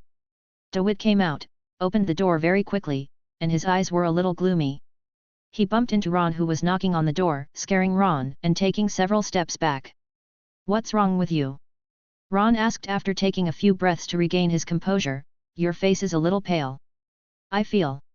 DeWitt's eyes turned from left to right, and he could see every corner of the entire space clearly, and his ability to distinguish colors in the dark was stronger. It's a little uncomfortable. But alienation is not entirely a bad thing. Regression in some aspects is exchanged for evolution in some aspects. Now his throat was a little itchy, as if his tongue was getting thinner and his teeth were shrinking into his gums. DeWitt increased the intensity of his deformation and coughed. You can go to the school hospital and have a look. Ron suggested. Good idea, DeWitt responded, I'll go when I have time. After passing Ron and returning to the dormitory, Hermione happened to come out, holding the white paper she borrowed from the fairies. You said you would read it first and then I would read it. Hermione was very dissatisfied with DeWitt's delay, especially since she was going to meet the fairies again tomorrow. She felt that the book should be returned by then, otherwise it was too late to look. I'll get it myself. Take it, DeWitt tried his best to open his eyes. He had not yet adapted to the evolution of vision. This was just a subconscious action, but he immediately noticed that the corners of his eyes seemed to be cracked, and he quickly reached out and rubbed his temples as a cover-up. The flesh covering the corners of his eyes closed again, and he said at the same time, there is nothing interesting to see. The contents recorded in it are not the same as the magic in the magical world. They are all nonsense fairy tales with no logic. The people inside I did something, forget it, you can see for yourself. DeWitt gave up sharing his opinions. He didn't want his opinions to affect Hermione. Maybe Hermione would make some new discoveries. Now he was going to the library to find some books about wizards' curses. Curses are classified as black magic by wizards, rather, there is no clear distinction between curses and black magic. They both originate from malice and end up with painful and torturous effects. The most common medium is to hide the curse in an attractive treasure, and these treasures usually contain powerful magic, or are themselves precious materials, which can increase the effectiveness of the curse. Or they may be hidden in mechanisms that must be used, or in common gadgets. Among them, curses based on blood and blood are listed separately. This type of curse is forever rooted in the blood and will be passed on to future generations from generation to generation, and its effects are diverse, including but not limited to short-lived, weak, and animal transformation. DeWitt believes that what he has is animal transformation, and the result is that he loses his human cognition and becomes a complete animal, even his thoughts become the shape of an animal. The specific method of the curse is unknown, and the method of cracking it has not been disclosed. This part cannot be learned publicly. DeWitt is more interested in this: what kind of knowledge will be controlled and circulated, certainly dangerous, powerful, and impactful knowledge. Cursing is also a method, and it is worth learning as long as you can control it. DeWitt spent the whole day going back and forth between the bathroom and the library, recording his changes until his appointment with the fairies tomorrow. At night, when it was time to sneak out of the castle, DeWitt was still in the bathroom. The speed of beast transformation is accelerating, and suppressing the beast's appearance requires maintaining more spells and magic, but this is not difficult for DeWitt, so now, he also knows the final form of his curse. A lizard should be like this, DeWitt thought as he looked at the yellowed vertical pupils. Combined with the slight shrinkage in size, he added that it was a large lizard. Chapter 85. There's something wrong with you. Now that she was traveling at night, Hermione was already familiar with it. She walked her usual route and said to DeWitt, "I haven't seen you these days. What are you busy with?" DeWitt did not reveal anything about the curse, but instead asked, "Have you read the book on the fairies?" "I saw it." Sure enough, reading could divert Hermione's attention. She replied distressedly, "Isn't that just a fairy tale? It's not beautiful enough if it's a fairy tale. It's not rigorous enough if it's historical science. I can't find the source. I really don't know how to classify it. It seems useless after looking at it. I brought it, do you want to return it today?" DeWitt didn't answer. His tongue was now long and thin, and he accidentally tied a knot in his mouth. He couldn't speak at all, so he could only point to his throat and shake his hands. "Are you okay?" Hermione asked worriedly, her eyes shining in the moonlight. "Are you feeling uncomfortable? Is your throat inflamed? Why don't you go back to sleep, and I'll go and say goodbye to the fairies at another time." DeWitt covered his mouth and motioned to go ahead. Hermione said nothing more. She walked around DeWitt a few times to make sure there was nothing unusual before she felt relieved. However, DeWitt concealed the secret for nearly 2 days, and it was revealed as soon as he saw the fairy. When the fairy emerged from the water, he slid along the water and scooped up the sparkling lake water and said, "You have been cursed, please let me help you lift it." "Stop, there's no need." DeWitt has been trying to untie his tongue all the way. Now that it's untied, he can speak, but he's a little tired beyond imagination. He's too lazy to make up any excuses, and it's obvious that just seeing it, "I simply expressed my thoughts directly, I want to see the subsequent changes." Combined with DeWitt's abnormality, Hermione immediately thought of something. She asked, "What happened? What does the curse mean?" "Someone cursed him," the fairy said. DeWitt thought about stopping it, but since it had started, there was no point in hiding it. It would be better if someone explained for him. He is going to be turned into an animal. In the bright wonderland, Hermione searched DeWitt's question carefully again. Of course she couldn't tell anything was wrong. "I used magic to suppress the changes," DeWitt said before Hermione could ask the fairy, "otherwise there will be trouble. My appearance has begun to change, which is actually a bit scary. Since you know the seriousness of the situation, you should take it seriously." Hermione felt that DeWitt's idea was too outrageous. She could not understand this behavior of making fun of her own body. Of course, she did not know DeWitt's idea of quickly lifting the curse. "Confidence, have you not considered the situation when the curse gets out of control? Turning into an animal." The more she thought about it, the more terrifying the result became, and she couldn't help but get angry. "Have you considered the consequences? I am convinced that I can control this curse, and the medium of this curse requires very precious materials, and I also want to study the orthodox method of breaking the curse based on practical examples. If I am lucky, it is actually possible to know how this curse works." "Yes." DeWitt felt a little embarrassed. "The curse is already very serious," the fairy said lightly. She was still crying, but it was hard to say whether these tears had any sympathy for DeWitt. When you completely turned into an animal for the first time, you turned into a beast. It will become a phenomenon that will always be with you. In each cycle, you will transform into a beast at a fixed time, and the time of beast transformation will become longer and longer, until the gaps in each cycle are filled, completely turning into an animal, and being completely lost. So you are the only one who can save him. Hermione didn't think that a freshman like DeWitt could solve such a terrible curse. She begged the fairy, "Save him, beautiful and kind lady." But the fairy did not reply. Although she was willing to eliminate the evil curse, she also had to consider DeWitt's will, personal freedom, the freedom to die. "Do you understand? Where is the ghost who wants to meet us?" DeWitt simply ignored Hermione's opinion. Time was precious, and 8 hours of sleep could not be wasted for too long. "Alice?" Alice the fairy confirmed that DeWitt would not change her mind, and she called softly. The gentle call was like a gust of wind blowing across the lake, echoing in the Valley of Tears. This name made Hermione forget DeWitt's condition. After all, DeWitt looked really normal. She looked around in surprise, but the ghost called by the fairy descended from above. Butterflies with light wings were flying in a small blue whirlwind.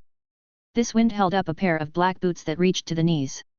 Inside the boots were a pair of slender legs, and the legs were covered with black and white horizontal striped stockings. There is also a part of the content that cannot be seen under the fluttering hem of the dark blue dress. The long blue dress has 2 short puff sleeves, and the snow-white neck and arms are exposed. What is strange is that there is a white apron on the outside of the long dress, as if someone is wearing such a dress. It seemed like she still needed to do housework, and what was even more conspicuous was the blood stain on her apron. Maybe this young woman who fell from the sky also worked as a butcher? The young woman stretched her arms in the air and landed slowly. Her loose and smooth black hair made Hermione envious. She glanced at DeWitt for a few times and said boredly, "Haha, we meet again.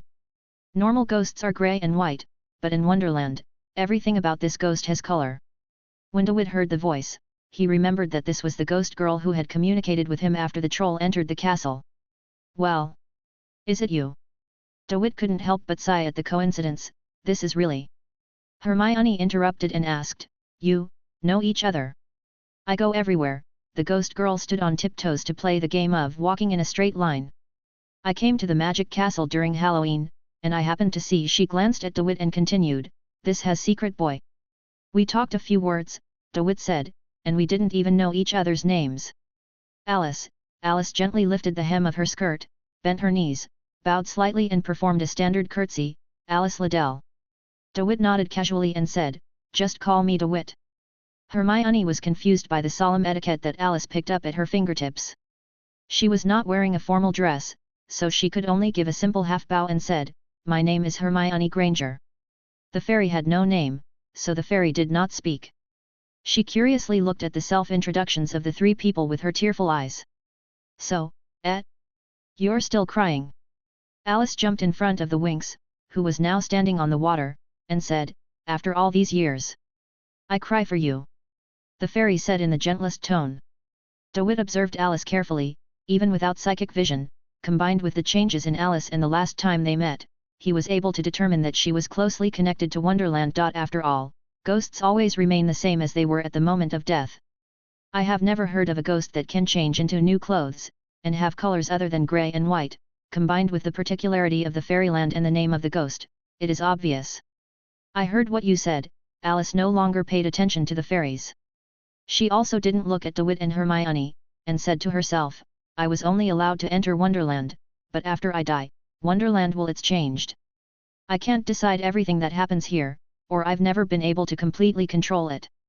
If you want to take her away, I have no objection, and she has no objection, that's fine, but I don't know. How can I help you? As the words used by your wizards say, I am just a muggle.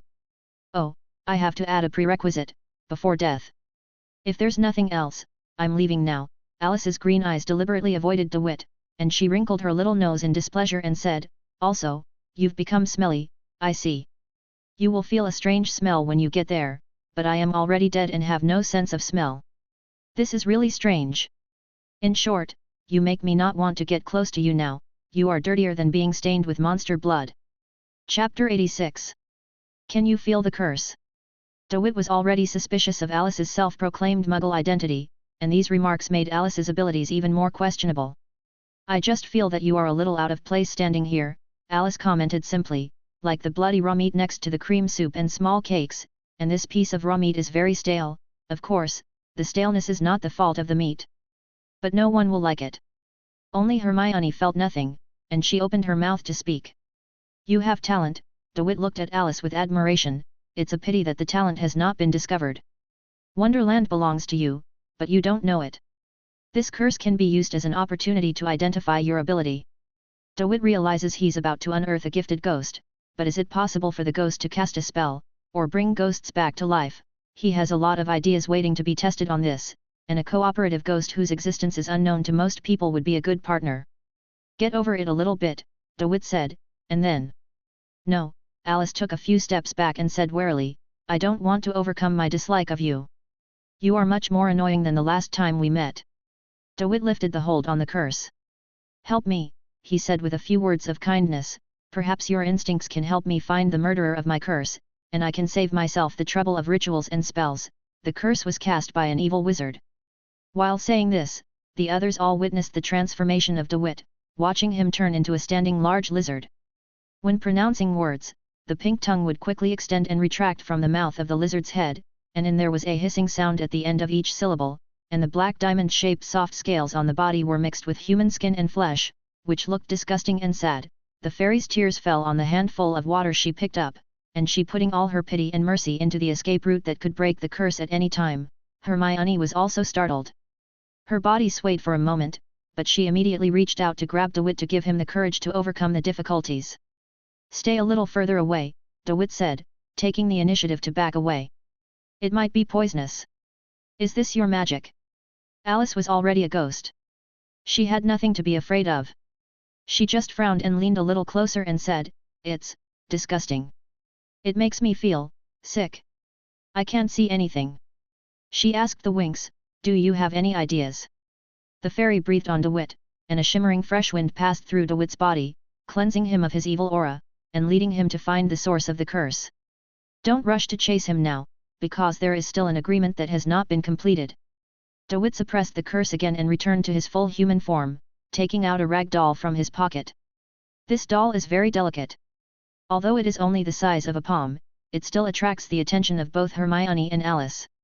Both girls like this kind of thing. The main reason is that the doll's head is cutely big and round, and the hair tied up on both sides of the head is exaggeratedly curly.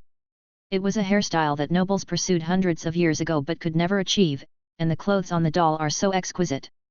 The new clothes the queen wears when she puts on her crown. Hermione simply glanced at the doll, and then observed DeWitt from the side. She was very worried about DeWitt's condition. Likeable. Alice commented. This is just an imitation, just enough to serve as a residence for an ethereal spirit like a fairy, DeWitt said. The original has long since come to life, holding scissors and thread and busy fulfilling its mission. Where does this come from? Asked Alice. Occasionally there are some treasures that fall from the void into the material world, DeWitt said as simply as possible, so they are picked up. What is void? This is not a suitable topic to start today, DeWitt said with a trace of sadness in his eyes. Stop dawdling, come on, fairy, as agreed, you start to exercise your abilities. It was very natural that no one had any objection to what happened next, and it was also because DeWitt no longer called the fairies pets. Likewise, including the fairies themselves, Alice, and Hermione, they all hope that the fairies will no longer have to be trapped in a pond of tears and shed tears every day, and that a free life should not be restricted. Now all the conditions have been perfected, the owner of Wonderland is present, and although Alice does not admit it, she agrees, the medium of transfer is also available, the fairies themselves agree, and there is an agreement, now Dulwich needs to be chartered. Hopefully, it no longer matters whether the tailless unicorn is present or not. Please make a wish. Although the fairy was still crying, she seemed to be crying with joy.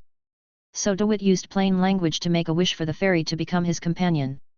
With the right conditions, the fairy floated up, left the water for the first time in his life, turned into a ray of light, and flew into the doll. Changed the doll's appearance, making the doll's hair golden, eyes green, skirt pure white, and a tear mole under the corner of the eye, and the doll can't cry, so the fairies don't have to be uncontrollable from now on. The ground cried. Is it over? Alice was still a little confused. She looked at the doll that could move on its own and asked in disappointment, Is it over like this? It's over, otherwise what do you want? Is there no spell? She still felt that such a result was too easy, as if anyone could do it. You just said a few words, where is the magic? Not even light. DeWitt picked up the fairy doll, looked at the doll's round head and limbs like a small animal, and said, There is no need to cast a spell, I only provide an opportunity. Looking at Alice's frown, she knew that she didn't understand. Looking at Hermione, who was also confused, DeWitt said, there happens to be a curse that can be used as a teaching material, but now there is one more thing, give it a name, you choose it, Alice. Why me? Alice asked strangely. A name is a connection. If you give a fairy a name, it means there is a connection between you. What's more, the relationship between you two is deeper than you think. This is an effective method. For example, one day, suddenly, fairies are going to die due to certain circumstances, DeWitt said, but you are not affected, so a specific name can allow such spirits to reappear and remain themselves, rather than a completely new one appearing. Individual, do you understand? Then call her Dinah. Alice did not hesitate. The fairy doll now had a name, Dinah. She flew up and hugged Alice's nose, then returned to DeWitt and sat on his shoulder, but DeWitt bounced to Hermione. Protect them, DeWitt changed his mind. He felt that it was not good to let his friends worry anymore, so he might as well break the curse now. Now we are going to break the curse. Chapter 87. Dinah is now a doll and has yet to master the ability to speak, but that doesn't mean she's diminished. These elves have a completely independent system, which is less reasonable than the magic of wizards. Perhaps the devil's contract can be compared with creatures like Dinah. They all seem to be born with a lot of knowledge and hold gifts from the world. When you use your ability, you will be able to reap corresponding results based on what conditions you have achieved. So the wind blowing to find the source of the curse started blowing again. Dinah hid in Hermione's hair to guide the direction. Hermione's hair could just block Dinah. Although this would make Hermione's hair more messy, she was very happy. Following the sound of the wind to leave Wonderland, the wind did not leave the Forbidden Forest. Instead, it circled in the deep forest, bumped back and forth among the lush plants, and finally stopped at the place where Voldemort attacked the unicorn. This place was originally an open space, but the current layout has changed from the original one. The black land that is incompatible with the surrounding environment and has no vegetation is revealed. This part of the ground is dry and cracked.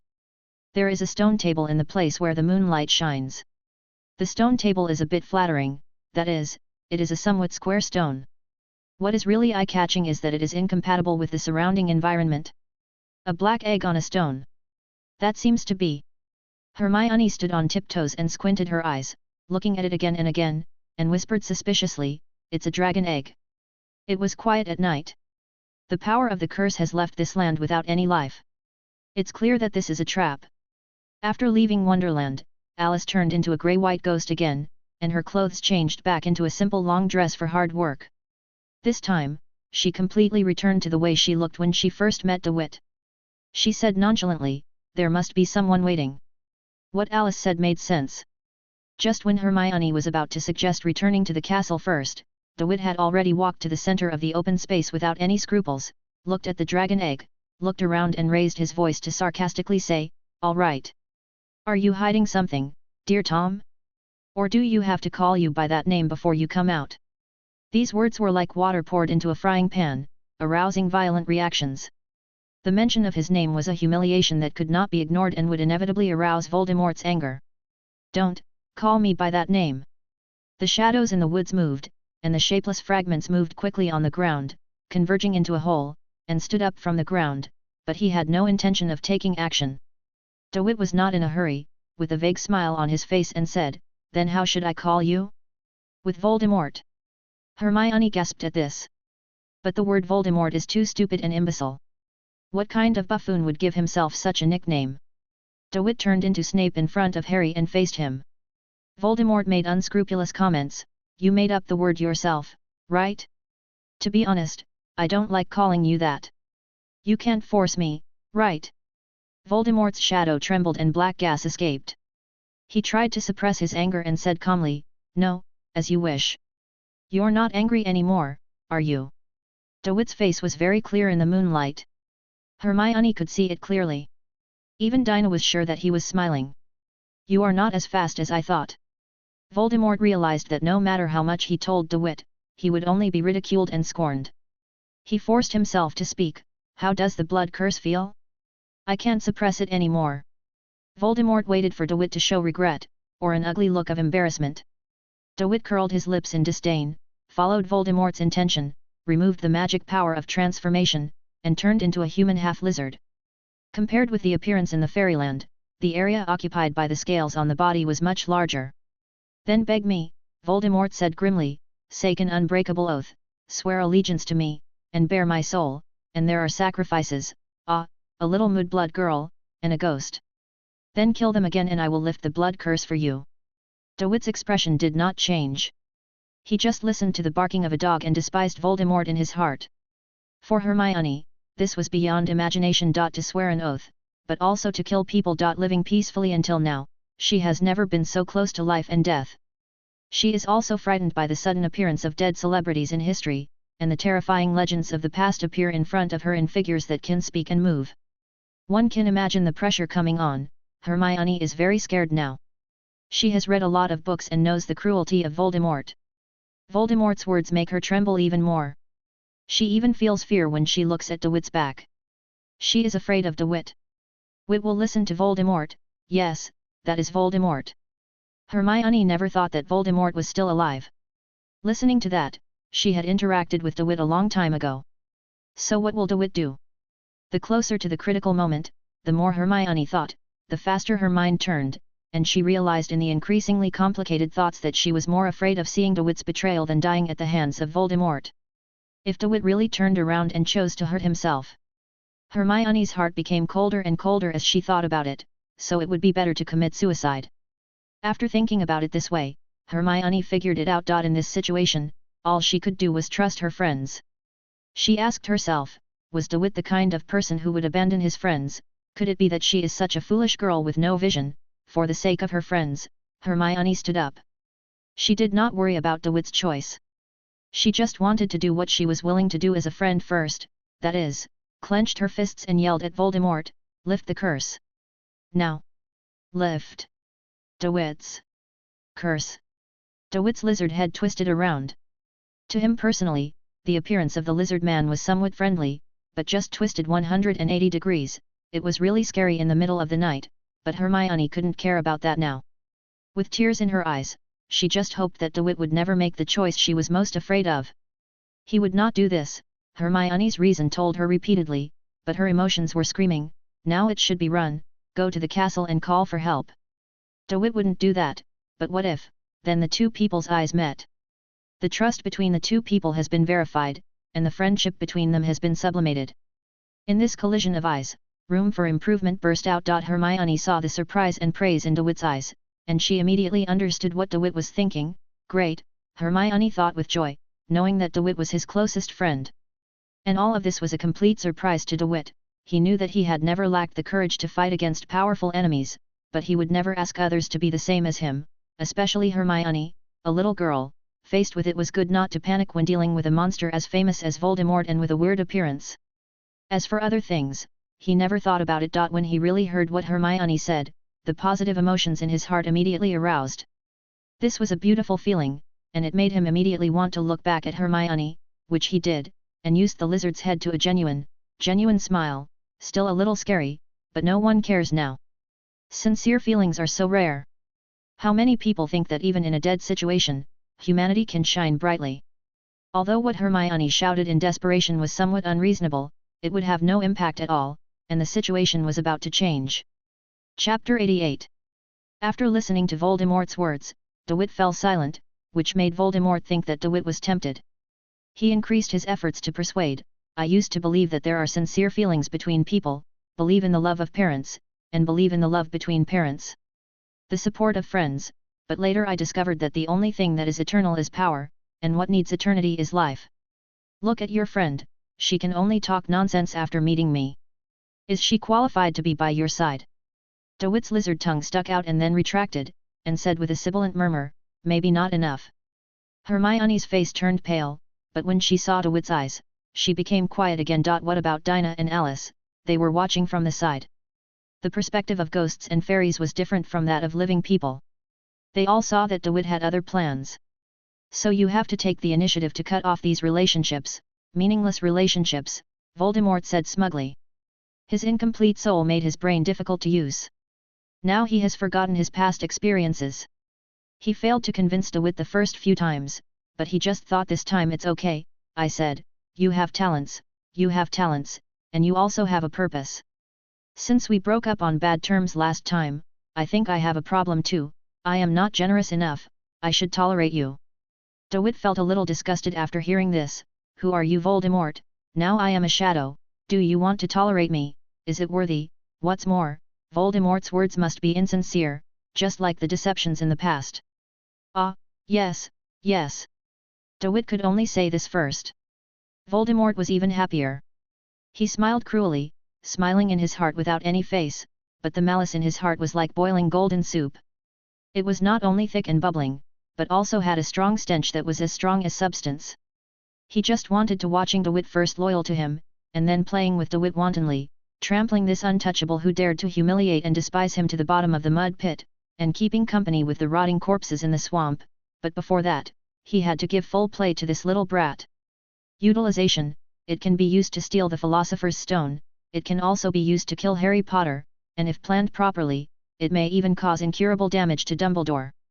Then kneel down, child, Voldemort shouted happily, and then his voice suddenly lowered, and he suddenly said in a strange voice like a snake spitting messages, but before that, I think it is necessary to show some means to convince you. Voldemort was not seen making any moves. He could only be heard neighing in a low voice. The dragon egg on the stone shook for no apparent reason. The hard eggshell crunched against the stone, and DeWitt's transformation into a beast also progressed. Rapid growth, accompanied by severe pain, think about it, the bones are elongating and shrinking at the same time and bifurcating, the cells differentiate and then die, the scales drill out of the flesh, penetrate the fat layer, break through the epidermis, and the crooked ones are like sideways wisdom teeth, crushing good nails and old scales. In such pain, DeWitt's consciousness became more and more clear, and he was fearless. The reason for this choice is that only by using the most effective and personal experience to experience the principles of the blood curse can we more quickly master this powerful method that is not recorded in books. What is the medium? DeWitt looked at the dragon egg to get the answer. What about the way? He thought, his body trembling a little. Of course it is blood, or a part of his own body, which is connected to the attack Filch suffered on Christmas Day. The attack on Filch was a snake that sneaked into Hogwarts Castle just to get its own hair. As a result, he was bumped into by Filch while operating at night, so the frame-up of leaving his initials was actually just a coincidence. No wonder it was so blunt. How did you do that? DeWitt's face bulged with terrifying veins, and he asked intermittently, how could the blood curse be unreasonable? Voldemort stopped chanting the curse, and DeWitt's pain immediately dissipated, but bursts of phantom pain remained. Voldemort said arrogantly, this is power, how ridiculous. Do you want power to reason with you? Look at your friend, what else can you do except stand there and tremble? She even trembles harder than you. It's sad, child, you have to reflect on the way you look for friends, a ghost, a weakness. What's the use of a girl? They can't provide any help except offering it to me as a sacrifice. I suggest you dedicate her life to me with your own hands as a way to bid farewell to weakness and welcome the turning point of a new life. I will be like the last. How about a good teacher letting you learn more knowledge through personal experience? How strange. Of course DeWitt would not believe that Voldemort was full of loopholes. He heard all of Voldemort's subtext. Voldemort not only wanted to torture his body, but also humiliated his dignity and principles as a human being, but other than that, in addition, DeWitt also found it strange, when Voldemort escaped last time, he couldn't even speak coherent words, but now he can use such a powerful curse. There must be something fishy in this, but at the same time, he forgot one thing. Hermione is still behind. A lot of time passed, and Hermione's initial fear was gone after she looked at DeWitt. She just felt distressed when she saw DeWitt suffering, but she didn't know what to do. This was also is it part of DeWitt's plans? She didn't know, but it seemed that DeWitt was at a disadvantage, and Voldemort was a famous demon. If the disadvantage continued, what would happen if DeWitt really had a problem? So she had to wait for an opportunity, and she was ignored. Voldemort thought he had a chance to take control of the situation. But will your attempt really work? Hermione had to consider this issue. She thought with some despair. Not to mention Voldemort's evil reputation among adult wizards, the gap between adult wizards and new students was insurmountable. But when she heard Voldemort's nonsense, Hermione still couldn't restrain her anger. Evil was rampant, and her own life and death were regarded as nothing. This kind of behavior was tantamount to humiliation. Even if she didn't know many spells now, she had to do something now, otherwise Hermione herself would look down on yourself. So Hermione chanted the spell at this time. This was the first time she used offensive magic. She tried her best and yelled out a spell that was almost screaming. Even Hermione herself didn't hear clearly what she was saying. She only wanted to defeat Voldemort. Of course, this is just a fantasy, but it is not an extravagant hope. At the very least, it can stop Voldemort for a moment, right? The red light was emitted from the tip of the grapevine wand, streaking through the air with the determination of the little girl. In the blink of an eye, it was in front of Voldemort. What was the result? Hermione held her breath at this moment. So only imagination is beautiful, and miracles have not favored this place. Voldemort didn't even look at Hermione's curse, and he didn't even bother to hide, letting the curse pass through his body and disappear into the black jungle behind him. The result was frustrating. Voldemort didn't even look at Hermione. He said to DeWitt, "It seems that your friend is not determined to give up. She actually thinks she is qualified to cast a spell on me. In fact, this curse was not completely useless." As a provocation, it successfully angered Voldemort, allowing him to activate the curse again, and continued, "So I decided to cancel the time for you to think and bear the consequences of your friend's recklessness. Maybe this will make you think about your relationship? You don't have to thank me. It's fair that the friend's fault should be borne by the friend. When you think about it, you can always return the pain you are suffering now, return it to the real culprit, a mudblood girl, who made you suffer." Continuing the attack would only cause DeWitt to suffer more pain, and Hermione could only put down her wand. She glared at Voldemort, but there was nothing else she could do. But the time has come, DeWitt believes, to end the farce. Chapter 89. Voldemort enjoyed the pleasure of tormenting DeWitt, detailing DeWitt's sins. "You are such a disobedient brat. A brat of your age should be full of power, fantasize about his own uniqueness, and daydream about saving the world all day and night, but you never do what I tell you. A perfect plan." Voldemort freely controlled the progress of the blood curse and adjusted the pain level of beast transformation back and forth. The purpose was to keep DeWitt sharp. "You killed the troll, and then you killed Quirrell, my plan. I keep changing because of you, even when I had to drink the blood of unicorns to stay alive, you stopped me. Although Quirrell bore the price for me, but When Voldemort saw the dumbfounded Hermione, he used the changes in shadows and airflow to convey his sneer. In a cruel and cold tone, he said to Hermione interestingly, "I didn't expect your friend to have this side, did you? You want to listen?" "Did your friend admit it himself? Come on, you damn brat, tell your friend, tell the friend who attacked me for you, what kind of person you are. After all, there shouldn't be, between friends, secret."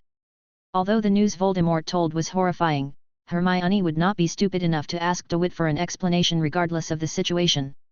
She quickly adjusted her state and attacked Voldemort again, because Hermione discovered that even if she stopped, Voldemort has not stopped manipulating DeWitt's blood curse, so it is better to take advantage of now and try all the spells she can think of, hoping which spell will work. At the same time, she is also whispering to the fairies for help. But Dinah's answer was the same as when Voldemort appeared.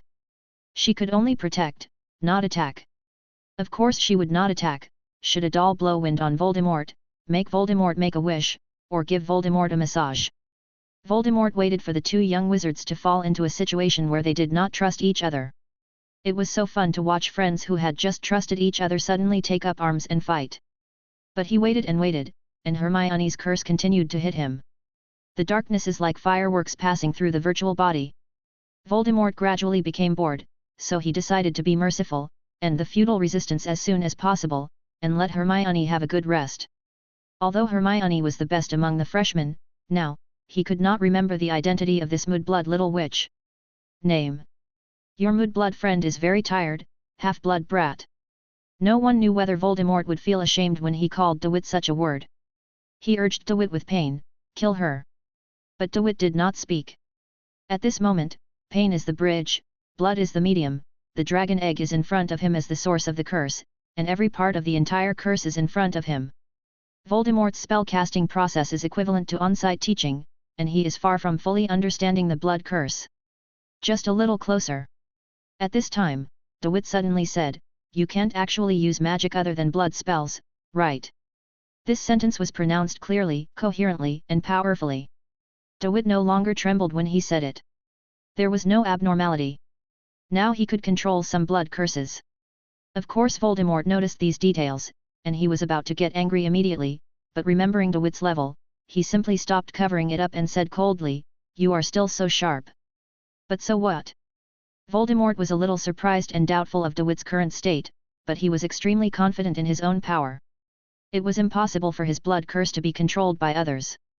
He had the right to assume that DeWitt had an astonishing ability to deal with pain. "Tolerance," continuing in a tone of masterful arrogance, "your consciousness depends on a thought of mine. Think of yourself, no matter how capable you are, no matter what your purpose, if I will, you will become a reptile and feed on the dirt, on smaller reptiles." DeWitt thought of the scene where Voldemort gnawed on the soil mixed with unicorn blood, and Voldemort must have also remembered it, otherwise he would not have changed his mind. "Your only right choice now is to kill this blind mudblood." Voldemort felt a little uneasy, but this uneasiness came for no reason. After suppressing it, his speech speed increased unconsciously. "Even if I don't, so what if you can use magic? The only option that can keep you alive is to listen to me, just listen to me." "That's ridiculous," DeWitt was about to say. "You want to see us turn against each other? But I will not betray my friends. I am a human being, not to mention that my friends also trust me. I can't see that from you. Any good thing, I can completely understand your behavior as jealousy. You are jealous of everything. The more you lack something, the more you despise it. You are so despicable." Voldemort fell silent, and the violently fluctuating shadows around him showed his inner unrest. From a rational point of view, the best way for him to achieve his goal was to continue to use words to encourage DeWitt until he was completely under control. But now, the successive humiliations, that kind of calm, judgment-like statement, made Voldemort lose his mind. Even if the next plan will be affected and he will continue to act in the form of shadow, it doesn't matter. He just wants to let Germany. Wit died, immediately turned into a lizard and died miserably. Feeling the connection provided by the blood curse, Voldemort let out a weird grin, and shouted ferociously, "Then you will die." The malicious curse became active at the same moment, and the irreversible transformation into a beast was about to happen. But just like the long foreshadowing, DeWitt was already on guard, and now everything was finally going according to plan. He waved his hand in the air. The hand with nothing seemed to throw something out, and it did throw something out. It was an illusory black chain, emitting a purple light that symbolized a negative state, making a tinkling sound, ignoring Voldemort's illusory words. The gesture connects DeWitt and Voldemort. "You want me to die?" DeWitt sneered, settling old and new grudges together. Everything he had just suffered must be returned in kind. He sneered in a low voice, "First taste the pain you inflicted on me." Chapter 90. The magic of the necromancy school is always so close to people's negative experiences. The shackles of pain are also based on this. The purpose of this spell is to share pain and damage with the enemy, but after giving up the shared damage, DeWitt can return all the accumulated pain to Voldemort. Does it hurt? Now the situation has reversed. The same pain has been borne by another person. Voldemort can't even maintain the blood curse. He must try hard not to let the body made of shadows collapse, and he has to listen to DeWitt continue to sneer, "Talking, right? The famous Dark Lord, why do you talk so much?" In fact, DeWitt talked a lot, but he did not forget to take action. Quickly arriving in front of the dragon egg, DeWitt rubbed his fingertips hard on the body of his wand. The dragon scales on it stood up at the right time, making a shallow cut, and a moderate amount of blood flowed out. "Drop it on the dragon egg." Of course, the blood curse needs blood-related means to be lifted. DeWitt pressed his hand on the eggshell to feel it for a while. Unfortunately, when the curse started to take effect, the life inside died, and the only fluctuation was the curse. The magic power consumes everything of an unborn dragon. DeWitt originally wanted to use Voldemort as an experimental subject for the blood curse, but Voldemort only had a remnant soul and could not turn into a lizard, so he would delay it any longer. "I am afraid that the remaining value of this precious dragon egg will be exhausted. So, the object of blessing has to be changed." DeWitt mobilized the power of the secret source to bless this dragon egg. Maybe this dragon egg will be rejuvenated. When the green light penetrated into the dragon egg and lingered on the shell, the power of the curse was indeed dissipated by the blessing of the secret source, and the power of the blessing fed back to himself through the same path, changing the beastly appearance back. After confirming that there was no trace of the curse left in the dragon egg, DeWitt put it in his pocket. He could study it later. There's also Voldemort to deal with.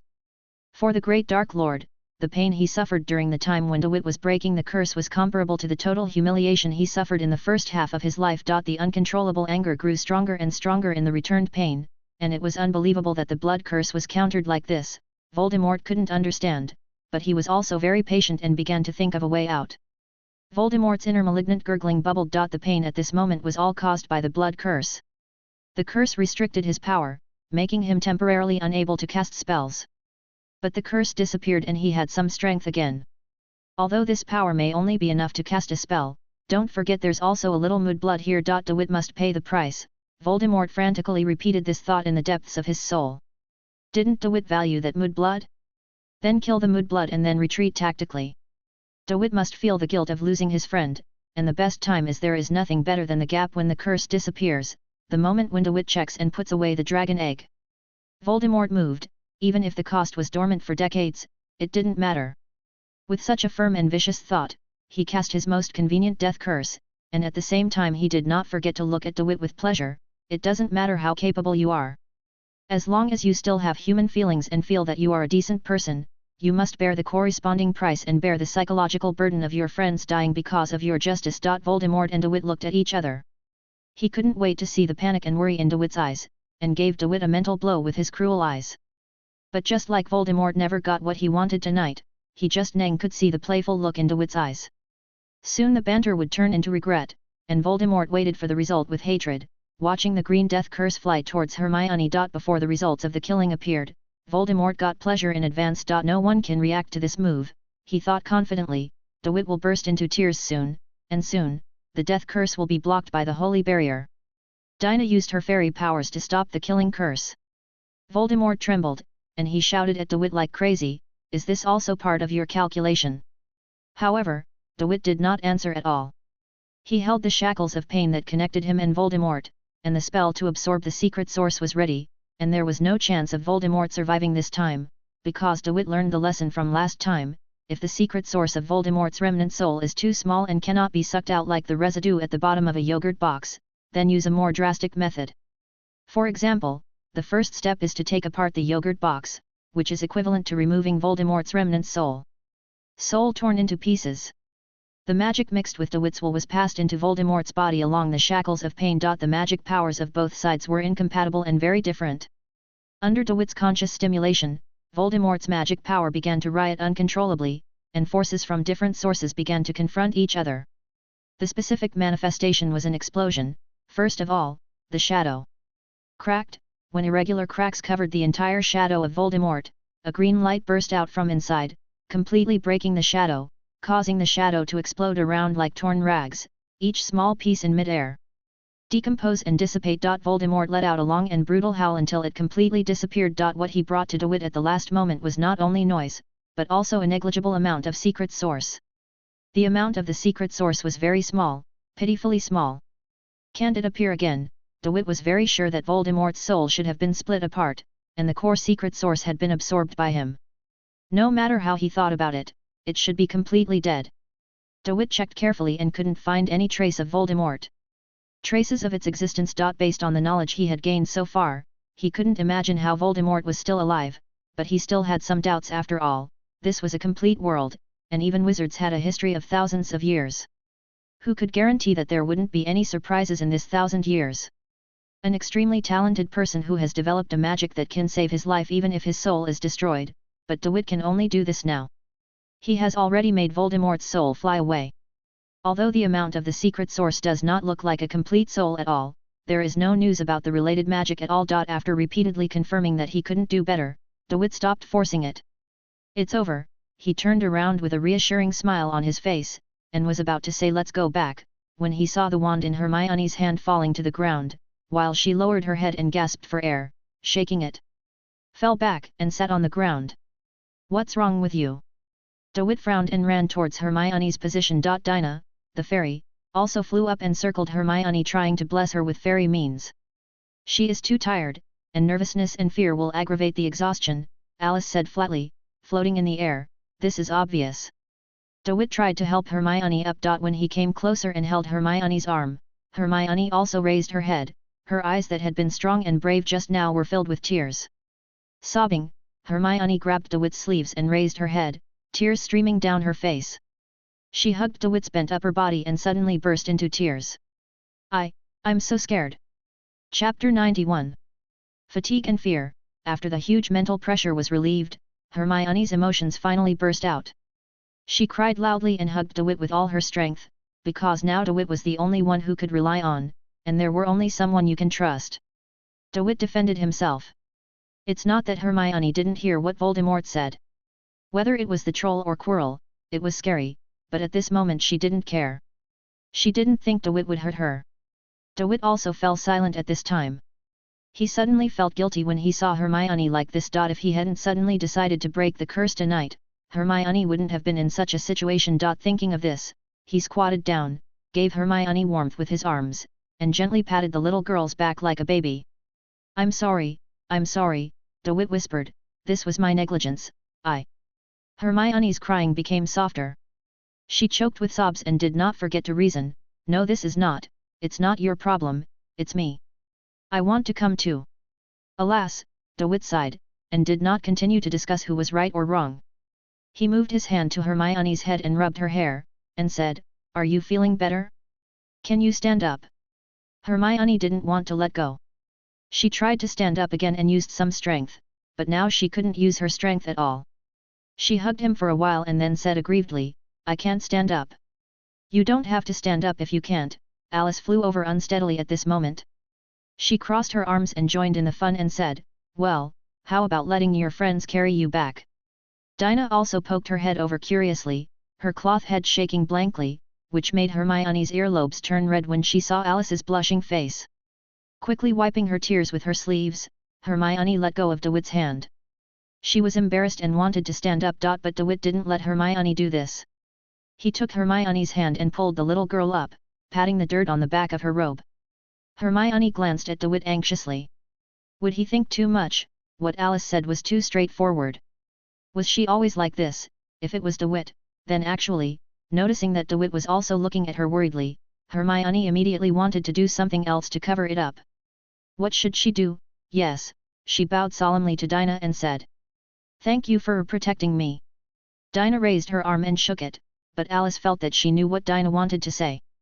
Although she wondered why she felt this way, she also said, Dinah said, even without her help you are also in a protected state. Oh, you said I am also protected? Was it, you did it? The last question is for DeWitt. That's for sure. DeWitt is not proud of this. Although the defense he has set up can resist both magic and physical damage, he has never been superstitious. Instead, he believes that no matter how thorough the protection is, there may be omissions. The real safety means never taking risks. He just nodded calmly, and anyone could see that he really didn't show off with this, and he said quite simply, it's me, just a crude spell. No one will believe DeWitt's so-called crude nonsense. Dinah can feel the strength of the protective spell more intuitively. Alice has seen the scene where DeWitt knocked the troll to death. Hermione still has many questions to ask. Hermione was upset when she thought of what Voldemort said. She resisted subconsciously and didn't want to think about it in detail. She just wanted to postpone the specific time to ask for clarity. She knew she would definitely ask. This is the character of Hermione Granger. She trusts DeWitt, but it does not prevent her from asking for clarification. It must be done in moderation and with respect, Hermione repeated in her mind, it is normal for friends to have secrets. There must be a reason for what DeWitt did. He does not look like a bad person at all, and those words are all serious. What the murderer Voldemort said was not credible at all. But she actually felt it was credible, just felt it, and in her thinking just now, she subconsciously felt that it was true. What's the point of dragging it on like this? Hermione suddenly thought again. She was sure that DeWitt was her friend. If there were problems between friends, they had to communicate. There was no point in hiding it. This is how estrangement grew. She made a decisive decision and asked now. That shadow, Voldemort, right? Yes. But the Ministry said he was long dead. Obviously not dead. DeWitt patted Hermione on the shoulder, released her hand and said, let's talk as we walk, A&D. Dinah, you follow Hermione first. Where's Alice? The doll flew to Hermione's head and got into Hermione's hair. Alice yawned, as if ghosts were really sleepy and said, I'm leaving. I'm just a ghost. I don't want to go where you living people go. If you don't mind, I may come to the castle to find you again. After that, she didn't even give her a chance to say goodbye and left in the opposite direction. I suspect she just thought it would be no fun to follow us any longer, so she left. DeWitt said casually. Hermione nodded absently. She was thinking about the words to ask. However, DeWitt had already guessed what Hermione was going to ask at this time. He remembered the past scene and imitated the tone of a half-demon and said, "What Voldemort said, yes, I killed both the troll and Quirrell. He possessed Quirrell, and the unicorn was saved by him. No one has found out yet that I did what happened to Quirrell. Come to Hogwarts I also have a purpose, purely for learning, while Voldemort is for the Sorcerer's Stone. According to Voldemort, the Sorcerer's Stone is in the restricted area of the castle. I think you also want to ask whether Voldemort is dead this time. I have reservations, because the part of the soul is too little, as if he had chopped off an arm a long time ago, and this arm came to life, and I just smashed the arm to pieces." Hermione subconsciously wanted to continue asking, but when she was about to speak out, she realized that the questions had been answered, all the doubts had been solved, and now she had arrived in front of the castle. She stopped, feeling a little confused. Too many things happened today. DeWitt finally realized that Hermione was not yet 12 years old. She was a little girl, an innocent and kind-hearted little girl whose true nature had not yet been wiped out. Having never traveled alone, killing and loneliness were experiences she had never experienced before. Hermione has never been locked in a box, and there are no strange voices in her head. Apart from her talent for learning, she is just an ordinary child. Now the two of them were walking on the stairs of the castle. DeWitt helped Hermione not to trip and entered the lounge. When they parted, he said jokingly, "Have a good rest first. If you have any questions, you can ask tomorrow. Of course. Don't rush to the Ministry of Magic overnight to report me. You wouldn't do that, would you?" Chapter 92. Of course Hermione would not do this, and she had no intention of paying attention to DeWitt's joke, but she also had doubts in her heart. Was this sentence really a joke? If he really went to the aura of the Ministry of Magic and said that DeWitt had killed someone and was a professor at Hogwarts, how would he deal with himself? What will happen to DeWitt? Regardless of how DeWitt would treat her, the situation where DeWitt was arrested by the auras of the Ministry of Magic was definitely not what Hermione wanted to see. When he said this, DeWitt smiled easily. When he talked about killing people, DeWitt also had an indifferent expression. Was it many times? Hermione didn't know what kind of environment created DeWitt's disregard for the law. That's killing people? Normally, Hermione would feel horrified when she heard about murder, but when she associated murder with DeWitt, she thought it was no big deal, recalling DeWitt's usual behavior, except for rarely saying hello to people with whom he had a normal relationship. There is no difference from other students. It can be seen that killing people has no impact. Having a life in hand is no different from other students. It does not affect DeWitt and turn him into an extreme lunatic who talks nonsense. So killing seemed to become special and ordinary at this time, which confused Hermione. It was clear that reason was repeating that killing was a terrible evil, but if you analyze DeWitt rationally, you can find that he is not bad. The final conclusion is clear. Just looking at a certain behavior cannot tell everything about a person. Philanthropists will also exploit, and prostitutes will also help others. Some wars are for self-protection, and some rescues mean damage to the environment. The reason is obvious. Voldemort's actions are contrary to common sense. Brutal evil that is not conducive to development. Accepting Voldemort's possession of Quirrell is the nourishment that promotes evil. He may be confused, but this is not the reason for him to help evil, so DeWitt is not wrong at all. He killed and wanted to harm himself. There was nothing wrong with the troll, and killing Quirrell was more for self-protection. Think about it, it was a life no matter what. When Hermione put herself in his shoes, she couldn't help but feel caring sympathy. DeWitt, how much pressure have you endured behind the scenes? After figuring it out, Hermione finally stopped worrying. She knew what she should do. All she had to do was wait until tomorrow. The most important thing now was to have a good sleep, and this sleep was like blinking an eye. Daylight shone through the curtains. When Hermione woke up, she felt as energetic as a new body. After seeing her wake up, Dinah also awkwardly let her hair crawl up her shoulders. How cute! Hermione thought silently and reached out to poke Dinah's face. She had now forgotten how Dinah looked like a fairy in the pond in the Valley of Tears. Putting on the Hogwarts robes, the original dirty clothes were placed in the dormitory. In a few days, they would be clean and neatly folded and appear in their original places. This should be the magic of the castle. Hermione didn't pay much attention to it. Everyone did. Do this. None of the roommates got up, so Hermione quietly left the dormitory, washed up and went downstairs to the common room. It's still a little too early now. It's just dawn. The reason why the daylight can penetrate the curtains is because it's a sunny day. However, even so, there is a person waiting in the common room. The person is leaning on the sofa. The head poked out from the backrest. After sleeping deeply all night, Hermione's muscles were still a little weak when she spoke, and she said vaguely, "DeWitt? Why did you get up so early today?" "I'm waiting for you." DeWitt turned sideways and put his arm on the back of the sofa. "You must have thought about it, whether it's asking me or what to do next." Hermione didn't speak for the first time. She carefully considered DeWitt's current expression. Listening to what DeWitt said, she felt a little uncomfortable. "I feel sorry for myself for thinking about you, but I'm still wary of myself after saying this," so the movement of sitting down became more serious, and the tone became a little harsher. "Did you just say it when I asked you? Just ask me." At least this sentence was sincere.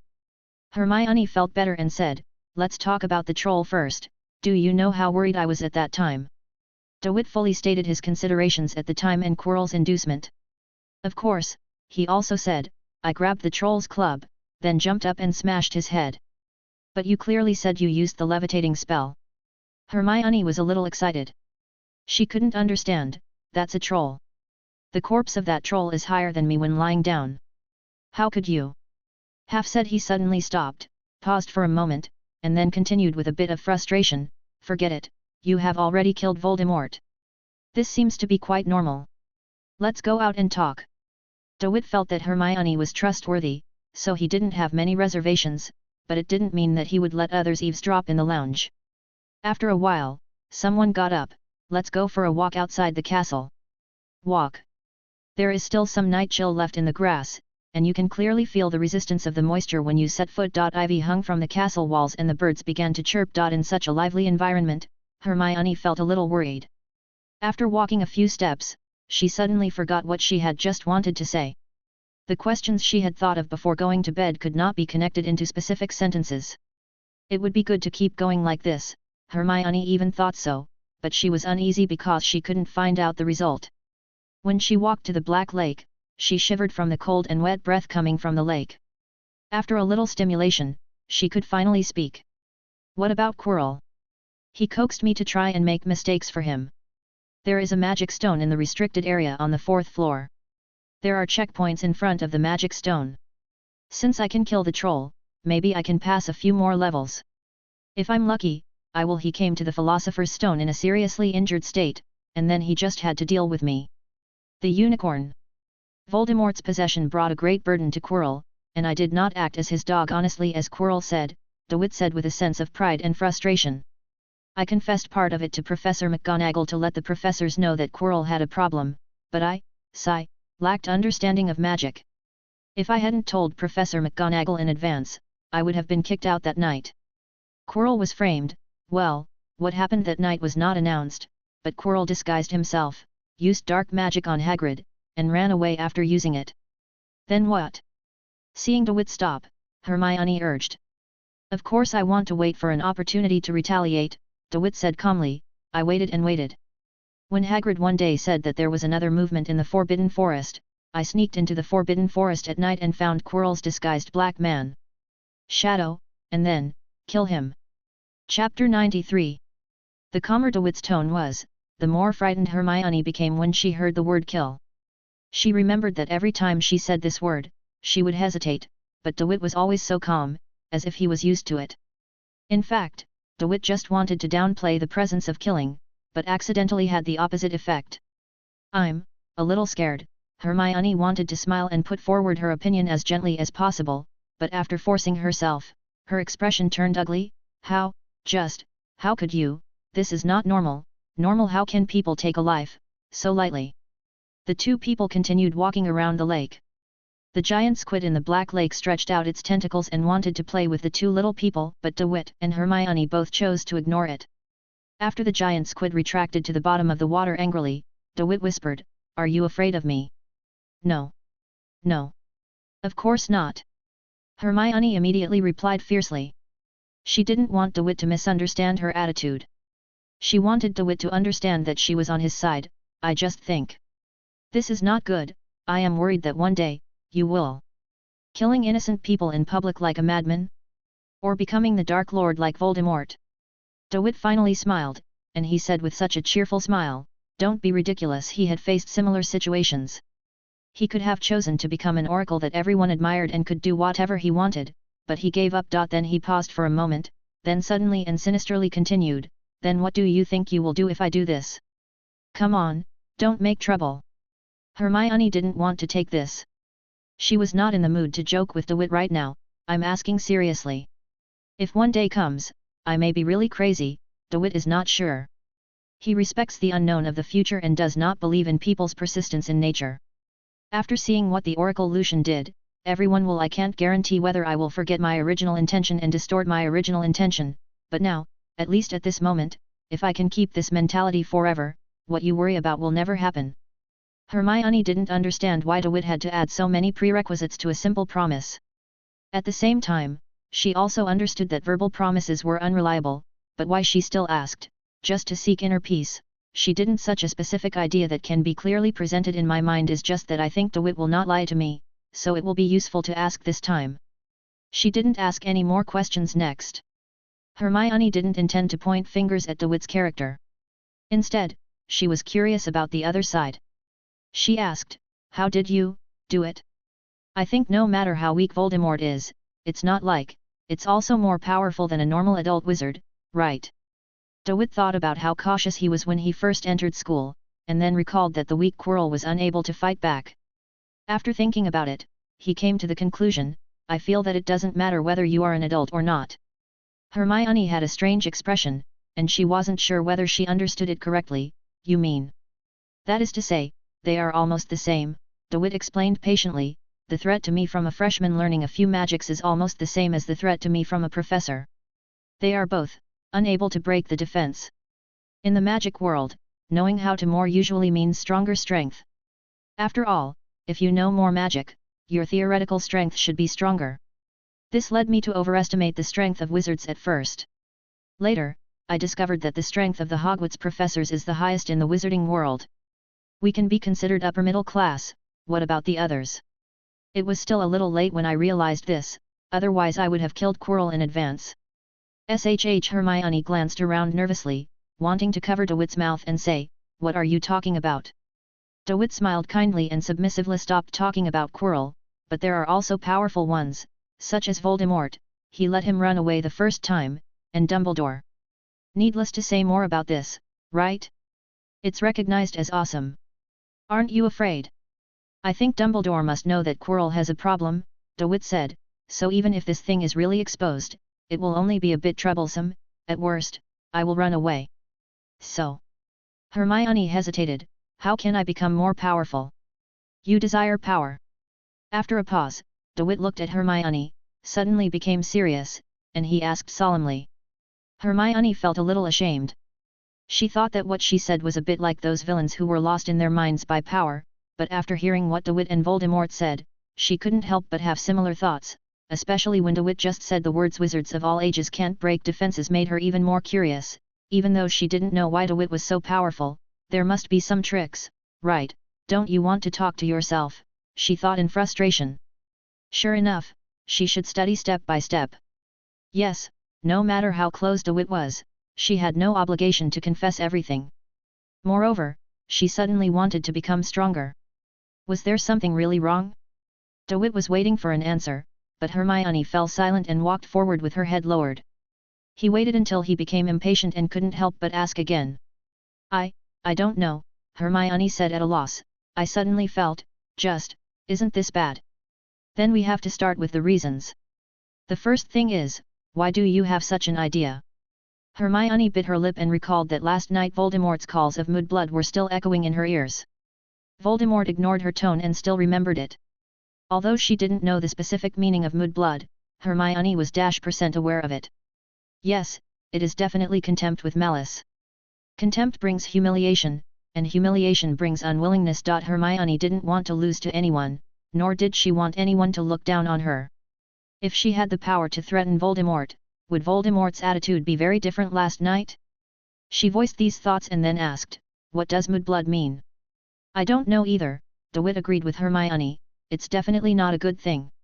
"So you want to become more powerful?" Hermione nodded hesitantly. "This is normal." DeWitt understood very well, recalling the days in Castle Joy. His first goal of longing for power was to avenge the NetSource mentors. It was a very difficult time, and then he boarded the ship and was selected to become the Awakener. "I think this is a positive motivation and a good thing. Do you want to hurt innocent people?" DeWitt suddenly fell silent. He had hurt innocent people, so he subconsciously couldn't continue talking at this point. In the final analysis, he did not choose to become a god. He is very capable of recognizing himself and considers himself to be an ordinary person with some abilities. A quiet life is good. Even so, it is difficult to avoid feeling guilty in the dead of night. As time goes by, sometimes he feels this was meaningless. He shook his head and continued, "To resist evil is to uphold justice, and justice is positive. If you meet this point, you are a good person, and a good person is very good." "Teach you," DeWitt didn't want to refuse at first. Hermione would definitely be of great help. He said happily, "We will practice since there is no class." Chapter 94. Teaching is one thing, whether it can be successful is another. It's almost time to start classes. On this day, Hermione was rarely distracted in class. She went back and forth thinking about how and what DeWitt would teach her. Seeing that all the classes were about to end, suddenly at the end of get out of class in the evening, an unexpected person blocked the way of DeWitt and Hermione. It was Draco Malfoy. This kid had long forgotten about being scolded by DeWitt on the train. He still looked arrogant and said arrogantly, "You. Come here, I have something to say." Hermione immediately looked at DeWitt nervously. She was very afraid that DeWitt would tear Malfoy to pieces like he killed Voldemort. Of course DeWitt would not do this. His expression didn't change much. He smiled at Hermione and asked calmly, "Where are you going?" "You come alone," Malfoy glared at Hermione with disgust. Even though there were two followers behind him, he insisted on letting DeWitt face him alone. "Follow me." At this moment, Hermione's mind ran through the synonyms of several words: seeking death, not knowing what is good or bad, hitting the stone with an egg. Under DeWitt's comforting eyes, she forgave Malfoy's rudeness almost compassionately, and treated DeWitt with said, "I'll wait for you in front."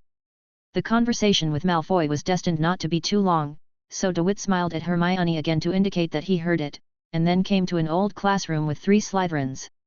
The structure of the classrooms at Hogwarts is basically the same. Crabbe and Goyle wiped the old table, and Malfoy jumped on it pretending to be cool, with one foot on the stool and the other leg hanging in the air, smiling elegantly.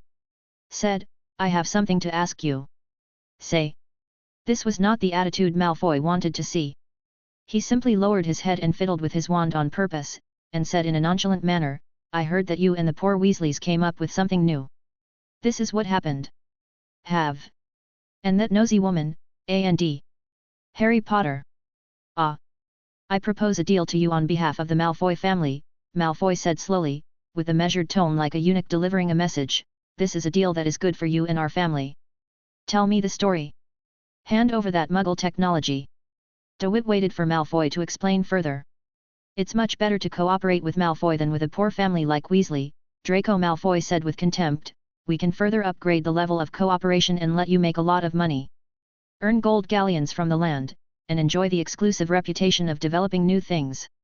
What is that thing called? In short, there is no harm in cooperating with us. At the same time, you can get rid of those friends who are like burdens. We can provide a good platform allows you to make truly noble friends in the magical world." "Not bad," DeWitt looked tempted, and asked, "How many galleons can you give me?" "That depends on the specific benefits. Have you made any estimates? How much money can this thing make?" Malfoy couldn't tell. "Then how do you want me to get rid of the others? You know, without them, I might be exposed and unable to do anything. Malfoy doesn't have a charter either. What if this thing is exposed? I have taken a big risk, and if it happens like this, my friends will definitely break up with me. Then how sad I will be. Tell me, do I have to add more money?" Malfoy was shocked and confused. He couldn't understand what was going on in DeWitt's mind. My opinion is that you should go home and tell the adults at home, DeWitt said with a smile. These are all problems, right? Problems must be solved, otherwise it will be difficult for me to cooperate with you with peace of mind. After saying that, DeWitt patted the stupid Malfoy on the shoulder and left. On the way, he turned back and reminded him, remember to discuss this with the adults at home. Remember, don't forget. After leaving the classroom, DeWitt found Hermione again. How are they? Hermione asked. How about what? Didn't you hit them? We have no plans yet. So it will happen in the future? Let me tell you, don't mess around. Before Hermione could finish speaking, DeWitt quickened his pace. As soon as he returned to the common room, he called over his friends who had participated and relayed Malfoy's words verbatim. Bad ones. Ron yelled angrily, let me tell you, there is no good person in the Malfoy family. I knew it the first time I met him, Harry agreed. Fortunately, I didn't make friends with that kind of person. Malfoy didn't look for you, did he? DeWitt asked the twins. We were just about to tell you. Fred and George looked at each other, became unusually serious, and said, students from other families have also found us and said they want to cooperate. The difference is that we are not allowed to monopolize the results. Did you tell me how many gold galleons you were given? Nothing. The plan is to let us work in vain. They will come in and kick us out. They will give us a sum of money and settle the matter. After all, the technical content of the things we come up with is really not high. That's what we're worried about, the twins said. At that point, it won't be up to us how to use this thing. Ron suddenly said sourly, why is no one looking for me? He also remembered it at this moment. During one of the breaks today, Harry was called out by a senior sister from the outer college. Harry didn't hide it after he came back, but now that he heard it, he felt uncomfortable. Hermione was very unhappy because no one came to her. She could think of a reason, it was just that she had a bad background. Is it wrong for her parents to be muggles? Of course it's true, but it's just that wizards of this kind of background have no backing, and it is difficult to help the cause of cooperation. Therefore, the opinions of wizards of Muggle origin are always ignored. Because they are weak, no one cares. Do you have any ideas? DeWitt asked for the opinions of those present, and asked the twins emphatically, is there anything your parents can do? They said we were free to do whatever we wanted. Can't we not cooperate with those pure-blood families with nostrils that reach the top of their heads? Ron complained bitterly and resentfully, I get angry when I see them, don't they just have a few bad money? We don't even have a few bad dollars. The twins laughed and rubbed Ron's head, little brother, you are so naive, you don't even realize the most critical problem. We're still not good enough, Hermione said heavily, if we don't cooperate, we can't hand over the things. Even a wizard who knows a little bit about magic can imitate this kind of thing, so what can we do then? Chapter 95. But we obviously only plan to try it out at Hogwarts, right? Harry asked confusedly, what does this have to do with cooperation? Those people came here to consider the follow-up matters, Hermione explained, this is a profitable business, and Hogwarts certainly can't prevent it from being known to the outside world, and of course it can't stop it. Although the technical content is it's really not high, but it is our hard work after all, and it would be very uncomfortable if others use it indiscriminately. That's the truth. Said the twins, we can throw away things we don't like, but we feel unhappy if they are robbed or used indiscriminately. Is there any family that respects us more? Hermione asked. Yes, Fred winked, of course it's us Weasleys. But we don't have the money, George shrugged. We can't help much. Sometimes, conscience is a stumbling block to development, DeWitt said dejectedly after being silent for a long time, it will decline anyway. Harry suddenly said, I have money. All the Potter family's money is stored in Gringotts. Oh, you have no way, Hermione immediately retorted, no one is here to help. Harry lowered his head in frustration. So, everyone, there is a very critical question here, DeWitt said, what do you think of the mirror we made? Do you treat it as an irreplaceable, symbolic treasure, or do you treat it as a tool? A convenient tool that can be used by everyone? To be held tightly, or to be willing to share?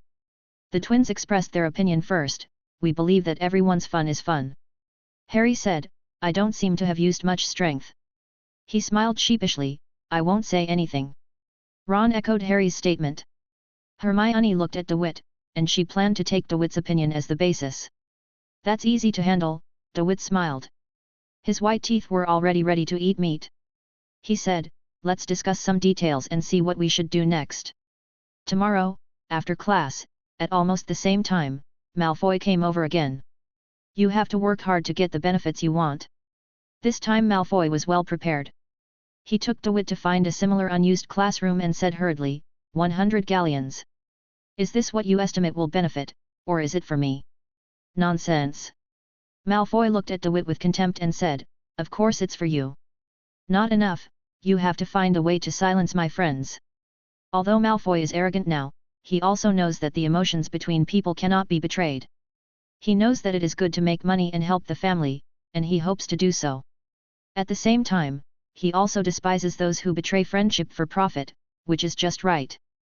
DeWitt was such a person in his eyes, so Malfoy's tone became more contemptuous. How do you want your friend to shut up? Can your family engage in assassination?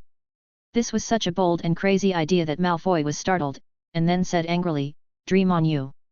No one can do such a thing under Dumbledore's eyes. DeWitt nodded and rubbed his chin thoughtfully and said, then I'm afraid you'll have to pay extra, 3 from the Weasley family, 1 from Harry Potter, and Hermione. 100 galleons per person. I'll give you 100 galleons and you'll take care of them all. You're just dreaming. DeWitt immediately returned the original words, you give me money but no benefits, and you expect me to convince them with my words? Is this realistic? A bunch of poor people. Malfoy ran out of ideas again and could only mutter to himself. Let's talk to the adults at home, DeWitt said earnestly, I have taken on a lot of responsibility. I have to spend the rest of my life on reputation to make money. Think about it, I said that one of my parents is a wizard. My bets are full, there must be a foolproof way to shut up my friends. Malfoy asked stupidly, what method? DeWitt suppressed the idea of punching him in the head and said angrily, give me money. I said, give me money. Discuss this with the adults in your family. With these last words, DeWitt went to the auditorium to have dinner with Hermione. At the dining table, DeWitt also saw the twins. They looked at each other fiercely, and neither of them paid attention to the other. They sat far away from each other fiercely, and together with Harry and Ron, they formed a three-legged situation. Others in Gryffindor saw it and said that these people were having a conflict. At the same time, it was Hedwig, Harry's owl, who was equally confused as Malfoy. This poor little thing couldn't understand. It was his duty to deliver letters, but why did he always have to send letters back and forth between several similar rooms these days? As busy as Hedwig, there are several owls from other colleges, traveling back and forth between home and school, bringing words and negotiation terms back and forth. Several decent people from the family thought this was a good opportunity to train their children. They taught them carefully, let go of their own hands, and reached an amazing agreement on some aspects. They all believed that their children could combine poor Weasley and magic. The savior of the world suppressed them obediently. As for the half-blood one and the muggle-born one, no one in the big family took them seriously, and no one would speak up for such mud-legged people in the magical world. This is an unspeakable tacit understanding. If the conflict between the Malfoy family and the Weasley family hadn't been hereditary, and little Malfoy was unwilling to communicate with the disrespectful Harry, DeWitt would probably be like Hermione, and no one would care, but that's the fact. So Malfoy is at it again. 100 galleons per person is not enough, he said firmly, if you have to pay, then your share will have to be reduced, to a maximum of 50 galleons per person. 50 per person was also the highest price given by Lucius Malfoy in the letter, but Draco Malfoy felt that such haggling was not in line with the level of the noble Malfoy family, so he made the bid directly. Do you want to keep your own 100 galleons, or give up your own and let your friends get the money? Draco Malfoy recalled the words taught by his father Lucius Malfoy and said coldly, you guys, are you arguing? It's not worth it, you have to think more about yourself. If it doesn't work, after you reach cooperation with the Malfoy family, you can issue a statement, claiming that they have stolen your technology. Malfoy said these words while holding back his nausea. At this moment, part of his natural kindness has not been extinguished, and he is resistant to despicableness. He even said that he hoped that DeWitt would sternly refuse, scold him, or have a fight. That will make Malfoy believe in the beauty of human nature even more. However, DeWitt insisted and said, no, not a penny less. Chapter 96. Malfoy's heart was so cold that he felt the cold blood pumping out of his heart and flowing all over his body. It was so cold that there was a lingering chill on his fingertips. He immediately threw aside the irrelevant kindness and let it go. The interests were at the top, and the cold blood began to flow, making a jingling sound of gold galleons. He threatened, "If you insist on adding more money, then we will use some means." "What method?" DeWitt said calmly, "Are you not allowed to engrave magic words on the mirror? Or are you not allowed to buy a mirror?" "Oh, it's more than that." Malfoy felt that his family's energy was underestimated, and he said angrily, "You will be expelled from Hogwarts for a small mistake, and your wand will be broken and kicked out of the wizarding world." DeWitt didn't care. He said nonchalantly, "What's the use? I can live well anywhere." "Aren't you afraid of being fired?" Malfoy's current thinking is still limited to school. Children will regard failure in exams as a disaster. If they call their parents, it will be like the world is going to end. If they are expelled, it will be no different from the sky falling. But DeWitt's thinking is different from that of the students. He actually doesn't care that much. Of course he doesn't want to be kicked out of school, but he can't admit defeat now. Malfoy added, "Even if you successfully graduate, there will be no place for you in the wizarding world. If my family announces that it will target you, you will not be able to find a job and will be made things difficult for you by the Ministry of Magic. This shows the role of the right friends is because, we can always talk to officials, and there are always friends from all walks of life." If he couldn't bear it any longer, DeWitt felt that his hands were itching unbearably, and he was eager to fight.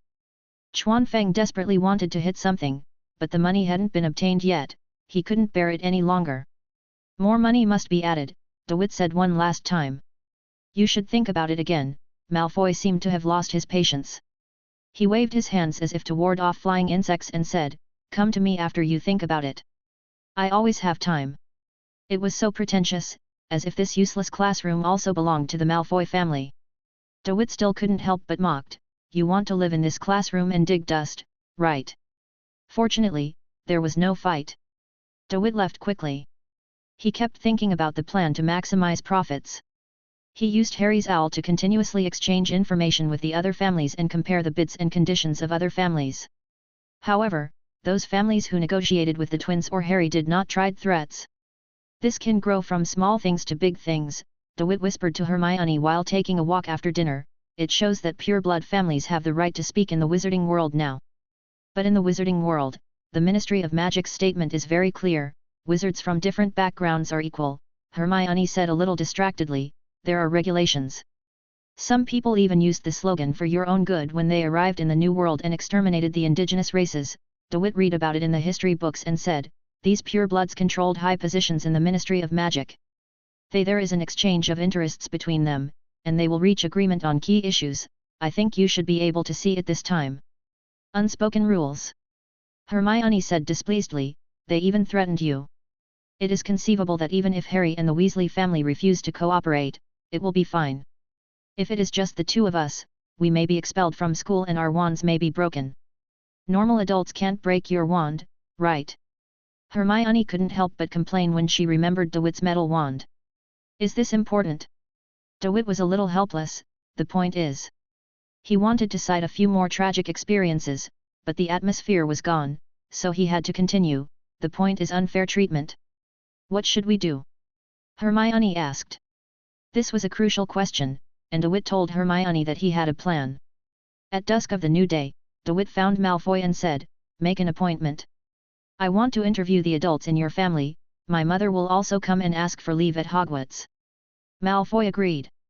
It was scheduled to be on the weekend, and DeWitt also wrote a letter to Ms. Fair, which was delivered by the school's owl. At that time, Ms. Fair will ask for leave from Professor McGonagall as a mother, and will be responsible for accompanying DeWitt to the Malfoy Manor on weekends.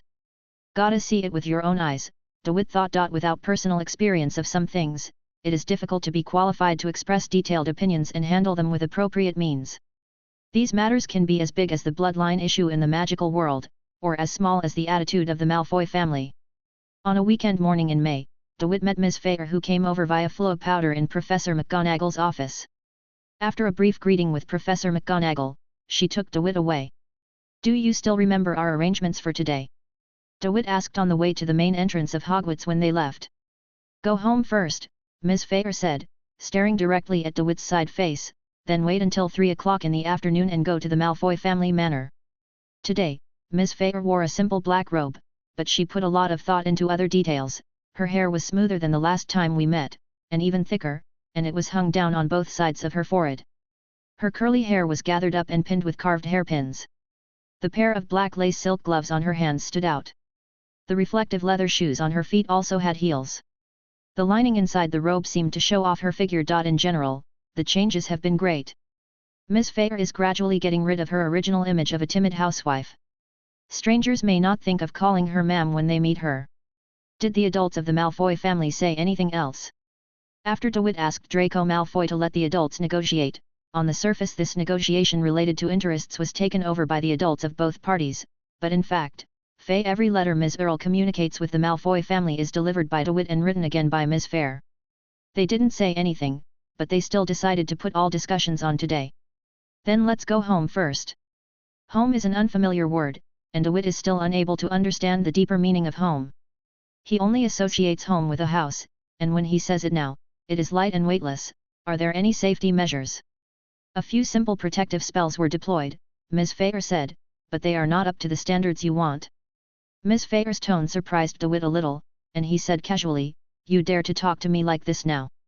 For a moment, Freya Fair's legs almost gave out. She couldn't tell whether it was instinctive fear or something else, but DeWitt then said, "It seems that you have made progress, which is a good thing. It's much better than the half-dead look before." This compliment was more effective than a heavy rain on the dry and cracked wasteland. Freya Fair felt that she quickly came back to life from the near-death state, and her heart that longed for recognition regained the ability to obtain satisfaction.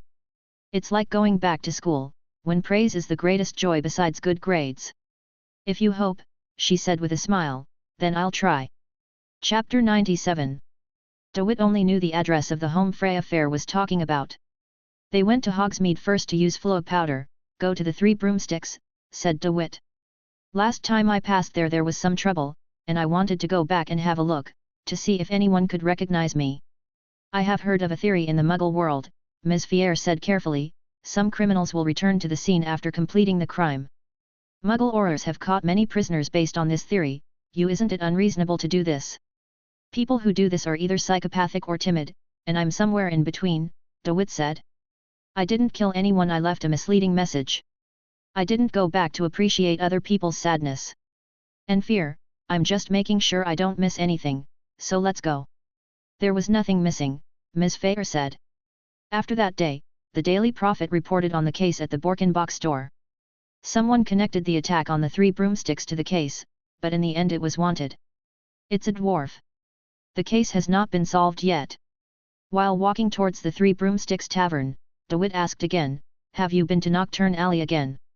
"Gone. The owner of the Borkenbach store is now taken over by Borgen's brother Bork, who rebuilt the store on the original ruins and said.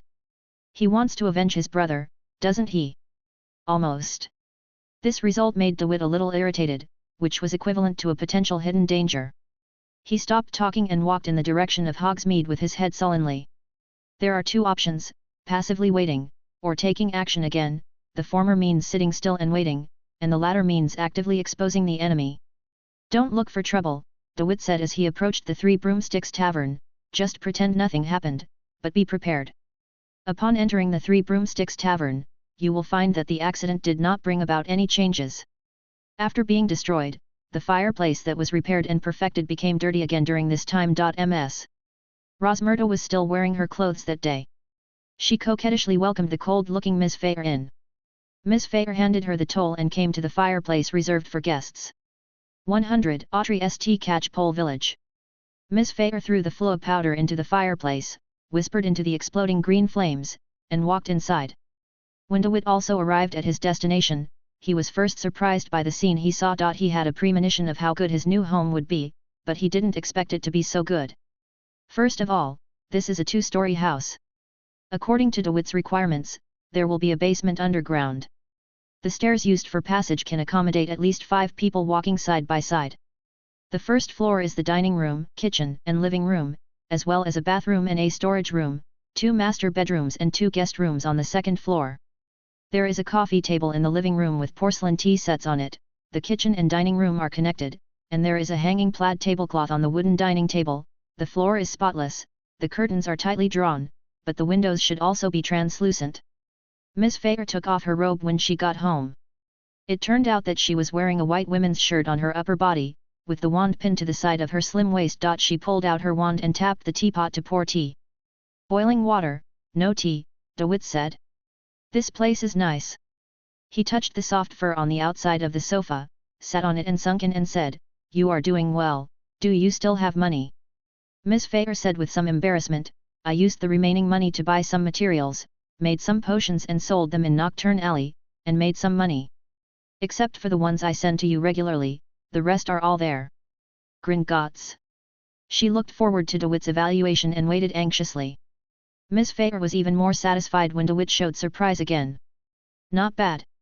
DeWitt was very satisfied with the environment here. He only sat for half a minute before standing up and walking around, opening a corner of the curtain, and sure enough, the window was as clean as the floor, and there was no dust in the blind corner of the window sill. "I think you might want to add a guardrail outside the window." Miss Fair walked up to DeWitt, diligently opened the curtains so that he could see more clearly, and said at the same time, "There is another one outside. I planted some flowers and vegetables in the small garden, and I can also harvest some berries when the season comes. The village is mainly populated by ordinary people. We are quite close to each other. Even if we live among ordinary people, no one will doubt us. There are a few wizards' houses, but they are all scattered in remote places. This home is located on the mountainside, hidden by the branches and leaves of the forest. Even without magic, it is difficult to detect at wrong angles. At the same time, it does not affect the lighting. It is expected that in the afternoon, the living room will be bathed in golden sunlight for most of the time." "Who are they?" DeWitt looked at the vegetation under the sunny sky. The sunlight distorted the emerald green grass to create a bright halo, meticulously coating each grass with a holy and vital color. "Golden barrier. The Weasley family, they. I know that. I know all three of their children at Hogwarts. Let's talk about other things. Lovegood, there are only 2 people in this family now. The father is the editor of the Quibbler. The daughter has to wait until the new semester this year to enter Hogwarts. The mother died, it is said that the experimental spell failed, and the whole family is. Weird. The Quibbler." DeWitt saw others circulating it at Hogwarts. Neither Hermione nor he was interested in the content because the magazine was a bit too outrageous. "Go on," DeWitt said. "There is also the Diggory family. The father is an official in the Department for the Regulation and Control of Magical Creatures of the Ministry of Magic. The son is also at Hogwarts. His name is Cedric. His son is famous." "He loved nothing more than bragging about his son," Miss Fair said, frowning, remembering the bad memories. "It was annoying. Needless to say the rest. Generally speaking, wealthy families will not choose this place to live, and families without money will not come. It is inconspicuous and does not affect living conditions. So far, I am very satisfied with this place." "You finally made me happy for once," DeWitt said, "go and do what you should do." Now he was going to take a look in the basement. The basement did not disappoint DeWitt. There was no peculiar smell, air circulation was maintained with the outside world at all times, the humidity was just right, and the temperature only made people feel a little chilly. Not only are the lockers filled with materials, but there is also a bookcase next to it filled with brand new books. The various utensils on the workbench against the wall are divided into categories. There are signs of use, but they are kept in the cleanest condition. "Let's make some potions." Miss Fair has made great progress after living alone for so long. DeWitt assessed the woman's current condition and felt that he could safely leave it to her for sale. Chapter 98. At noon, Miss Fair did not call him, but DeWitt was able to leave the basement on time to eat. "It seems like I have returned to the days before I entered Hogwarts, but with a higher configuration. There is no annoying grumpy old man, no numbness after long-term pain, and because of Miss Fair's good performance and self-awareness." After gradually awakening, DeWitt didn't scold him anymore. In the short time of eating, he achieved the most basic conditions for building a family. "Should we be more formal when we go in the afternoon?" Miss Fair asked. "You have never liked buying clothes, and now you don't have anything to wear on formal occasions." No, DeWitt didn't think it was worth putting on decent clothes for this afternoon's meeting, nor did he think it was useful. He said soberly, "Their attitude is one of contempt. No matter how expensive the clothes they wear, they will be regarded as it's better to be a bit arrogant than to be treated as a clinging and flattering person. He just needs to be clean and tidy." He wants our things, but he doesn't even have the sincerity to come to the door. The arrogance is here. Let's see, do you know how to get there? We can first. As long as you're not late, it's up to you. Miss Fair stopped talking. She didn't eat much. Although she was slow, she was faster than DeWitt, but she didn't leave even after it was over. She looked at him with a look that DeWitt had never seen before. What are you looking at? DeWitt felt that the emotion in his eyes was a bit condescending and a bit too close. It was like the hot air inhaled into the nose close to the flame. It was hot and thick, like melting. It was an edible dessert, but it sticks to his hand, and he has to break free after a long time.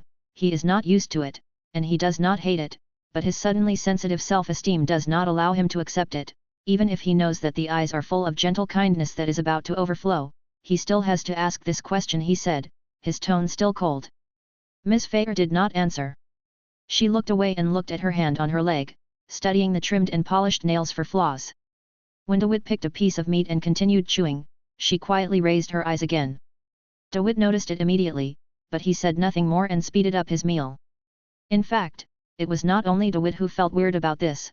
Miss Fair herself was a little weird, but she didn't think about the reasons why she did this, and all this is actually very simple. If there is an old woman with a happy family being present, she must have been able to see that this was a mother's unskilled love for her child, and she could also see that DeWitt seemed like a child who had not yet learned to repay family affection. In this aspect, and in this aspect alone, DeWitt was not mature.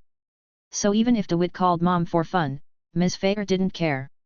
She had long been fascinated by the identity of mother. When the planned time came, they set off, first using flow powder to get to the leaky cauldron, and then taking the subway to the vicinity of Malfoy Manor. They were greeted by a short geek who used a pillow towel as clothing. That's a house elf. Miss Fair noticed DeWitt's confusion, and she explained in a low voice, rich pure-blood families usually have one like this to do housework.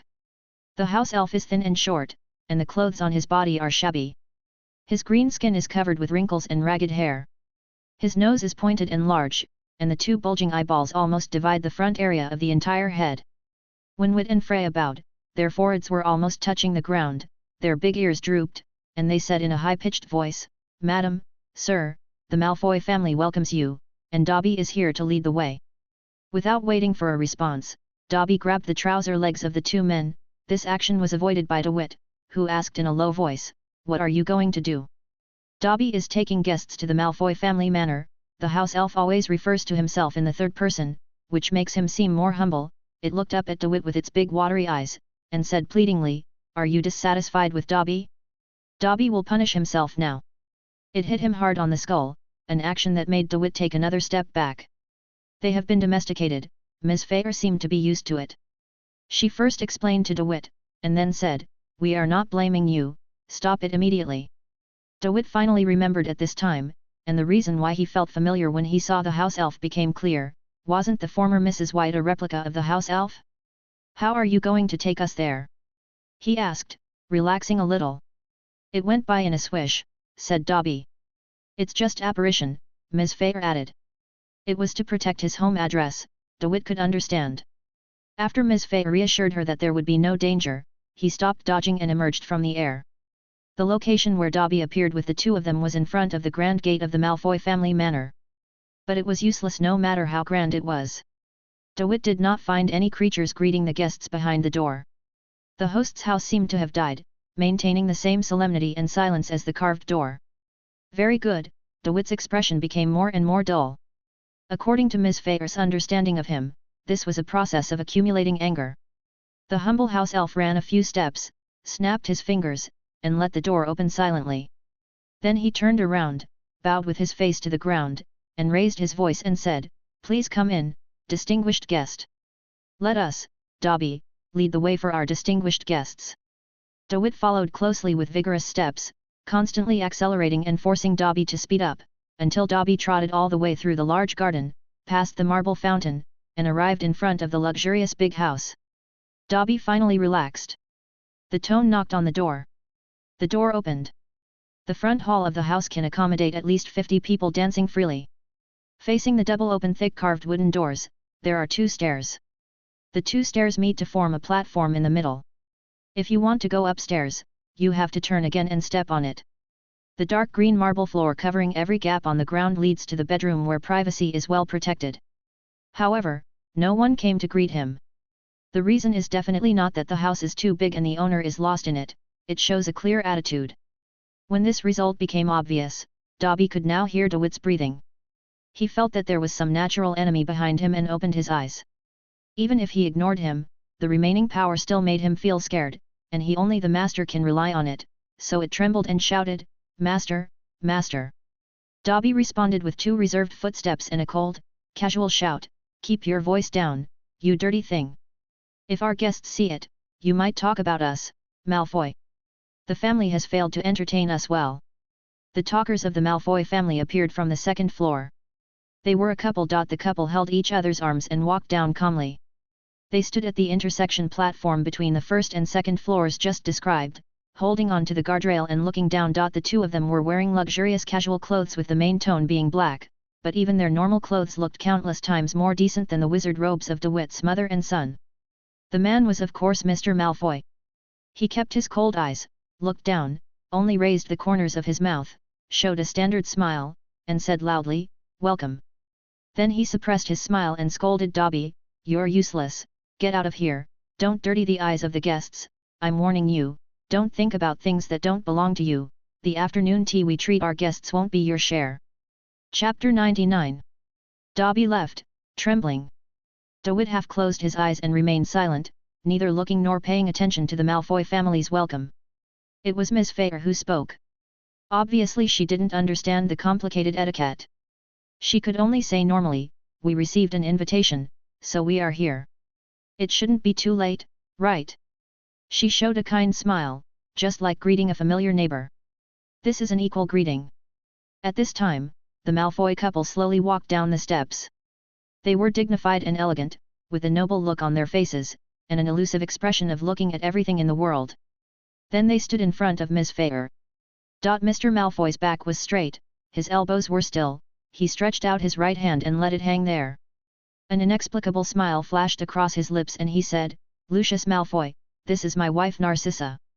If she wanted to shake hands at this distance, Miss Fair would either have to take a few steps forward or bent down. She was not as tall as Mr. Malfoy, and even Mrs. Malfoy was a forehead taller than her. But she didn't care, and simply took a step forward and shook Mr. Malfoy's hand, but maybe it was because of nervousness, Miss Fair didn't take off her gloves, so after shaking her hand, she regretted it and felt that she had lost her hand. Etiquette, looking at DeWitt uneasily, wanting DeWitt to give him an idea, "Do you want to apologize?" However, DeWitt still had his eyes half closed. He looked very relaxed, but in fact he was very annoyed. Mr. Malfoy's face began to turn blue and grey after shaking hands. He also felt that he was humiliated, but his good qualities still allowed him to hold back. The noble family education was reflected. Perhaps at this moment, his anger was even greater than DeWitt's. It is prosperous, but it is not visible on the surface. Likewise, his wife, with an expression of incomprehension, gave up the idea of shaking hands with Miss Fair. "Please," Mr. Malfoy's expression changed again and again. He turned around and led the way to the open-air balcony on the 2nd floor, and shouted again, "Dobby! Damn it! Come and get some tea." The house elf poured steaming tea for everyone seated, then disappeared with the plates in hand. "Then let's get straight to the point." Lucius Malfoy didn't want to waste any more time. He had an scheduled banquet to attend with his wife tonight. At that banquet, he had agreed to discuss matters with the Ministry of Magic. A high-ranking official got on the line, and he had prepared generous gifts for this purpose. Naturally, after spending a lot of money, the Malfoy family urgently needs an income to replenish their blood. He said, "We are very sincere, as my son conveyed, but we are not taken advantage of and will not take the money. Throw it to a useless place." Miss Fair got no response from DeWitt. She could only smile, sitting upright with her hands folded in her lap and her eyes wandering. Mr. Malfoy continued to talk, stating the pros and cons, excluding the meaningless remarks. The conditions he gave were very simple. He wanted DeWitt to cooperate in issuing a statement, claiming that everyone else involved was a liar. Only on this basis, the Malfoy family will cooperate, and after the income results are calculated, DeWitt will be given % of the profit. The reason is also very simple, the Malfoy family can't come up with cash now. The silence of DeWitt and Freya was regarded as a reflection of approval. Mr. Malfoy felt that his eloquence had greatly improved.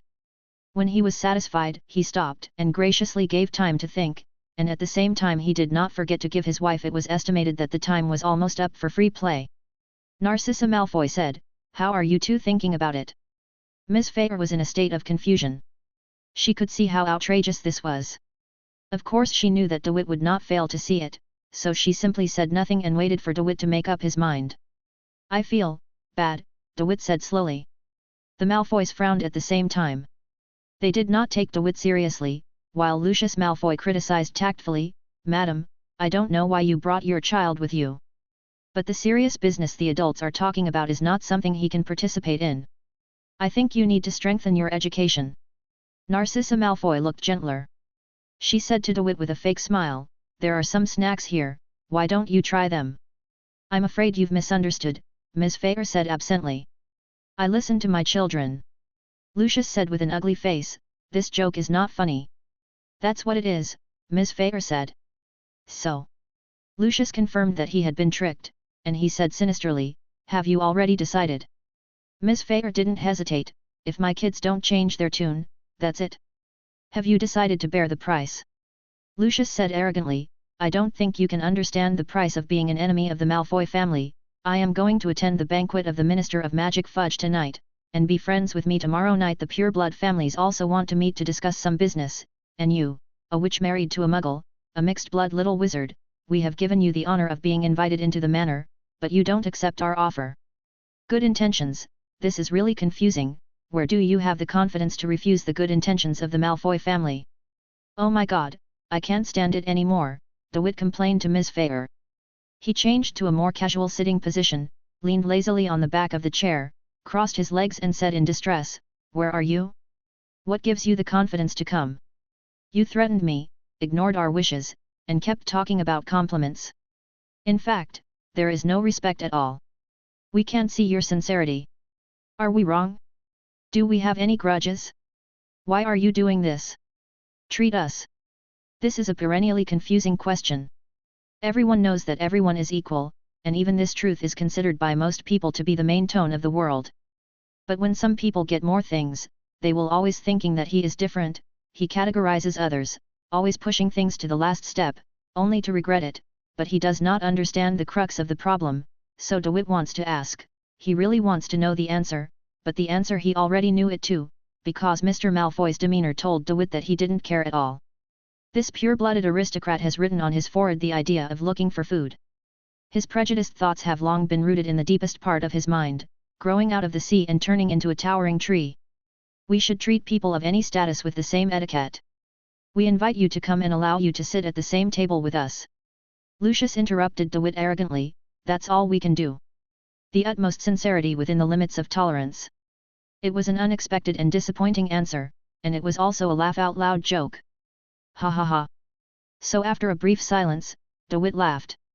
He laughed and said, "Haha, this is really interesting. After thinking about it, I think it is not good to take drastic measures. Do you know how long I hesitated at Hogwarts? More than a week. I always think that violence is not good, and violence is used for external purposes. Today's society is very beautiful, already great, and I can't be so extreme, so I took this woman with me prepared to see everything. I really didn't expect that this kid didn't have any self-awareness, and he was also infected with madness." Lucius was already ready to drive them away. He said in disgust, "I thought you just didn't understand the rules, but I didn't expect you to be a lunatic. You don't even respect your mother, so you are probably crazy." "I've seen it," DeWitt ignored Mr. Malfoy's words and said calmly, "so you are the ones to blame for all this." After saying this, DeWitt made up his mind, and he quickly kicked the table over with violent force, flipping the table. This is a pun. Chapter 100. The table that was kicked over made a beautiful 180-degree turn in the air. Since DeWitt first put his legs close to the edge of the table and then exerted force after touching it, there was not much movement at the beginning of the whole process. It was not until the corner of the table tore the air and the tabletop and the scalding tea fell together that a huge sound was heard. The sound of. All this happened so fast that the Malfoy couple didn't even have time to hum before they were hit by the thick and hard tabletop on the sky cover, and lost consciousness amidst a muffled sound followed by sporadic splashing sounds. When Dobby heard the noise, he thought something was broken and immediately showed up to clean up. However, DeWitt was already wary of this servant of the Malfoy family and did not give him the slightest chance. Before Dobby could realize that his master having been attacked, he was shrouded in the exploding cold fog and frozen into ice. Even Miss Fier pulled out her wand and fired a fainting shot at the same time, completely controlling Dobby. DeWitt is very satisfied with the cooperation between the two. "You watch these two people, don't let them wake up," DeWitt ordered, holding his wand and leaving quickly. He said, "I'll go search for something." It stands to reason that such a large house would not be occupied by only two people. DeWitt's worst guess is that the movement just now alarmed more than one Dobby. If someone was on guard, he might not be able to save someone's life.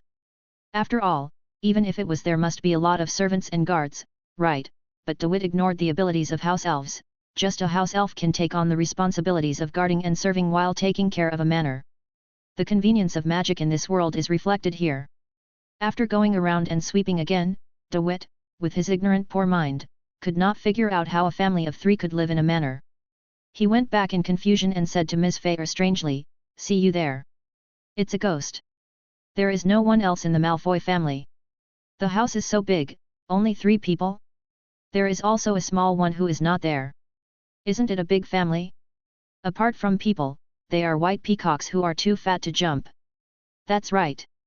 The number of wizards is already small, especially in these pure-blood families. Only a small number of them marry with mixed bloods, and most of them will only choose pure-blood partners for their offspring's spouses, Ms. Fair said. In this way, there are fewer and fewer people, especially during the period when the Dark Lord is raging. Even if you surrender, you may not be able to save your life under the Dark Lord. In addition, a large number of mixed race or wizards whose parents are ordinary people were killed. The number of wizards has reached its lowest point. Are they awake? DeWitt asked, no longer pursuing the matter. I woke up once in the middle. But the Malfoys were still lying on the ground half dead. They returned to the house and put on anti-human postures. Their decent clothes were messed up by tea and tea leaves. They didn't know whether Ms. Fier used magic or the solace of her shoes to make them. Continue to be quiet. Where are their wands? Here it is. Ms. Fair kept holding the Malfoy couple's wands behind her back. Look at Dobby again, still frozen in the huge light blue ice block, and the look in his eyes still remains at the moment he was frozen. Before the Malfoys woke up, DeWitt's interest was more focused on the house elves. Tell me about house elves, DeWitt said to Ms. Fair. I remember you mentioned that the magic they use is not the same as that of wizards. There are also goblins and Gringotts employees. Their magic is also different, Ms. Fair said. For example, Hogwarts has a magic that prohibits disembodiment, but this cannot prohibit house elves from using phantom apparition. They use this convenience to serve the students of Hogwarts. DeWitt recalled that when he first entered school, one day he found that his underwear was missing.